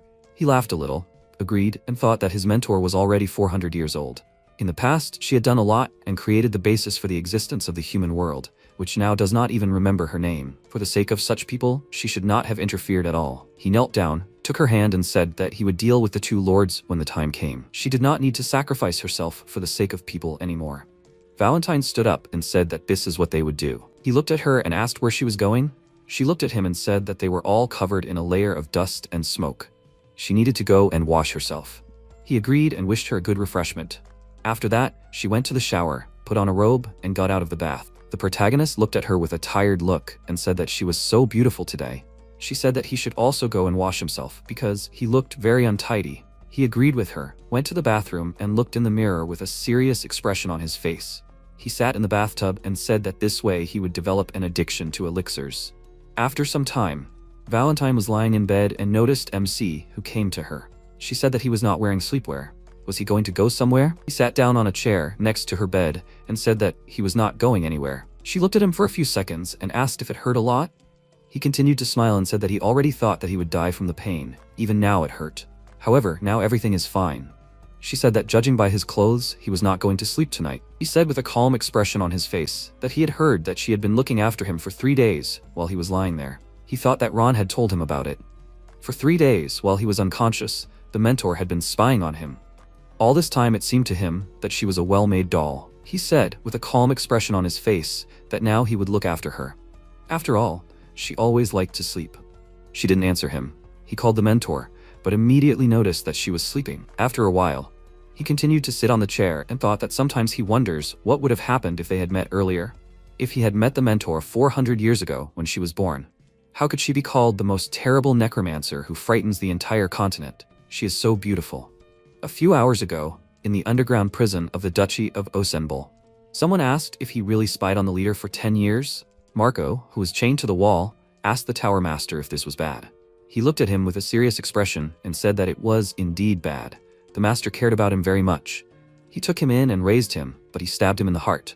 He still didn't care and said that it meant that all his hard work and sincerity were just an act. There is no testimony or evidence. How much longer does he think he can keep quiet? He asks him for the last time to tell him everything he knows. Marco looked at him with a smile and asked if he really doesn't know about this, or is he just pretending? The tower master asked what he just said. He thought it was surprising that even in a situation like this, he felt too confident. He heard that he even had his circle destroyed. So where does such confidence come from? He looked at him with a smile and said that he should think about everything that happened in the past 10 years. Does he really think this is an accident? Why did the previous Tower Master decide to become a citizen of the Tolkien Empire? Why did so many 10th Circle holders abandon this country without hesitation? Also, why were so many mages summoned under the pretext of clearing the forest of monsters? The tower owner looked at him with a serious expression and said that he would definitely tell everything when the torture began. Hearing this, Marco began to laugh very loudly. He calmed down and asked why he hadn't tortured him yet. Why was Duke Osenbol still holding him here, despite the fact that he was a traitor to his homeland? Was it because they weren't sure they could make him talk? Or was it to prove his loyalty to the king? The tower owner looked at him and thought that this man really didn't look like someone who had been tortured. He had been in prison for 5 days already, but he hadn't lost any weight. Marco looked at him with a sly grin and said that he needed to think about it carefully. Does this kingdom really have a future? The tower owner began to walk away and wondered what the reason for such self-confidence was. Is the kingdom really completely rotten already? That's why he's acting like this. Tomorrow he'll be transferred to the castle. Probably there won't be an official trial. Everything will probably be resolved internally. But he's not scared, he's absolutely confident. Does he really believe he'll survive? 4 hours later, a fire started in the underground prison. The tower's owner ran into the dungeon with a worried look. He was very surprised and fell to his knees when he came to Marco's dungeon. He thought it wasn't camouflage, he was definitely dead. What's going on here anyway? The next morning, Thanos said that no matter how much he thought about it, this dragon stood out too much. Charlotte and Cell looked at each other with very dissatisfied faces. Jack looked at them with a smile and wondered since when did he have so many allies there. He called the master with a very worried look and asked if it was really a dragon. He agreed with it and asked if it was the first time he saw something like this. He thought that the dragon that was supposed to die and disappear was now here. The amazing realization that not everything people know is true. He walked up to Charlotte, put his hand on her head, and told her not to look at him so angrily. He is not the Valactus she remembers. She sadly agreed and asked her boss for forgiveness. After that, he walked up to the dragon, lifted his head and asked, does he think someone is going to eat him? Why is he so worried? He wondered, can a regular sword hurt a dragon? It's just impossible. It's not for nothing that dragons are called blessed animals. Beggarman was most likely the one who used it for the sake of experiments. However, he was able to cause him quite serious damage. Naturally, he is afraid of him now. The protagonist asked if he looked different after sleeping. He chuckled and said that of course it was. He is a handsome man after all. He wondered if it could be said that this is how he expresses submission. In his past life, he almost lost himself. However, now he thought that he would be better off than 10 years ago. But this is not entirely true. As far as he knows, he should be about 8 years old now. If you think about it, only unfortunate creatures have gathered around him. His attention was drawn to his paws. At night, when they had just returned to the castle, Valentine used her ability to restore his paw. Cell looked at it in surprise and asked how this was possible. His paws were restored in a second. At present, he thought with a slightly worried look that it was amazing that such an injury could be healed in just a minute. Valentine came to them and said that, as expected, she stood out too much. She reached out her hand to her and started using her magic. Because of this, Cell turned into a human and asked if this was a polymorph. She looked at her with a smile and said that now she would not stand out so much. MC thought with a small smile that the mentor now looked like an ordinary person. She was simply shining, and you want to look at this light. She turned to him and asked, "By the way, isn't the beginning of the semester ceremony today?" He agreed and said that he needed to go there. They should be there too. Thanos and Charlotte immediately agreed with him. He looked at Cell and said that they would be back soon and that she should rest. By the way, what do dragons eat? Does she have any preferences, fish or meat? They are unlikely to be vegetarians. Does she like steak? She looked at him with a confused look and asked what it was. He was a little embarrassed and thought that he would like to ask what they fed her in the dungeon, but it would be better not to. He put his hand on her shoulder and said that he would ask the cook to cook something for her. He also had a task for her. The view from the roof is really cool. If she gets bored, she can go up there and think about what she will do next. Sometime later at the academy, the director said that many years ago a country called Teslan appeared. The academy was also founded at that time, and many talented people grew up there. Nothing lasts forever in the world. Everything eventually declines and disappears. This caught Jack's attention, and he thought that this was not what he heard in his past life. They are the hope of the kingdom. They should be confident in themselves and focus on their studies. Didn't the old man say something like that? The director said that the same thing is with the current generation. It can't be seen from the outside, but the kingdom casts a very dark shadow. The students were confused by his words, and he remembered something. He thought that yesterday the mentor blew up the laboratory, but 2/3 of the owners of the 10th Circle in Tolkien are still supporters of the cruel party. Of course, they will win the battle for the throne, and in a few years, the war will definitely begin. This old man knows. Maybe he heard it from Marco? The director said that their kingdom was built with the blood and sweat of their noble ancestors who gave their lives for them. They were very steadfast, and that is how they are now. So they must remain steadfast in their path. They are all dear students of this academy. That is all. After listening to the speech, the students went out into the yard and actively communicated with each other. The protagonist yawned when he went outside and thought that there were no lessons or any events on the opening day. Apparently, this is how it will end. Maybe he should go visit the old man? He needs to thank him because he really liked the house. He noticed his brother, who was communicating with other students, and loudly called him. Phelan was very scared because of this, and he came closer, waved his hand at him, and said that this is his dear older brother. When did he manage to arrive at the academy? He looked at him with a very worried look and said that he arrived yesterday. MC patted him on the shoulder and smiled and said that he looked good. Apparently he can drink water again. They should at least say hello, shouldn't they? They share the same blood after all. His brother looked the other way with a very worried look, but he leaned closer and asked him with a scary look, why wasn't he answering? Should he twist his limbs? He asked not to do this, to which he agreed and said that if he hadn't answered, he would have killed him right there. He made a friendly smile again, patted him on the shoulder, and said that it seemed like he had taken him too long. He pushed him forward and said that he should go, that his friends were waiting for him. Immediately after that, Phelan started running away very quickly, which confused his friends. Charlotte came up to Jack and asked, "Is this guy his family?" He looked at him with a smile and said that it was not like that at all. She said that, however, he did say that they were blood brothers. He agreed and said that, however, not everyone he was related to by blood was his family. She looked at him with a puzzled expression. He stroked her head and asked what she was thinking about so seriously. She asked then, who is she to him? She looked at him with a worried expression and silently waited for an answer. He continued to stroke her head with a small smile and wondered why she suddenly started asking about this. He said that of course, she is family to him. He thought that these were not empty words, but the real truth. When he considers someone his own, he is like a family member to him. Those he cares about and those he is responsible for, of course, become family to him. They came to Valentine and Thanos, and he thought that he should not be with that idiot, but with the people next to whom the mentor is standing. At the same time, the guy asked what happened to him. Phelan was still very worried about the last meeting and asked what he was talking about. His friend said that that guy seemed very strange to him. Is he really his younger brother? He agreed with this, and his friends said that he looked like a moron. However, it was somehow strange. If you look at them together, you can take him for such a person. He got very angry about this and silently began to leave. His friends followed him, and one of them asked what was wrong with him. Usually, he would have gone mad. He clenched his hand into a fist in anger and thought that thoughts about him irritated him.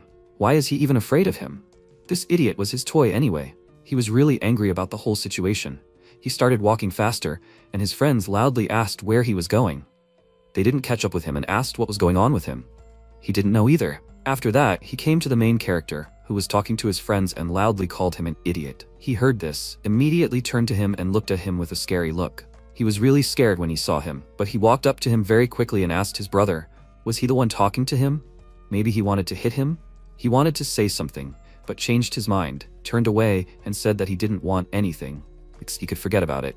He fell to the ground, and the MC turned around and said with a smile that he was incredibly boring. He continued talking to his friends, ignoring him. Phelan was breathing heavily because of fear and thought that he had definitely overcome his fear of water. Then why was his heart beating so fast? He had never felt anything like this before, so he didn't know he had a trauma.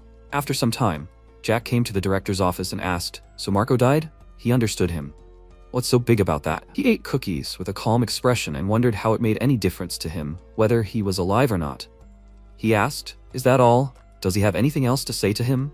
He agreed with this, and he thanked him with a smile and said that he really liked the manner. The cook, surprisingly, cooks very well. The director, with a calm expression, said that he understood him. He thought it was strange that he didn't react to Marco's death.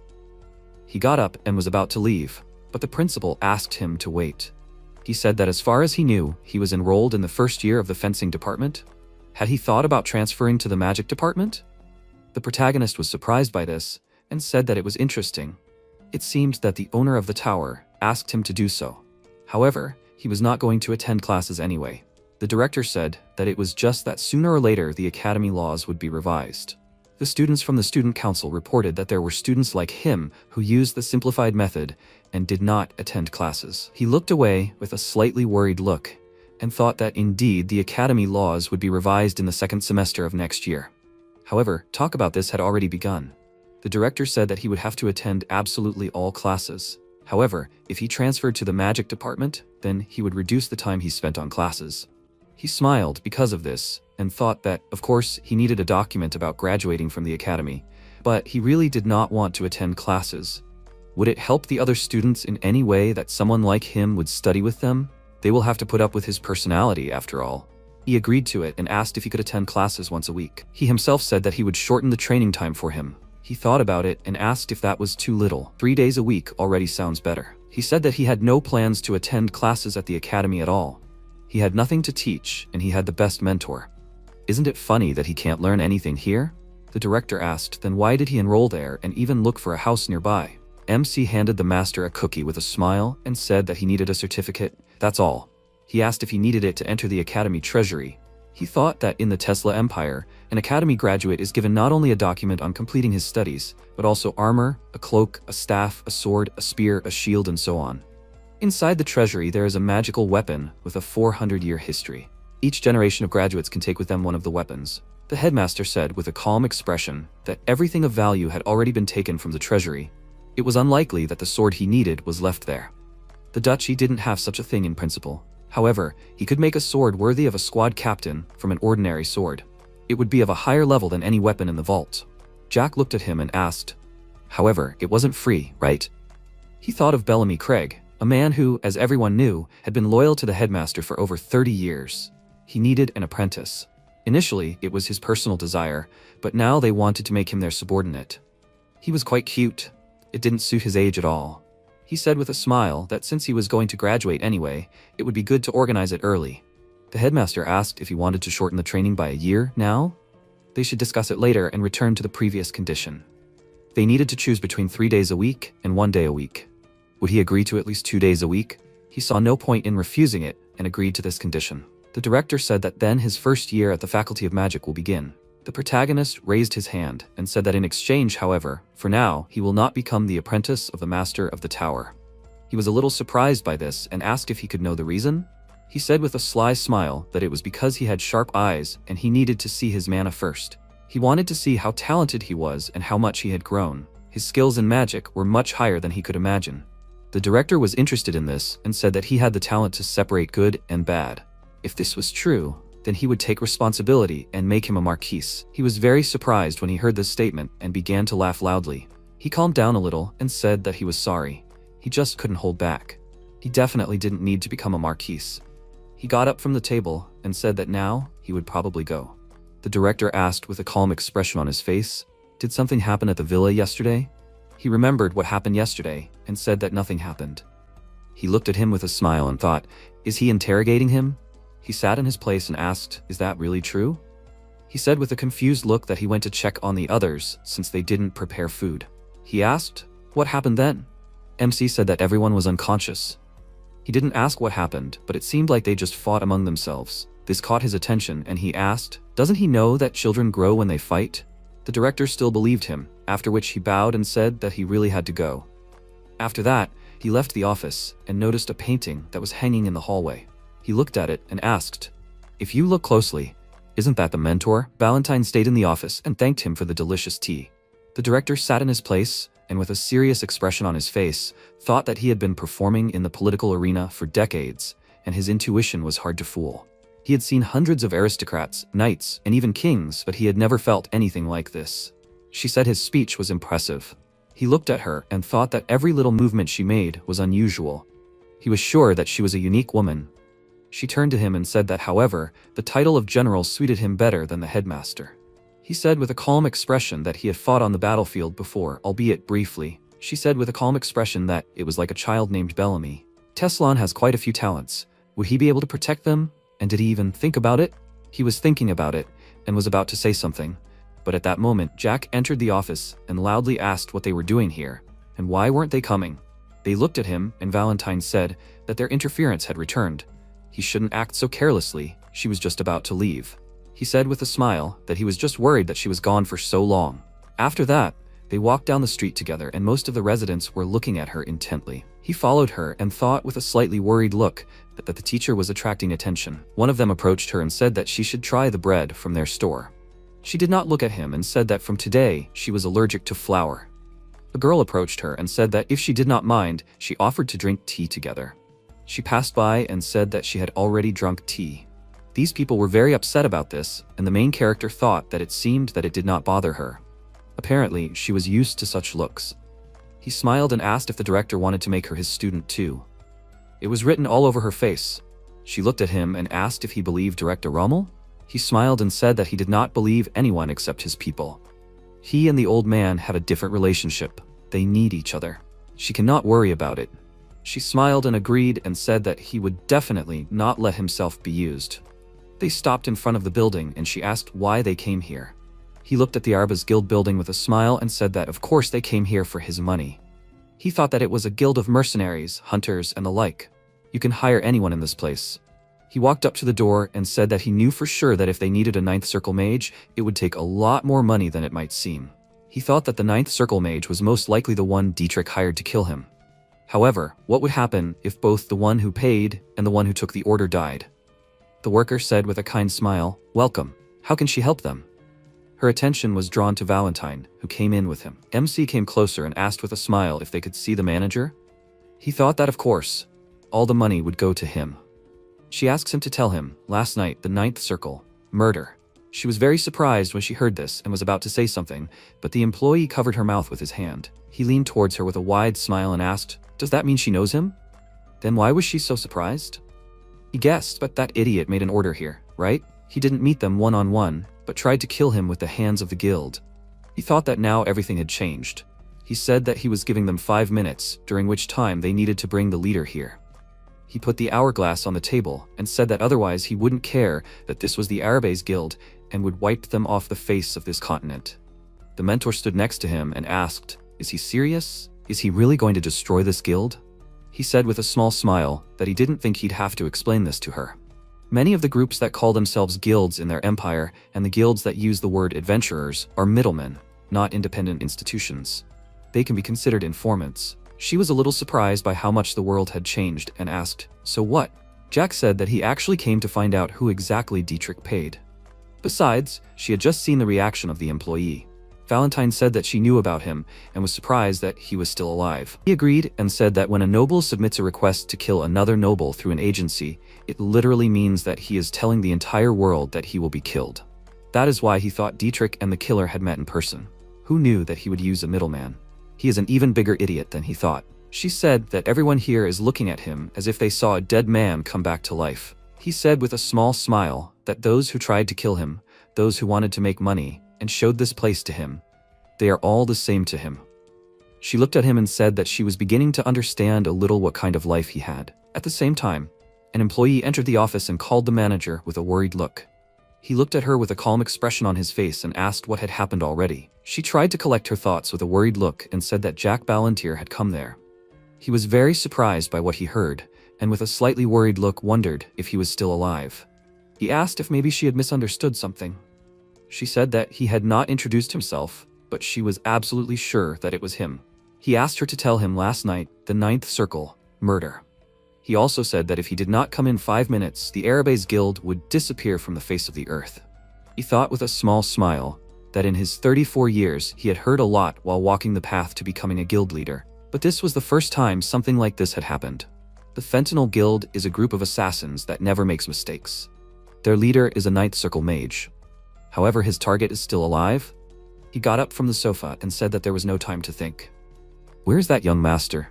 He went down to the hall and said that he apologized for the wait. His name is Avero, and he is the leader of the Arabes Guild. Glad to welcome him.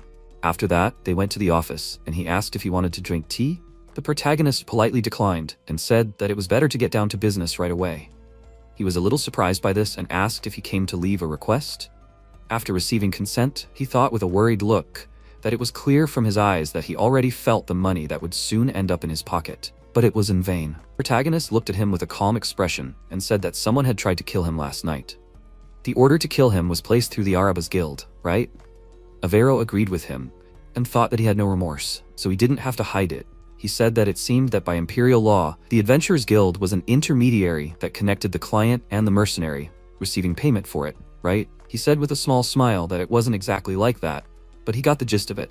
Their guild was protected by law. He thought that mercenaries needed work and were sought after by those who wanted to do their business through someone else's hands.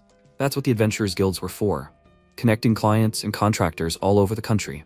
The Arabes Guild was the largest medium-sized organization in the Teslan Empire, and their lava was hidden. Rumor had it that it could even be a member of the imperial family.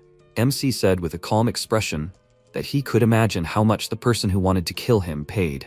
Avero agreed with this and said that it was a mercenary of the Fentanyl Guild after all. However, they themselves do not know what the exact amount was. He calmly said that he came to talk about this. He needs full information about the amount and payment. The guild leader was very surprised by this and asked what he said. He looked at him with a very serious expression on his face and said that he did not like to repeat himself twice. He understood everything, right? He agreed with concern and said that, however, everything was so unclear. It seems that he wants to entrust the task to his guild. However, he is not their employee or mercenary, so he will need to sign a contract. Moreover, not some verbal one, but a real agreement with the Empire. For his information, the provision mentioned above is the content of the first paragraph, and the provision of this agreement is the content of the second. The client will have to accurately determine the amount of payment for his request, namely the initial payment, the advance payment, and the commission. Jack was very angry about this and said that he seemed to have misunderstood. He came here not to leave a request. The person who wanted to kill him and the person who helped him with it are the same. It seems he got it all mixed up. He thought that they did not reject Dietrich's request, although they had a choice. He leaned closer with a very serious expression and said that if he did not carry out his order, he would kill all the guild workers. Vero, looking worried, said that, however, they were under the protection of the Empire. He pointed his finger at his face and said that he should find out who he was talking to now before it destroyed his insolent face. He was not going to continue. He must do everything to find his money. He had a week to do it. If he did not have the money by then, the Arabes Guild would disappear from the face of the continent that same day. Immediately after that, he went to the exit and called the mentor to leave together. Before opening the door, the protagonist turned to him and said that he would conduct his own investigation later. Does he know what will happen if he sees the difference between Dietrich's fee and the amount he received? Even if the difference is 1 coin, he understands what it will lead to, right? He may not even think about the fact that there is a fee for his efforts or work. He understood everything, right?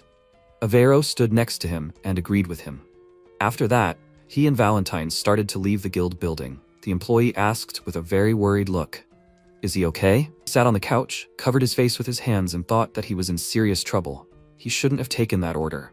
Aristocrat kills aristocrat? Was he even in his right mind when he approached them with such a matter? He didn't want to take such a job at all. When he first read Dietrich's request, he immediately thought that he didn't want to do it under any circumstances. Also, that only a psycho would ask the guild for such a thing. However, when he reported this to the chief, he was told that he can't refuse the young master. The chief promised to cover for him. He introduced the Fentanyl Assassins Guild, and everything should have ended very simply. He recounted what happened to the man who came to him, and he asked, so they are now being blackmailed by the youngest gentleman, who is not even in line to inherit the title? Avero called him Tolisso and asked, are the Marquises his friends or what? Or does he not even understand what to say and what not to say because he is a newbie? He was embarrassed by this question, and he thought that they took him into the guild a couple of months ago. He does have outstanding intelligence gathering skills, but it's unclear why else he was chosen. He apologized for his mistake with a frustrated look. Avero thought that it couldn't be that Ventimon suddenly became a raven and gathered the most elite members near Osenbol.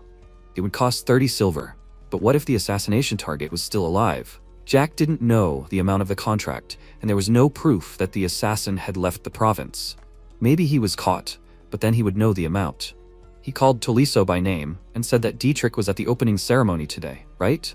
He said that he wasn't there today. Avero asked for details, and he said that only his servants remained at the inn where he was staying, and the guards accompanying him hadn't appeared since yesterday evening.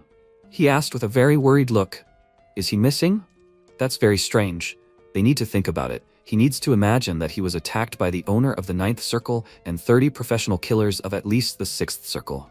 Tolisso said with a worried look that it was terrible. He said that they were the best among the professionals. It was impossible to escape from them. However, the missing Dietrich died, and the entire Fentanyl Guild was destroyed. Their mission was a complete failure. He asked with a small smile, was the mission really a failure? Avero got very angry because of this and loudly asked this idiot, was he completely crazy? The target of their mission returned alive. However, is it normal that he returned without a single scratch? He stood there with a confused look and said that he did not understand why he was asking him this. He thought that if with someone's protection, he was able to defend himself from the killer, then there should be at least a note of worry on his face. However, he was completely calm. There was no one special among the latest recruits in Osenbol. Let the Marquis have several knights. It doesn't add up in terms of time. Could it have been one of the locals? Could it really be Duke Osenbol himself? He even lives in his residence. If he is a high-ranking guest in the duchy, then that is a good reason to protect it. However, yesterday's fire in the duchy, the army would not have been able to cause something like that. It seems he is missing something. He stood up and said with a serious expression that he must contact the representative of the Ballantiers Marquises. He also needs to find out everything possible about the young master and bring him the information. He also needs to gather the guild members and search everything, but find a place where Ventimon could hide the money. He stopped because he remembered something, and Tolisso asked, is there anything else? Avero said that he also needs to send a letter upstairs.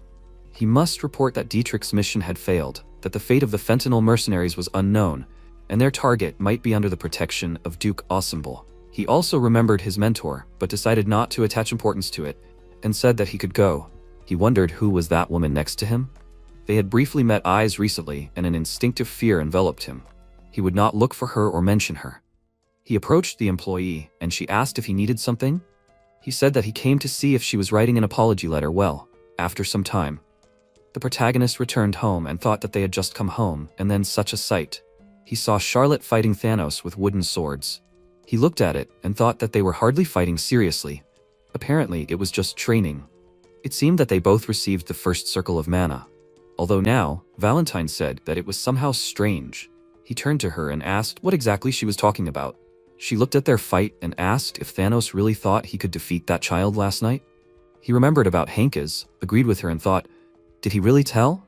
She said that he should have understood even from her appearance that Charlotte had never held a sword in her hands. He agreed and said that now she is unsure of it and does not know how to keep her distance. She said that even so, she can displace Thanos from his position. He agreed and thought that it seems that she is losing ground, but in fact, he is stronger.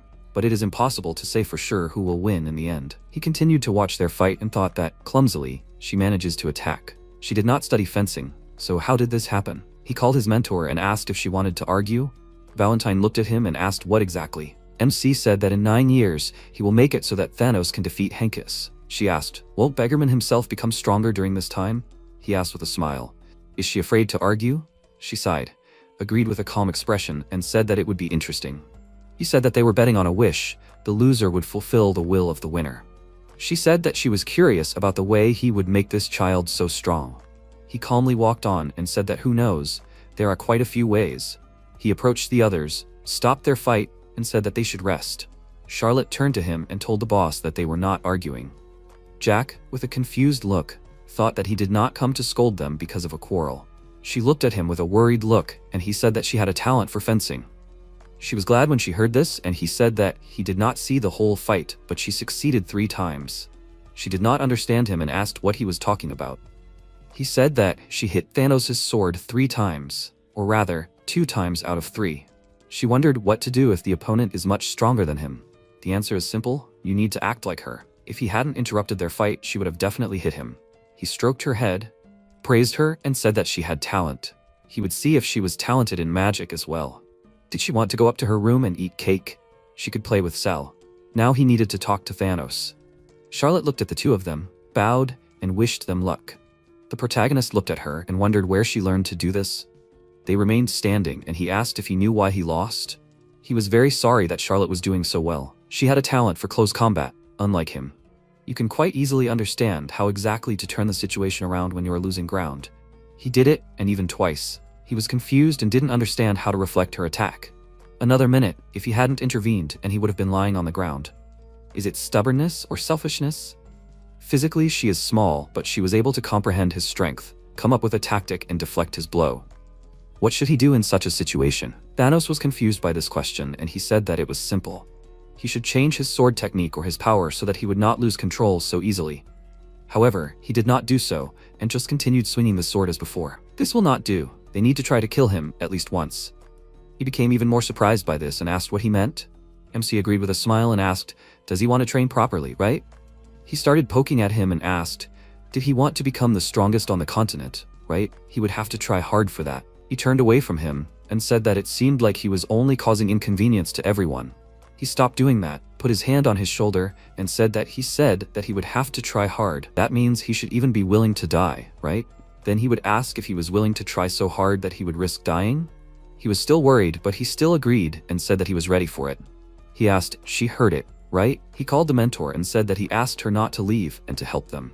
Valentine chuckled and asked how she could help. Jack said that he would like to use an illusion inside the magic circle. She asked, he wanted to change the path of magic and create a training partner for him? He agreed with a small smile and thought that she was really an unusual person. She looked at him with a thoughtful look and said that an illusion that looked like a real person would have to spend a lot of mana. He agreed and began to draw a magic circle on the floor. She was interested in what he was doing and asked, was this really a combination of the rules of death and illusion? That's interesting. He thought that the rule of death was a dark magic spell of the 10th circle. It controls a limited space, spreads black magic in it, and changes the path of mana according to the will of the caster. In this space you can drive your opponent crazy and make him panic. The illusion of the 9th circle. This is a spell that creates an illusion similar to a real person. However, if you combine both spells, you get something interesting. He and his mentor came up with this in a past life. It brings back memories. He called Valentine. She turned around and asked, what is it? The main character called Thanos, and said with a smile that in battles there are difficulty levels from 1 to 10. The higher the number, the stronger the enemy. What level does he want to start with? He stood in front of him with a confused look and said that he wanted to start from the first level. He touched the magic circle and said that then they would start with an easy one. He started casting a spell and thought that when he died 100 times, he would definitely learn to hold a sword. Valentine finished helping him with the magic circle, and he said that now he should go inside. Thanos looked at the magic circle with a confused look and still went inside. Because of this, his body rose up and he fell into an illusion. She turned to him and asked who he made his opponent. He leaned closer to her and quietly said this in her ear. She was surprised because of this, and he said with a smile that he could handle it even faster than in 9 years. She looked at him with a confused look and said that he was a bad person. He laughed because of this and said that he often hears this. At the same time, Thanos found himself in a dark space and asked where he was. He started looking around and noticed a man coming out of the darkness. He looked at the adult MC and wondered who he was. He had seen him somewhere before. Looking closely at his face, he recognized him and asked, is he the master? The illusion silently pointed its sword at him. He immediately got into a fighting stance and thought that this was probably training. He kept a close eye on his opponent and saw him quickly running towards him. He looked at him with a scared expression on his face and thought that he needed to stop him with his sword. The moment it seemed to him that everything slowed down, he realized that he was going to cut off his head. Immediately after that, He came to his senses on the street and began to inhale deeply. He began to hold his neck with a very worried and scared expression on his face. Jack stood in front of him and asked with a smile, what was he doing? He was very scared when he saw him and screamed loudly in fear. He extended his hand to him and asked what he was afraid of. Did he see a ghost? Thanos took his hand to stand up and asked who was in the circle just now. He looked at him with a smile and said that it was an illusion. He has little experience and has not been in a situation where he had to risk his life, right? He agreed with this, and he said that in this circle he saw him at the age of 18. He had already tried and should have understood himself, but he will still say, he will have to fight him from his past life. The longer he can hold out, the stronger he will become. The lack of talent can be made up for by experience. Magic is not used there, only fencing, so the difficulty was at the level of the first circle. He must try to win. Thanos looked at him in surprise, agreed and asked, however, what past life is he talking about? He remembered that he did not tell him about reincarnation, decided to do it later, and asked, is he not sure of himself? He wiped the sweat from his face and said that he understood him. As he said, he will try to win. The protagonist thought that even though it was illusion magic, the feeling of death was very clear and it could make him go crazy. However, he was different, and it wasn't just sympathy. He really believed in him. Even with broken bones and aching muscles, he trained with the sword day after day. When he asked last time, he replied that he trained in his free time between sleep and meals. The problem was that this enormous mental power was spent in the wrong direction, so all he could do was die and learn from his mistakes. He would definitely be able to surpass Hankus, and he would help him. He asked with a smile, how much longer would he continue to call him by his title? He thought that initially, he had thought of just playing with him, but over time his plans had changed. He would make him his man. He said with a smile that it was too formal. He could just call him boss. Thanos was confused by this and asked if he could call him young master instead. MC patted him on the shoulder and said that he could do as he pleased. He chuckled a little because of this and agreed with a happy smile and told the master that he was relying on him. At the same time, Charlotte was walking up the stairs and wondered what she did wrong. She was waiting for the boss after the ceremony was over, but he never came. And then she saw Big Brother nearby. She wanted to ask him to teach her how to fence, but when the boss came, even though she got a comment, something was wrong. She felt like he was a little angry. Maybe because they had a duel without his permission. She would have to apologize to him. She met Cell in the hallway, who was walking down the hallway, and she was very embarrassed when she saw her. Suddenly she knelt down and said loudly that she was sorry. She didn't know she was coming here. Charlotte was confused by this and asked what was wrong with her. She remembered the past and thought that Galactus was a dragon who used her and her mother as toys and also called himself her uncle. She hated dragons, but the boss said that she was not like him at all. She looked at Cell with a worried look, who was kneeling in front of her. Suddenly she hugged her and thought that he had not told her what happened to her until now. However, maybe she could help her somehow? A little earlier, the cook asked, is this what he was talking about? Has she been on the roof since this morning? Does he want to try something since he came to them? Jack agreed and listened to his story, and thought that he was told it. He saw them hugging and asked why they were both hugging on the floor. Had they really become that close? Valentine stood next to him and asked if only one side had become friends. He looked at them with a serious expression and thought that she was right. If you looked closely, Cell was shaking for some reason, and Charlotte was crying. He coughed to get their attention, and she immediately turned to him. She ran to him, called him boss, and apologized. He looked behind her with a slightly worried expression and said nothing. She turned around and noticed Cell, who was still kneeling. She immediately ran to her and tried to lift her up, despite her refusal. Valentine looked at them and said that something was wrong. She was completely different last night. The protagonist stood nearby, thought about it, and said that she had to go through a lot in that lab. He walked up to them and picked them both up with a calm expression on his face. He called Charlotte and asked what she was apologizing for. She said with a confused look that he was angry because they had started a fight without permission. She apologized again and said loudly that she wouldn't do it again. He calmly said that she could fight whenever she wanted. She didn't need his permission. Besides, why should he be angry at all? If she didn't hit him with a wooden sword, then he definitely wouldn't be angry. She looked at him worriedly and asked, so he wasn't angry? He said that he felt sorry for Thanos, who fought stupidly. Besides, they were convinced of her talent as a swordsman. They would test her magic at night. She was happy about this and loudly agreed to it. MC looked at Cell, who was still shaking, and asked if she liked steak for breakfast. She was very worried but still agreed, and he asked if she wanted to try something else. She remained silent, and he asked with a small smile, is something wrong? Why doesn't she have strength? She resisted so much yesterday. A day has passed. but she managed to change a lot. Did she feel bad? She shook her head in refusal and said the blackened demon who changed the earth and the sky. He sat her down on a bench and asked, "Is it because of the destruction of the world?" She agreed, and Valentine said that this was a prediction of the third Dragon Lord. He thought that 400 years ago, the third Dragon Lord, who was stronger than the fourth and fifth combined, opposed the will of the mentor and died. Of course, her victory was obvious. He could predict the future using the power of souls, so before his death, he left a prediction.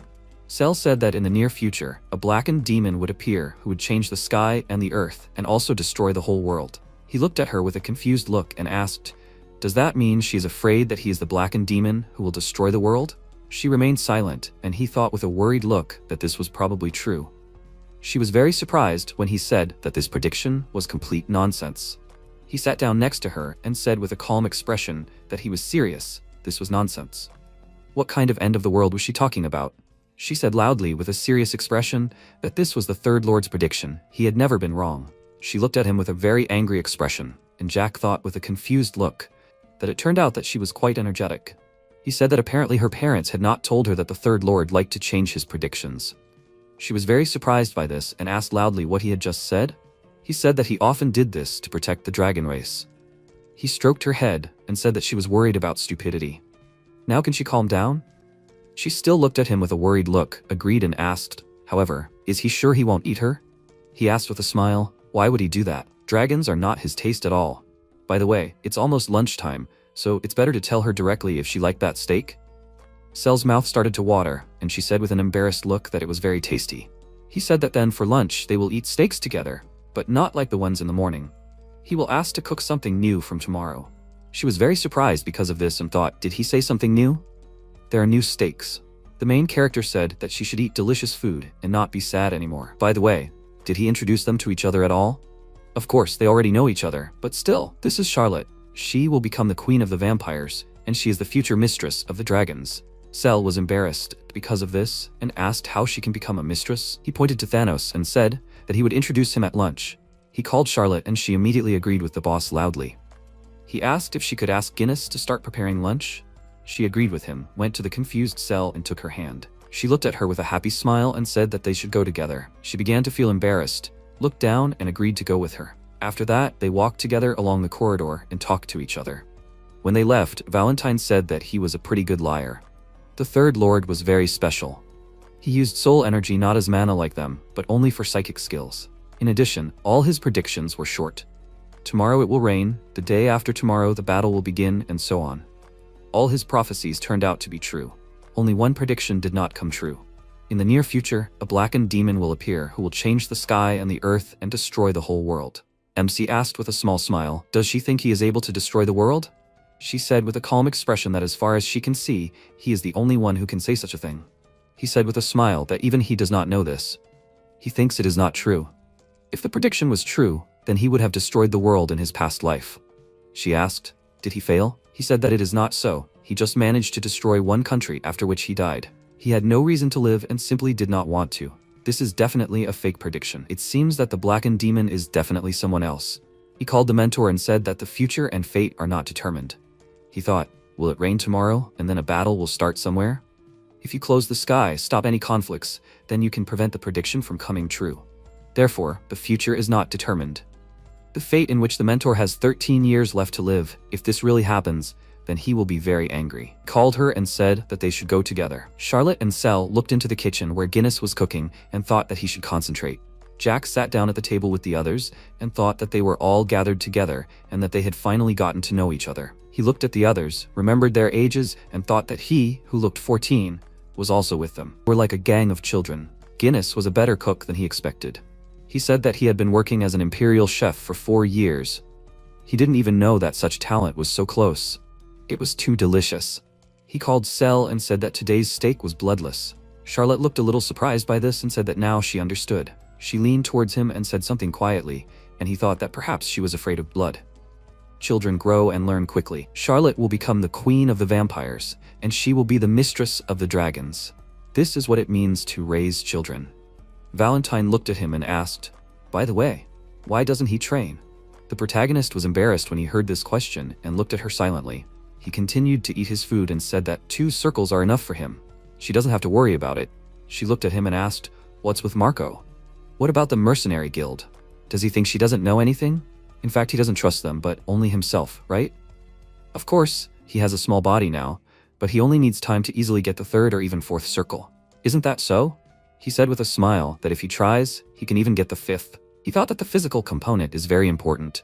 He doesn't want to admit it, but biologically, he is a little boy. His body is not what it was before.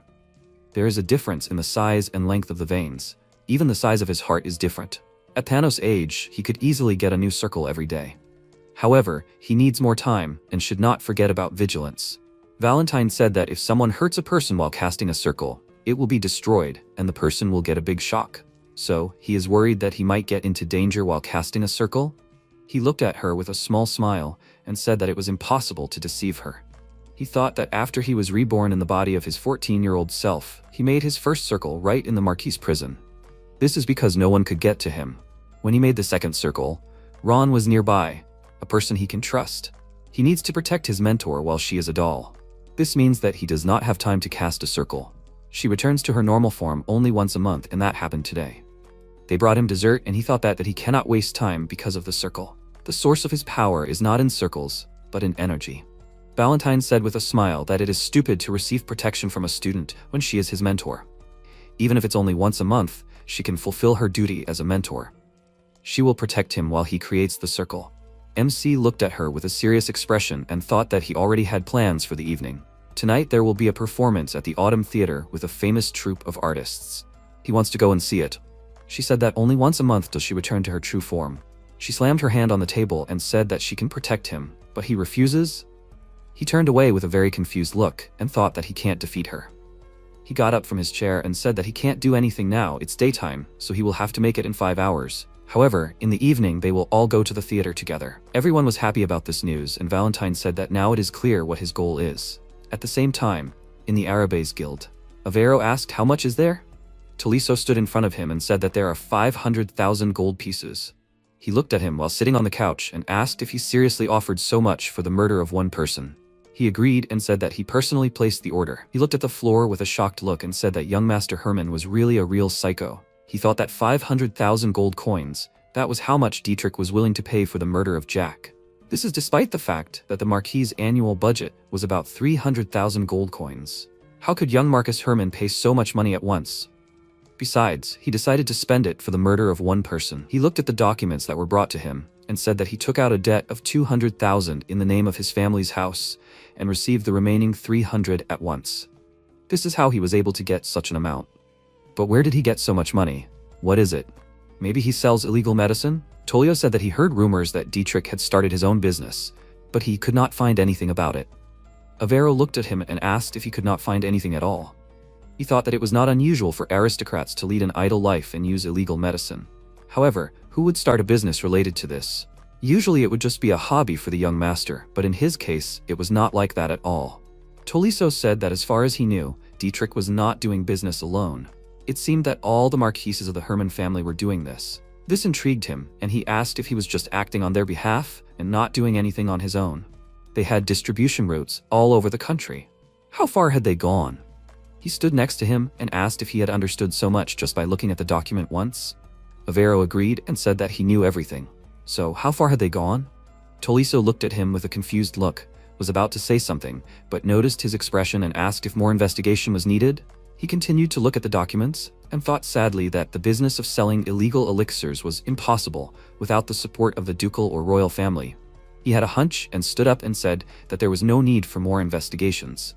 They were concerned about the payment. Did he find it? He stood next to him and said with a worried look that he had only found half. He sighed sadly and thought seriously that everything was now clear. The assassination attempt had failed, and the Fentanyl Assassin Guild had been destroyed. Otherwise, their informants would have found out everything long ago and wouldn't have let them go just like that. Ventimon hid his money after dividing it. That's why they only found half. The other half won't be hard to find. He stood up and said he was hungry and wanted to go buy lunch. He raised his hand and said he wanted to eat too. Avero went to the exit and said that anyway, he understood. They should continue searching. He also had to tell the others to join in too. He agreed and asked with a worried look why they should hide this from the main ones. They looked at each other in silence for a few seconds. But then he smiled and said that they weren't hiding anything. They would just decide everything themselves so as not to cause them any trouble. They were very busy people after all. Taliso looked at him in surprise, agreed, and said that he was a very wise man. He continued to leave and thought that he was lucky that he was stupid. After a while, he came to the market, approached a vendor named Martin and said that he should wrap up 10 buns for him to take home. He agreed with a smile and said that the buns were just out of the oven. He looked down with a serious expression and thought that he was hiding from the leaders because he couldn't trust them. The young master's threat was real, so he needed to find money to keep his head. He would decide later whether to report to the leaders. Anyway, even though he was the leader of the branch, there was no point in giving his life for the guild. His attention was drawn to a cat that rubbed itself against his leg. Aveiro stroked the cat and thought that he had never seen the guild leader, even after becoming the branch leader. He didn't know their age or gender. The only thing he was sure of was that they were not the same person. How could one be loyal to people who hid their identities? Martin approached him and told him that he shouldn't feed him. He had already eaten 2 bowls that morning. Aveiro took his order, started to leave, and thought that initially it was strange to try to subjugate the forest of monsters. He even felt a little sorry for the people who gave their lives in this place. This battle could have been avoided, right? Besides, this is not just a battle, but a war between people and monsters. Monsters cannot get out of the forest, but this does not change the essence. Besides, wars are created to plunge society into chaos, and the kingdom is now calm. He returned to the guild building, gave the bag of food, and said that there is 1 bun for everyone. He went to his office and thought that the Arabes Guild is stronger than it seems. It is not difficult to control the mood in the country with the help of information.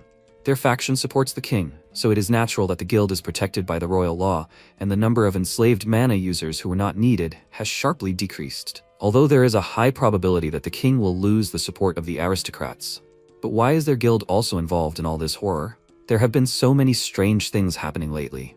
Dietrich and his illegal substances business. Come to think of it, it wouldn't have been possible without the Empire's support. Then maybe those 300,000 gold pieces were used to push that idiot forward and make him responsible. Then they must have definitely made a fortune. However, even without mentioning the amount, how could the guild not know about the movement of that much money? Would a day of investigation be enough to find out everything? After all, he himself didn't know that their superiors were deliberately hiding it. That's why he received a reply earlier asking him to accept Dietrich's offer. Why would the leaders go so far? Could this really be the superiors' stolen money? This isn't that much money, then, for military expenses? Are they planning to start a war? However, whose money is this? Or the people even higher up who are covering their backs? This is definitely not money to attack the monster forest. Most of the money was paid by Count Mentis. However, why and what for did he do this? Lately, it seems to him as if someone is deliberately undermining the power of this city, or rather the entire country. Also, the number of addicts and the crime rate are growing. That's why so many mercenaries are being hired for protection these days.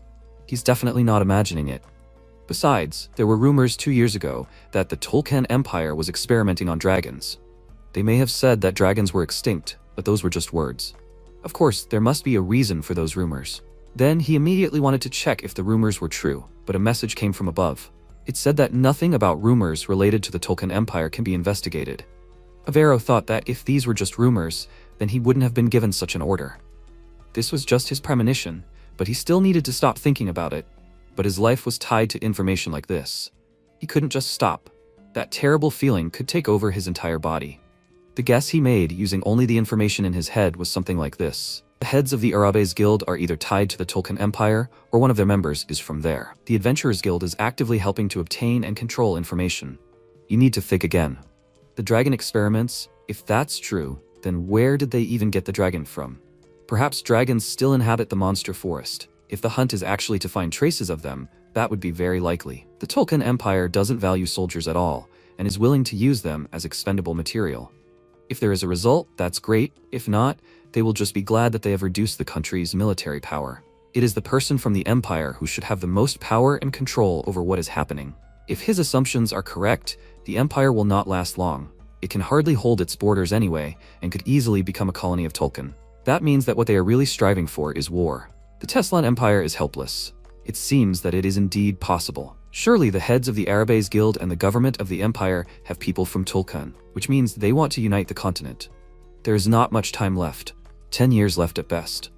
He likes this country, but when the time comes, what will happen to the guild and to him? He doesn't want to become a hunting dog that gets thrown away after catching rabbits. He needs to create new strong threads that will definitely not break. At the same time, Jack was sitting on the floor and creating the third circle while the girls stood nearby. Sel looked at him and wondered who he was. She hates humans because they cut off her limbs, took her blood, and held her with magical shackles. She can't love them, but ironically, it was one of them who saved her. She started shaking and thought that her parents abandoned her, but they also wrote knowledge of xenobiotics or something on her body. After that, they abandoned her in the middle of nowhere in a country called Tolkien. At first, she was afraid that strong people like him could feed on dragon meat, but this man wanted nothing in return. Such a good person can't be a demon who will destroy the world. The Third Lord was definitely wrong in his prediction. As a human, he was able to reach the third circle in just an hour, and he will reach the fourth in another hour. After another 2 hours, he was able to reach the fifth circle. She noticed how Charlotte admired him and wondered if she also felt what was happening right now. She was watching what was happening intently, and Valentine called her name. Sel turned around to face her abruptly because of fear, and she asked if she was worried. She could calm down. She agreed, but still looked at her with a worried look. She looked at her student with a calm expression and said that the two of them have excellent talents. She must watch carefully. This is the most impressive thing. The state of the circle. The difference of one circle is already big enough. This is exactly the case. She looked at her and wondered if she was really a human? Maybe she is a god, a demigod, or a monster. Valentine said that he was strong enough and that each circle was in perfect harmony. The form in which the body and mana became one is sometimes called the unity of mana. If you can control this state, you can open all boundaries. She doesn't need to think about stupid things. She patted her on the head and asked who she thought she and her student really were. She can talk about herself, but not about her student. Sel looked down with a sad expression and thought that it was because she was a stranger to them. She looked at her with a smile and said that, to be honest, he didn't know much about him either. She didn't say anything about it, and Valentine hugged her and said that she understood perfectly well what happened to her in that lab. She asks her to trust her student. As long as he is around, no one in the whole world will touch her. She listened to her in surprise, after which she began to cry with joy and agreed. After some time, in the theater, the main character thought that the fifth circle at 14 years old sounded like a reason to be proud. It's really an unprecedented case. Was his body always like this? He thought he was able to create the circles very quickly because he was near Ron and in prison. But his energy is so pure not because of his young age. It's all about soul energy. It's higher in level than mana. Since he can control this energy well, he can handle mana no worse. So maybe he can even become stronger than in his past life when he first discovered internal energy? Can he become stronger than himself? Maybe he really has the power to destroy the world. The audience began to applaud after the performance with happy faces. MC looked at Sel and wondered since when did she become so friendly with the mentor. She smiles cheerfully, and the mentor too, although he already thought that she forgot how to do it. If he knew that they would like it so much, he would have brought Thanos too. He left him at home, since he himself did not want to come. It seems that becoming the best swordsman on the continent is quite difficult. Valentine looked at him and said that he seemed to not like the performance. He smiled and said that she was wrong. It was very interesting. It was impressive, and the twists were interesting. She chuckled at his words and asked if he meant the part where Christine turned out to be the ghost of the theater. He agreed and asked, "Wasn't that incredible?" Who knew that the ghost was the main character? Everyone looked at him with puzzled faces, and she said that, however, it was not she who was the ghost, but a man named Eric. He laughed with a confused look and asked if maybe they should go eat already? People were already starting to leave. She said that he was confused and trying to change the subject. It was all clear. After a while, they all came to the tavern together, where they were loudly greeted by the employee. She asked how many of them there would be. Jack was standing in front and said that there were 4 of them, and they needed 1 dish to take away. They sat at the same table, and Charlotte happily said that it was a lot of fun. Sel was sitting next to her and agreed.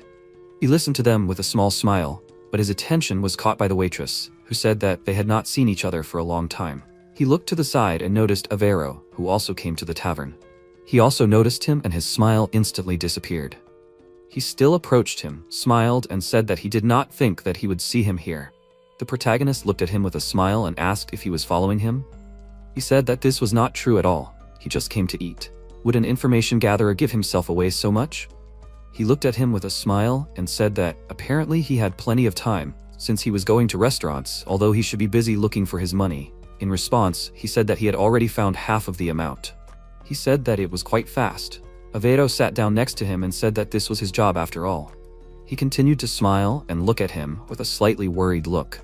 He extended his hand and said that he seemed to want something from him. He agreed with this and said that however he would not talk about it here. He smiled looking at him and said that he understood him. He looked at Valentine and thought that the mentor stood out very much from the others. At that moment a man came up to her, knelt down, took her hand and said that if she did not mind, he asked to grant him the honor of sitting next to her. The MC looked at him with a very displeased look and thought, wasn't he the one who played the role of a ghost at the performance? She apologized with a small smile and said that however she was busy today. He said that it meant that she already had things to do. Then he would wait for the next opportunity. Maybe she could tell him where she lived? Aveiro came up to him and quietly said something in his ear, because of which his expression instantly disappeared. Hearing this, he ran away from them very quickly and loudly apologized. Jack asked with a small smile, did he think he would pay him for his help? He said calmly that he hadn't even counted on it. He just didn't want to see something like that. It's probably time for him to go. He'll find his money pretty soon. He turned around when Valentine said that he could sit and eat with them. He immediately realized that she was waiting for his approval and agreed with her. Aveiro sat down next to him again and he asked, just in case, he wanted to know. He did have money, didn't he? Or did he think that everything would be free? He didn't buy food for people who were older than him. Aveiro looked at him with a worried look and said that he had money. After that, he ordered several different dishes and handed one of the plates to Cell. He said with a friendly smile that they could eat more. If they needed anything else, he would order it. The protagonist looked at him and thought that he treated children better than he expected. He asked why he decided to accept Dietrich's request because of the question he had heard and said that it was because it was an order from the management. He asked with a small smile, so he is a puppet to them. Is that what he wanted to say? Aveiro sighed with a small smile and said that he is just a convenient tool to them. He continued to eat and said with a small smile that it seems like he has suffered too. He said that he found half of the amount that was promised in the contract. Right? He was very surprised because he calmly said that the promised amount was 500,000 gold coins. He looked at him with a shocked expression and asked, was it 500,000 for him alone? Not 50,000? He confirmed it and MC wondered where Dietrich got such a talent for making money. Why did he decide to spend a whole 500,000 gold coins? Aveiro continued to eat with a calm expression and said that it seems like he had several businesses. He asked, is he not checking him now? He sat calmly next to him and asked why he decided that. He said that his answer was too vague. Isn't it to watch his reaction? Apparently, there is something to these businesses that Dietrich is involved in. He was taken aback by this question and said that he couldn't tell you this for free. He put his hand on his shoulder with a very serious expression and asked if he had asked for this. He should eat faster. He was paying for half of the order himself. After all, he had said that he didn't buy food for those who were older than him. Aveiro was taken aback by this and asked if he shouldn't pay for one person out of 5. He said with a smile that he had originally intended to eat alone, but he had interfered, so he would have to pay half. He leaned towards him with a serious expression and asked why he was silent. He would pay, right? He looked at him with a very worried expression and couldn't say anything. Jack decided to stop joking, removed his hand and said that he could calm down. He would pay for everything himself. He could consider this a gift from the underworld where he lived. Of course, if he finishes his business correctly, then the gift from the underworld may not be needed. Aveiro began to tremble with a very scared look, and he continued to smile and thought that this was really a joke. When they finished eating, Valentine said that time was up.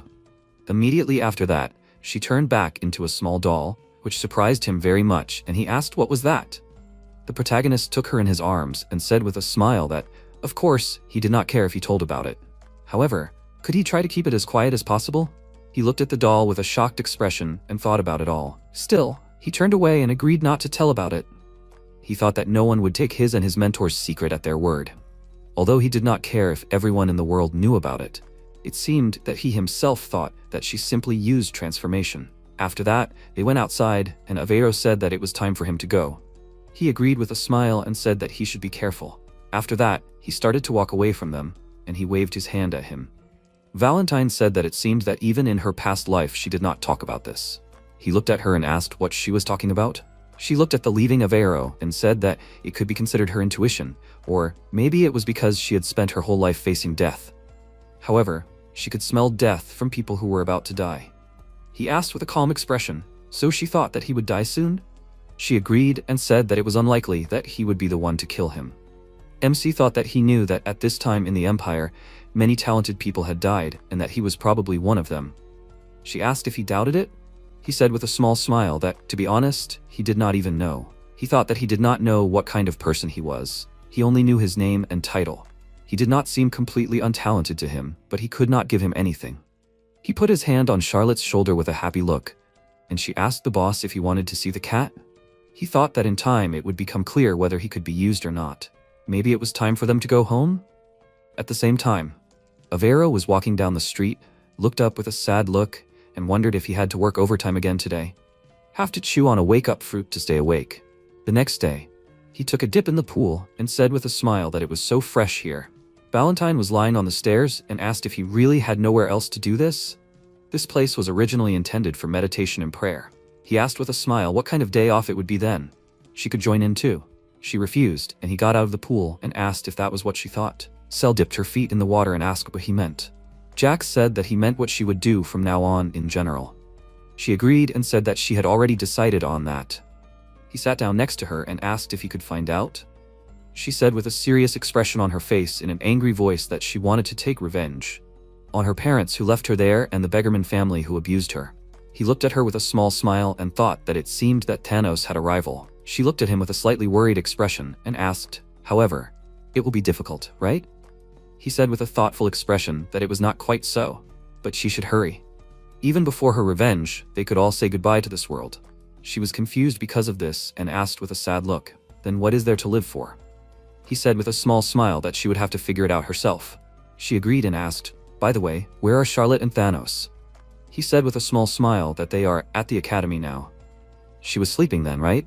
She agreed and he said that at the academy they not only fight but also study, that is why they go there. Cell asked, "So they learned something else from him?"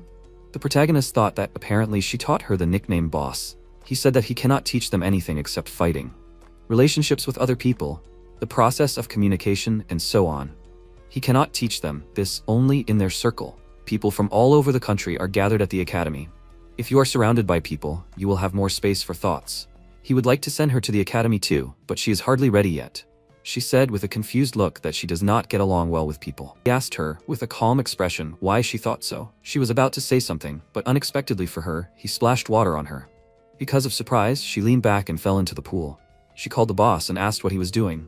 He apologized and said that she just had a very unhappy face. He extended his hand to help her out and said that she did not need to be so attached. His past is just the past and nothing more. She asked the boss if he was not attached to his past. He looked at her and thought that she was saying it because she knew or was just emphasizing it. He said that they were completely different. She was still a child, so she should continue to live freely.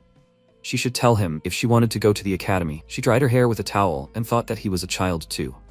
Guinness entered the room and asked, "Is the master here?" He had a guest. MC turned to him and asked who came to see him. He said that he introduced himself as the head of the Araves Guild. He looked at Valentine and said that apparently he was not dead yet. After that, they sat on the floor opposite each other, and Avero said that he brought his money. He asked if he found the second half of the amount in a day. He agreed and handed him a small letter. Jack opened the letter, and he said that these were anonymous checks from the Continental Exchange. He could exchange this for gold right away. He counted it with a joyful look and said that the amount seemed to be 500,000 gold coins. 5 checks for 100,000 each, and another check for 5,000? What is this 5,000 gold? He said that the half he can pay now. He has some questions for him. If he answers, he will give another 5,000. He smiled because of this and said that he cannot answer confidential questions about himself, but he can try to ask his question. After some time, the protagonist, sitting on the floor, asked, "The leader is interested, right?" Avero, looking down, asked, "In the Pentanal Guild, did they kill everyone?" MC grinned and thought that the leader was interested in who was behind him and whether he killed them himself. Jack confirmed this and clarified that he killed them so that even the corpses could not be found. The protagonist thought that although in fact they were killed by the mentor. Avero asked, maybe they are somehow connected with the struggle for the throne in the Tolkien Empire. MC, smiling, clarified, "What does Tolkien have to do with it? How can he be connected with them?" But this is very interesting. Jack got up from the floor and clarified that this time he would ask the question. The protagonist instantly spread mana streams around. Avero covered his face with his hand and snorted heavily. MC noted that the fact that the leader is looking for information for him is good. It is also good that Avero kept his word and returned the money. Jack likes everything, but the Tolkien Empire? 5,000 gold pieces and another 5,000 on top. That's not a small amount of money. You can take everything the boss has for that. Not sleeping all night because of the urgency, but the Tulkun Empire? Avero raised his hand in fear and breathed heavily. MC asked, smiling, is the boss looking for new connections? He put his foot on the boss's chest and Avero grunted with strong fear. Jack asked, grinning confidently, does the boss think his henchmen can become Avero's informants? The protagonist knows that the boss is good at managing things, but Avero has come up with something extra. He will say it straight out, he has no patron. Someone told him that the boss will die soon, but it seems like Avero will be killed not by MC. Jack removed his foot from his chest and noted that he really has no need to kill the boss. Avero did everything as he asked, didn't he? The boss feels it, right? What Avero notices, the leader does not need to know at all. And what the leader has already noticed, they will find out very soon.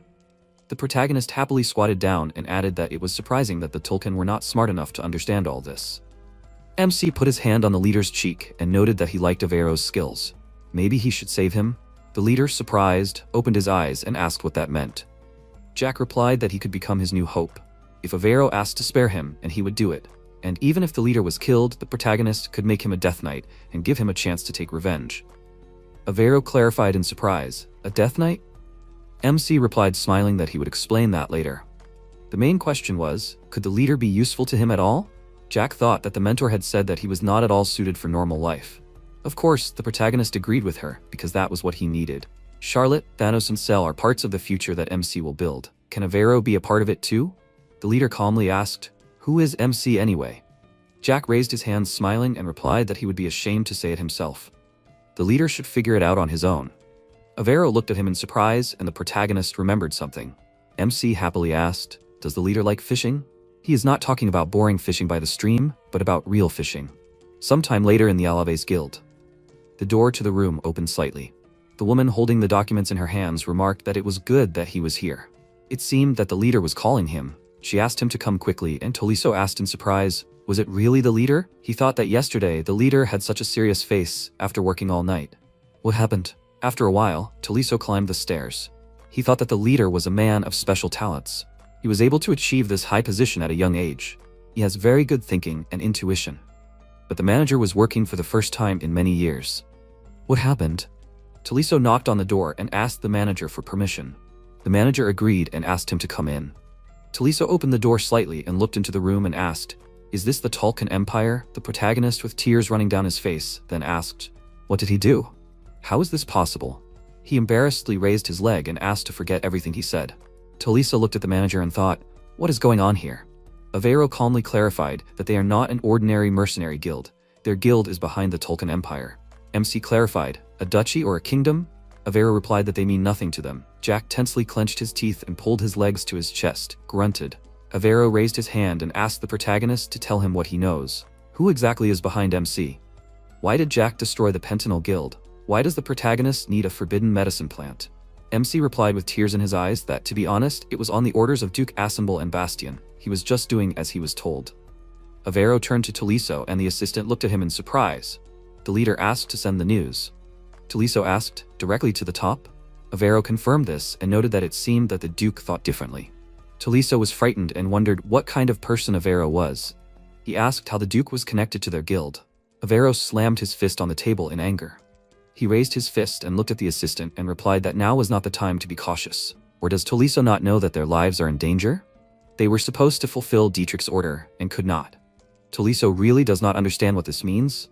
Tolisso leaned forward tensely and asked, how could a newbie know about such a thing?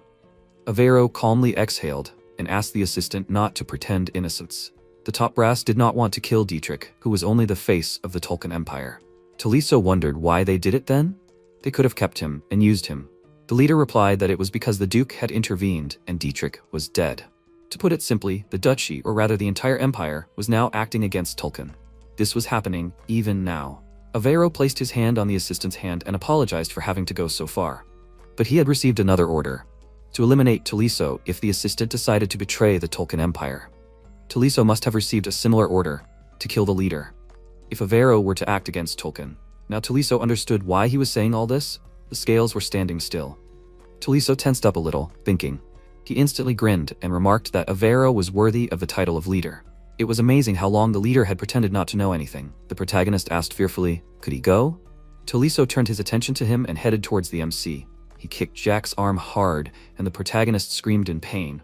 Tolisso irritably noted that he could leave MC at the slave market, so it was better to agree and not show up. Jack cried from fear and agreed and asked for forgiveness. Tolisso grinned ominously and looked away, thinking that he didn't care about this boy at all. He clarified, so what was the point of all this conversation? What does the leader want from him? Avero calmly exhaled and asked, has the newbie already switched to a friendly conversation? Tolisso headed towards him and asked if the leader knew who he was. Avero asked, who is Tolisso? The assistant replied that you can just say it out loud, the shadow of Duke Bastien. Avero was very surprised and thought that usually the owners of Manhwa are divided into swordsmen and wizards. But those who commit murders, such as Bentamon from the Pentanal Guild, usually use daggers. These people have two names. The first is killers, the second is cleaners. In noble families, in addition to ordinary soldiers consisting of swordsmen and wizards, there are separate squads of cleaners. And the duchy is no exception. Avero looked down terrifyingly, crossed his arms and noted that one of those standing behind Tolisso was Duke Bastien. Tolisso, smiling terrifyingly, asked, is that so? The leader speaks as if he already knows everything. So it is Duke Bastien? MC said that he thought it was impossible, but it turned out to be so. Tolisso quickly turned his head to the side in confusion. Jack untied the ropes on his hands and noted that things were getting more and more interesting. He smiled and asked, maybe it was time to change the game strategy? The protagonist happily asked, what did the Duke's dog think? Did he do a good job of pretending to cry? An hour ago, MC suggested that he think about it. He noted that this was not some small guild, but Alaves. Avero is in charge of the largest branch after the capital. Does the head think that they will send a commoner after him? Jack smiled and noted that he doubted it. Avero clarified, despite this, the protagonist is sure of the information about his murder? MC replied that it is more of a premonition than information. Nevertheless, it is accurate in 99% of cases. Avero will definitely die. Jack asked the head to judge, that no one said a word. But Avero guessed that the guild was a puppet of the Tolkien Empire. Now the head is looking for help that can be grabbed. However, no one notices or says anything. Has Avero seen the guild head?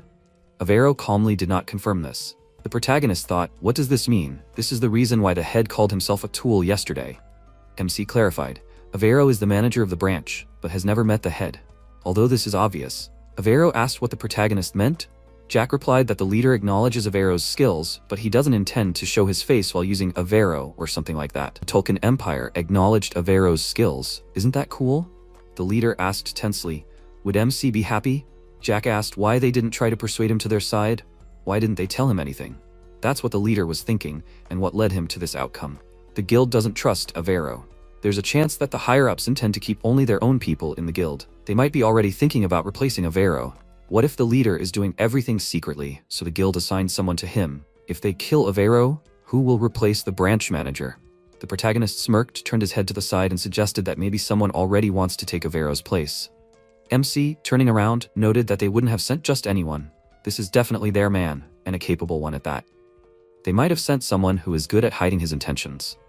This person is probably close to Avero. Jack asked the leader to think about those who recently appeared in his circle. Someone talented, but whose intentions are unknown to Avero. Someone connected with the Alaves Guild. Does anyone come to mind? Avero scratched his chin thoughtfully. He confirmed it and replied that Tolisso, a man with silver hair and scars all over his body. He joined the guild a few months ago. The protagonist remembered Tolisso and said that if he thought about it, he had a strange feeling the first time they met. Facial expression, quiet and quick steps, and Tolisso is also a seventh circle. Tolisso is suspicious, isn't he? Avero noted that Tolisso's information gathering skills are surprising. The assistant sometimes does stupid things and grimaces. Even the leader seemed a bit unrestrained to Tolisso. Avero believed him to be a spy from another guild or from the aristocrats. The protagonist happily suggested that he go and ask Tolisso about everything in person. Currently, the MC noted that so this is what happened. Cell holding Valentine in her hands asked, will everything be okay? Valentine confirmed this with displeasure and asked Cell not to interfere. Jack specified that it was boring, but very interesting. Tolisso was caught too quickly. But one of those people is Duke Bastien? How many people need to be killed? Tolisso clenched his teeth with rage, and the protagonist asked, smiling, what's wrong? Tolisso clenched his hand into a fist and filled his chest with mana, asked, how dare MC talk about Duke Bastien, being the youngest son of the Marquis? Jack thought that this is an interesting guy. He really has the seventh circle. Tolisso asked with great rage, why is he standing? MC grinned, raised his finger and clarified, does the enemy want him to come? Tolisso quickly ran towards him and called him a freak. He instantly pulled out a knife and tried to attack. but the protagonist managed to dodge. MC smiled calmly and said mockingly that he was very afraid. Taliso angrily swung his weapon, and Jack instantly ducked down. The protagonist jumped to the side and sat down on one knee. He said with a smile that he was very excited when he learned that killing was Taliso's way. MC terrifyingly filled his body with mana and noted that the main thing is that the enemy should not hold back. He will see if Taliso can kill him. Taliso asked who or what the protagonist was.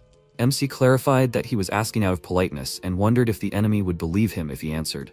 Taliso rushed into battle with fury and ordered him not to say such a thing. Jack grabbed his wrist and the enemy dropped the knife. He quickly jumped up and looked into Taliso's eyes. The protagonist grinned terrifyingly and ordered the enemy to look. Taliso is nervous at the very thought that he can die, right? The enemy clenched his teeth in rage. He broke free from MC's grip and punched him in the chest, calling Jack a freak. The protagonist managed to create a shield in front of his chest and mockingly asked the enemy to give it his all. MC resolutely pushed off the wall with his foot and headed towards the enemy. Taliso tensely backed away and wondered when the protagonist had time. Jack's hand approached his face, and Taliso fearfully thought that he was in danger. He needed to parry the blow. Before he could move, the protagonist struck him in the neck. Taliso looked down and coughed up blood. He raised his shaking hand and brought it to MC's face. Jack smiled happily and noted that the enemy looked like an insect. Valentine instantly covered Cell's eyes with her hands. Avero was stunned by what was happening. He fearfully asked why the protagonist killed Taliso. What about the information? MC raised his hand with mana coming from it and laughed, thinking that he will get the information despite this. Jack turned to Avero and approached Valentine asked, "A person does not have to be alive for the leader to extract information from him?" Valentine asked, "Does the protagonist plan to make him a Death Knight?" Jack, holding her in his arms, noted that she was right. Valentine exhaled and said that then what the protagonist did was justified. MC brought his hand to Taliso's face and spread mana from it, used magic, Vengeful Night. Mana filled Taliso's mouth and his blackened eyes opened. The protagonist thought that Vengeful Night is magic that revives corpses. One of the spells, which is the main ability of dark magicians.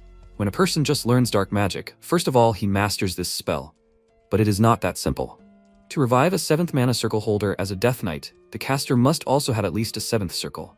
But that doesn't concern him because MC controls souls. Jack looked at Taliso with irritation and thought that this was unpleasant. He turned his head to the side and asked if the leader had something like a neck brace. Avero replied that he could find it. He walked over to the table and remarked that he didn't want to look at Taliso's hanging head. If he searched a little, he could get some bandages. In the real world, Death Knights are not subject to death, since they are corpses that live forever. Of course, walking corpses decompose over time, so until then, they must be used to the maximum. The protagonist ordered Taliso to tell him everything he knew. Taliso replied that the Malone Duchy had long ago entered into an alliance with the guild. MC created a mana magic circle and asked him to continue. Taliso continued that the guild's top management was part of the so-called committee. Duke Bastien is one of its members. Currently, it seems that the Duke is the 4th in importance. He learned about it when he accompanied Bastien. No one except Taliso should know about it. Jack thought that he did not ask to tell unnecessary information, but judging by the confidence in Taliso's words, the Duke really is the 4th. It is not easy to talk and try to create shackles for the soul.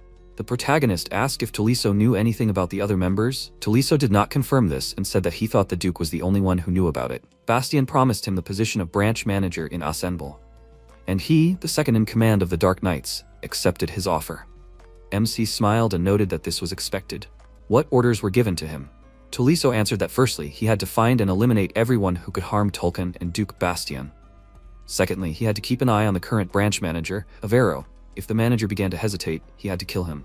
Third, spread information about the Tolkien Empire. Any non-fabricated information should be reported to Duke Bastien. Taliso's heart sealed and the protagonist happily exclaimed that one dark assistant was ready.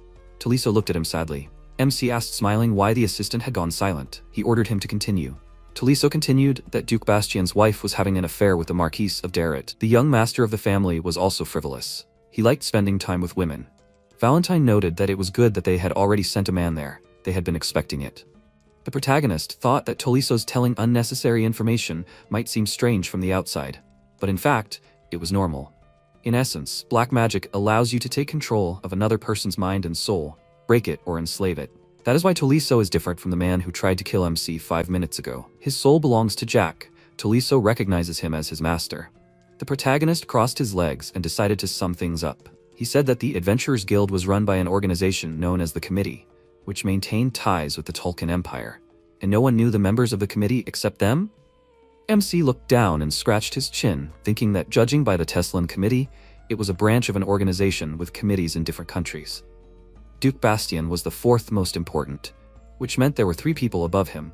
Jack guessed who that might be. The protagonist smiled and noted that it looked like the information wasn't as useful as he expected. Is that right? Avero didn't answer, and MC looked at him and wondered why the leader was silent. Avero looked down with great tension. Jack raised his hand and clarified that he had said that he wanted the leader to see what kind of person he was before making a decision. Does Avero think Jack can be considered reliable? Or is the leader considering other options? Avero clenched his hand into a fist and the protagonist smirked as he noticed it. The leader knelt down in front of the MC and asked to be allowed to serve Jack. He asked the protagonist to simply give the order and he would carry it out. MC smirked calmly and replied that he had no desire to protect people who only served in name. When Avero found out that the guild was using him and would soon get rid of him, what did the leader do? Avero looked away and replied that he had started looking for a new patron. MC sternly said that what he was going to do with the leader was not much different from the guild's approach. Avero kept asking about him, but Jack avoided answering. To be honest, he was just irritated by all of this. But more importantly, if a similar situation arose, everything would happen again. Or was the protagonist wrong? Avero thought for a moment and replied that MC was right, and Jack patted his head. The protagonist thought that he knew what the next step would be, not because of the information he had, but because of what would happen in the future. The current emperor of Tolkien was sick. He would die in 4 years due to deteriorating health. After that, a full-scale battle for the throne will begin. Soon the hardliners will win. The current crown prince will become emperor, and a continental war will begin.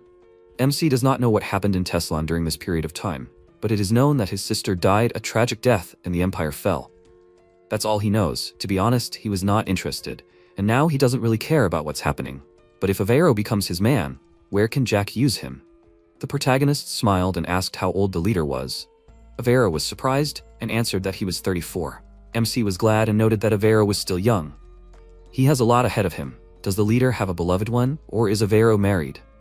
The leader did not confirm this and answered that he was free. Jack asked what about long-term goals. Avero calmly exhaled and answered that he wanted to live a long time. The protagonist clarified and happily, right? Avero agreed and asked if he could find out why MC was asking this. Jack grinned slyly and replied that this was an interview. Has Avero heard anything about going back in time?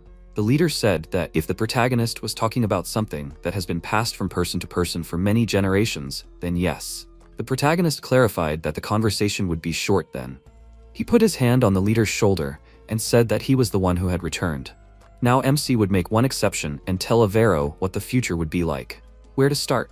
Jack had killed everyone who hid behind the name of the Tolkien Empire, as well as all the dragons that got on his nerves and the inhabitants of the demonic forest with the exception of the orcs and harpies. He meant that he had given them freedom by killing the dragons, but, having become free, they united with the Tolkien Empire. Creatures of all ages contacted Tolkien and pointed their swords at the protagonist.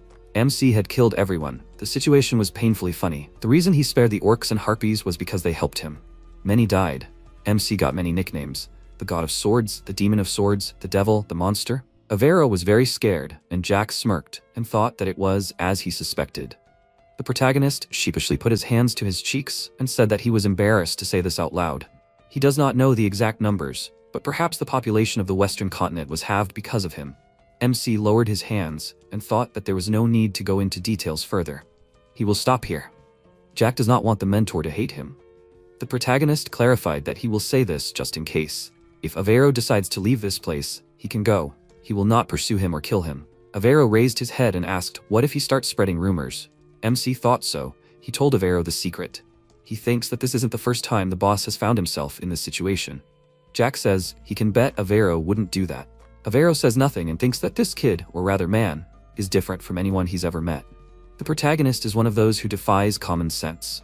The group of assassins of Duke Bastian and her vice-captain, the owner of the Seventh Circle, and such a strong man, were killed by some kid, so easily as if he broke a branch. And then he revived them. Avero knows that it was black magic. He had read about it in old memoirs, going back in time and knowing the future. The destruction of the Tolkien Empire? Avero doesn't think that MC is lying. His instincts and intuitions say so. He clenched his hand into a fist and thought that this man would become king. Avero bowed, bringing his forehead close to MC's leg and asked to give him an order. He will serve the protagonist. Jack smiled sheepishly as he looked at him.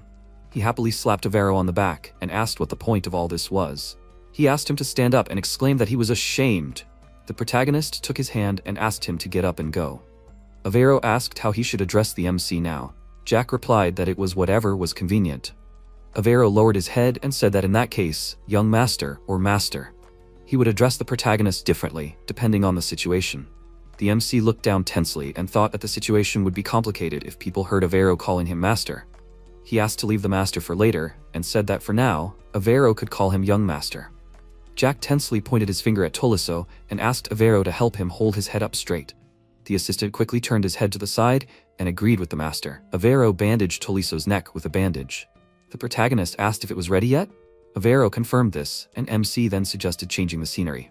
After a while, there were sheets of paper on the table in the room. Jack thought that Avero had started sharing the information he had. The goal of the illegal substances and monster subjugation business was the same as dragon hunting. The business turnover was estimated at several million gold. The hundreds of thousands of gold that Dietrich had borrowed were received for his role as a puppet boss. The protagonist, looking at the sheet of paper, noted that so that was how it was. MC thought that Dietrich had always been a real bastard. Avero said that 2 years ago there was a rumor that the Tolkien Empire was experimenting on dragons. Jack happily exclaimed that he understood everything, and thought that he was the one who had destroyed everything. Avero turned to the young gentleman and asked if he could ask him something. The protagonist agreed with a smile. The assistant asked if MC knew how the future that Jack knew was formed, or did the gentleman see it in the form of events that had already happened. The protagonist thought that the one who had returned in time definitely knew the future. However, he had spent 10 years with a mentor in the cave, and when he came out, the Tolkien Empire had already united the continent. The MC clarified that this could be viewed from different points of view. The only thing he knew was the details of the processes that had occurred after the fall of the Empire. Avero noted that then it was necessary to start by analyzing the situation. He handed the documents to the gentleman and asked him to look at them. Jack asked what this was. Avero said that first he would tell him about the conclusions he had come to. He pointed to the map and clarified that this was a new route for internal logistics. The protagonist pointed to different villages on the map and asked whose territories these were. Avero replied that they belonged to the Marquis of Darrett, Herman, and Duke Bastien. The MC noted that they were definitely connected. Avero asked why the gentleman had decided so. Jack replied that the potions had started to be bought up at a breakneck speed. The nobles don't really fight for territory, but their purchases have definitely increased. Obviously, this proves that they know about the distribution of prohibited substances. This is only his opinion. Currently, there are 2 types of medicines in circulation, tobacco and munkar. Although the tobacco variety is prohibited due to its hallucinogenic properties, it is not toxic and is not addictive. Even ordinary workers know about it in the villages. The problem is munkar. The substance is easy to make and gives great pleasure to those who take it, but at the same time, it has a serious drawback. It melts the skin. The remedy for this side effect is a potion. The higher the level of the potion, the more effectively it copes with the side effect. They make money on medicines, stock up on potions, and make money on their resale. This country is doomed in any case. Will nothing happen if they cause chaos? But the protagonist thinks there is much more than a few million gold. Avero noted that this was the minimum expected figure. MC listed names and said that after these 3, they would move on to others. When did this start? Avero replied that it was about 2 years ago. Jack said that illegal substances were distributed among ordinary people. Those who used them out of interest kept silent because they were afraid of punishment. They also spent all their savings to buy potions. The more the protagonist thought about it, the worse the situation seemed. 2 years ago, high-level potions in this city cost about 20 gold, and now they cost almost 40. The protagonist put the sheets of paper on the table and clarified that this should be enough. The distribution of medicine most likely began from the Imperial Palace. Avero noted that no matter how easy it was to produce the substances, distribution was impossible without permission from the ruling family. Since MC noticed, they've already made as much money as they wanted from this. This business is probably outdated. Yes, even if the ruling family gave the go-ahead, it's hard for such a business to stay on top. Nobles not affiliated with the Tolkien Empire are not fools. Jack smiled and thought that they were fools. He asked if the assistant had already found out the location of the mercenaries recruited to conquer the Demon Forest. Avero was surprised and replied that he hadn't even thought that far ahead. The protagonist said that there was nothing to think about here. The mercenaries and knights involved in this business are being mobilized to conquer the Demon Forest. Only most of them will return dead. In other words, they will destroy the evidence. As long as it has something to do with the Tolkien Empire. The civil war is being sponsored by hardliners. Avero scratched his chin and replied that he thought so. MC said that so far there are no signs of large sums being transferred from the Teslan Empire to the Tolkien Empire, because this fool keeps the money he received. Avero thoughtfully asked, "Does the protagonist want to say that there is still something left in Teslan?" MC enthusiastically pointed at him and replied that he was right on target, and the assistant is very smart, he likes him.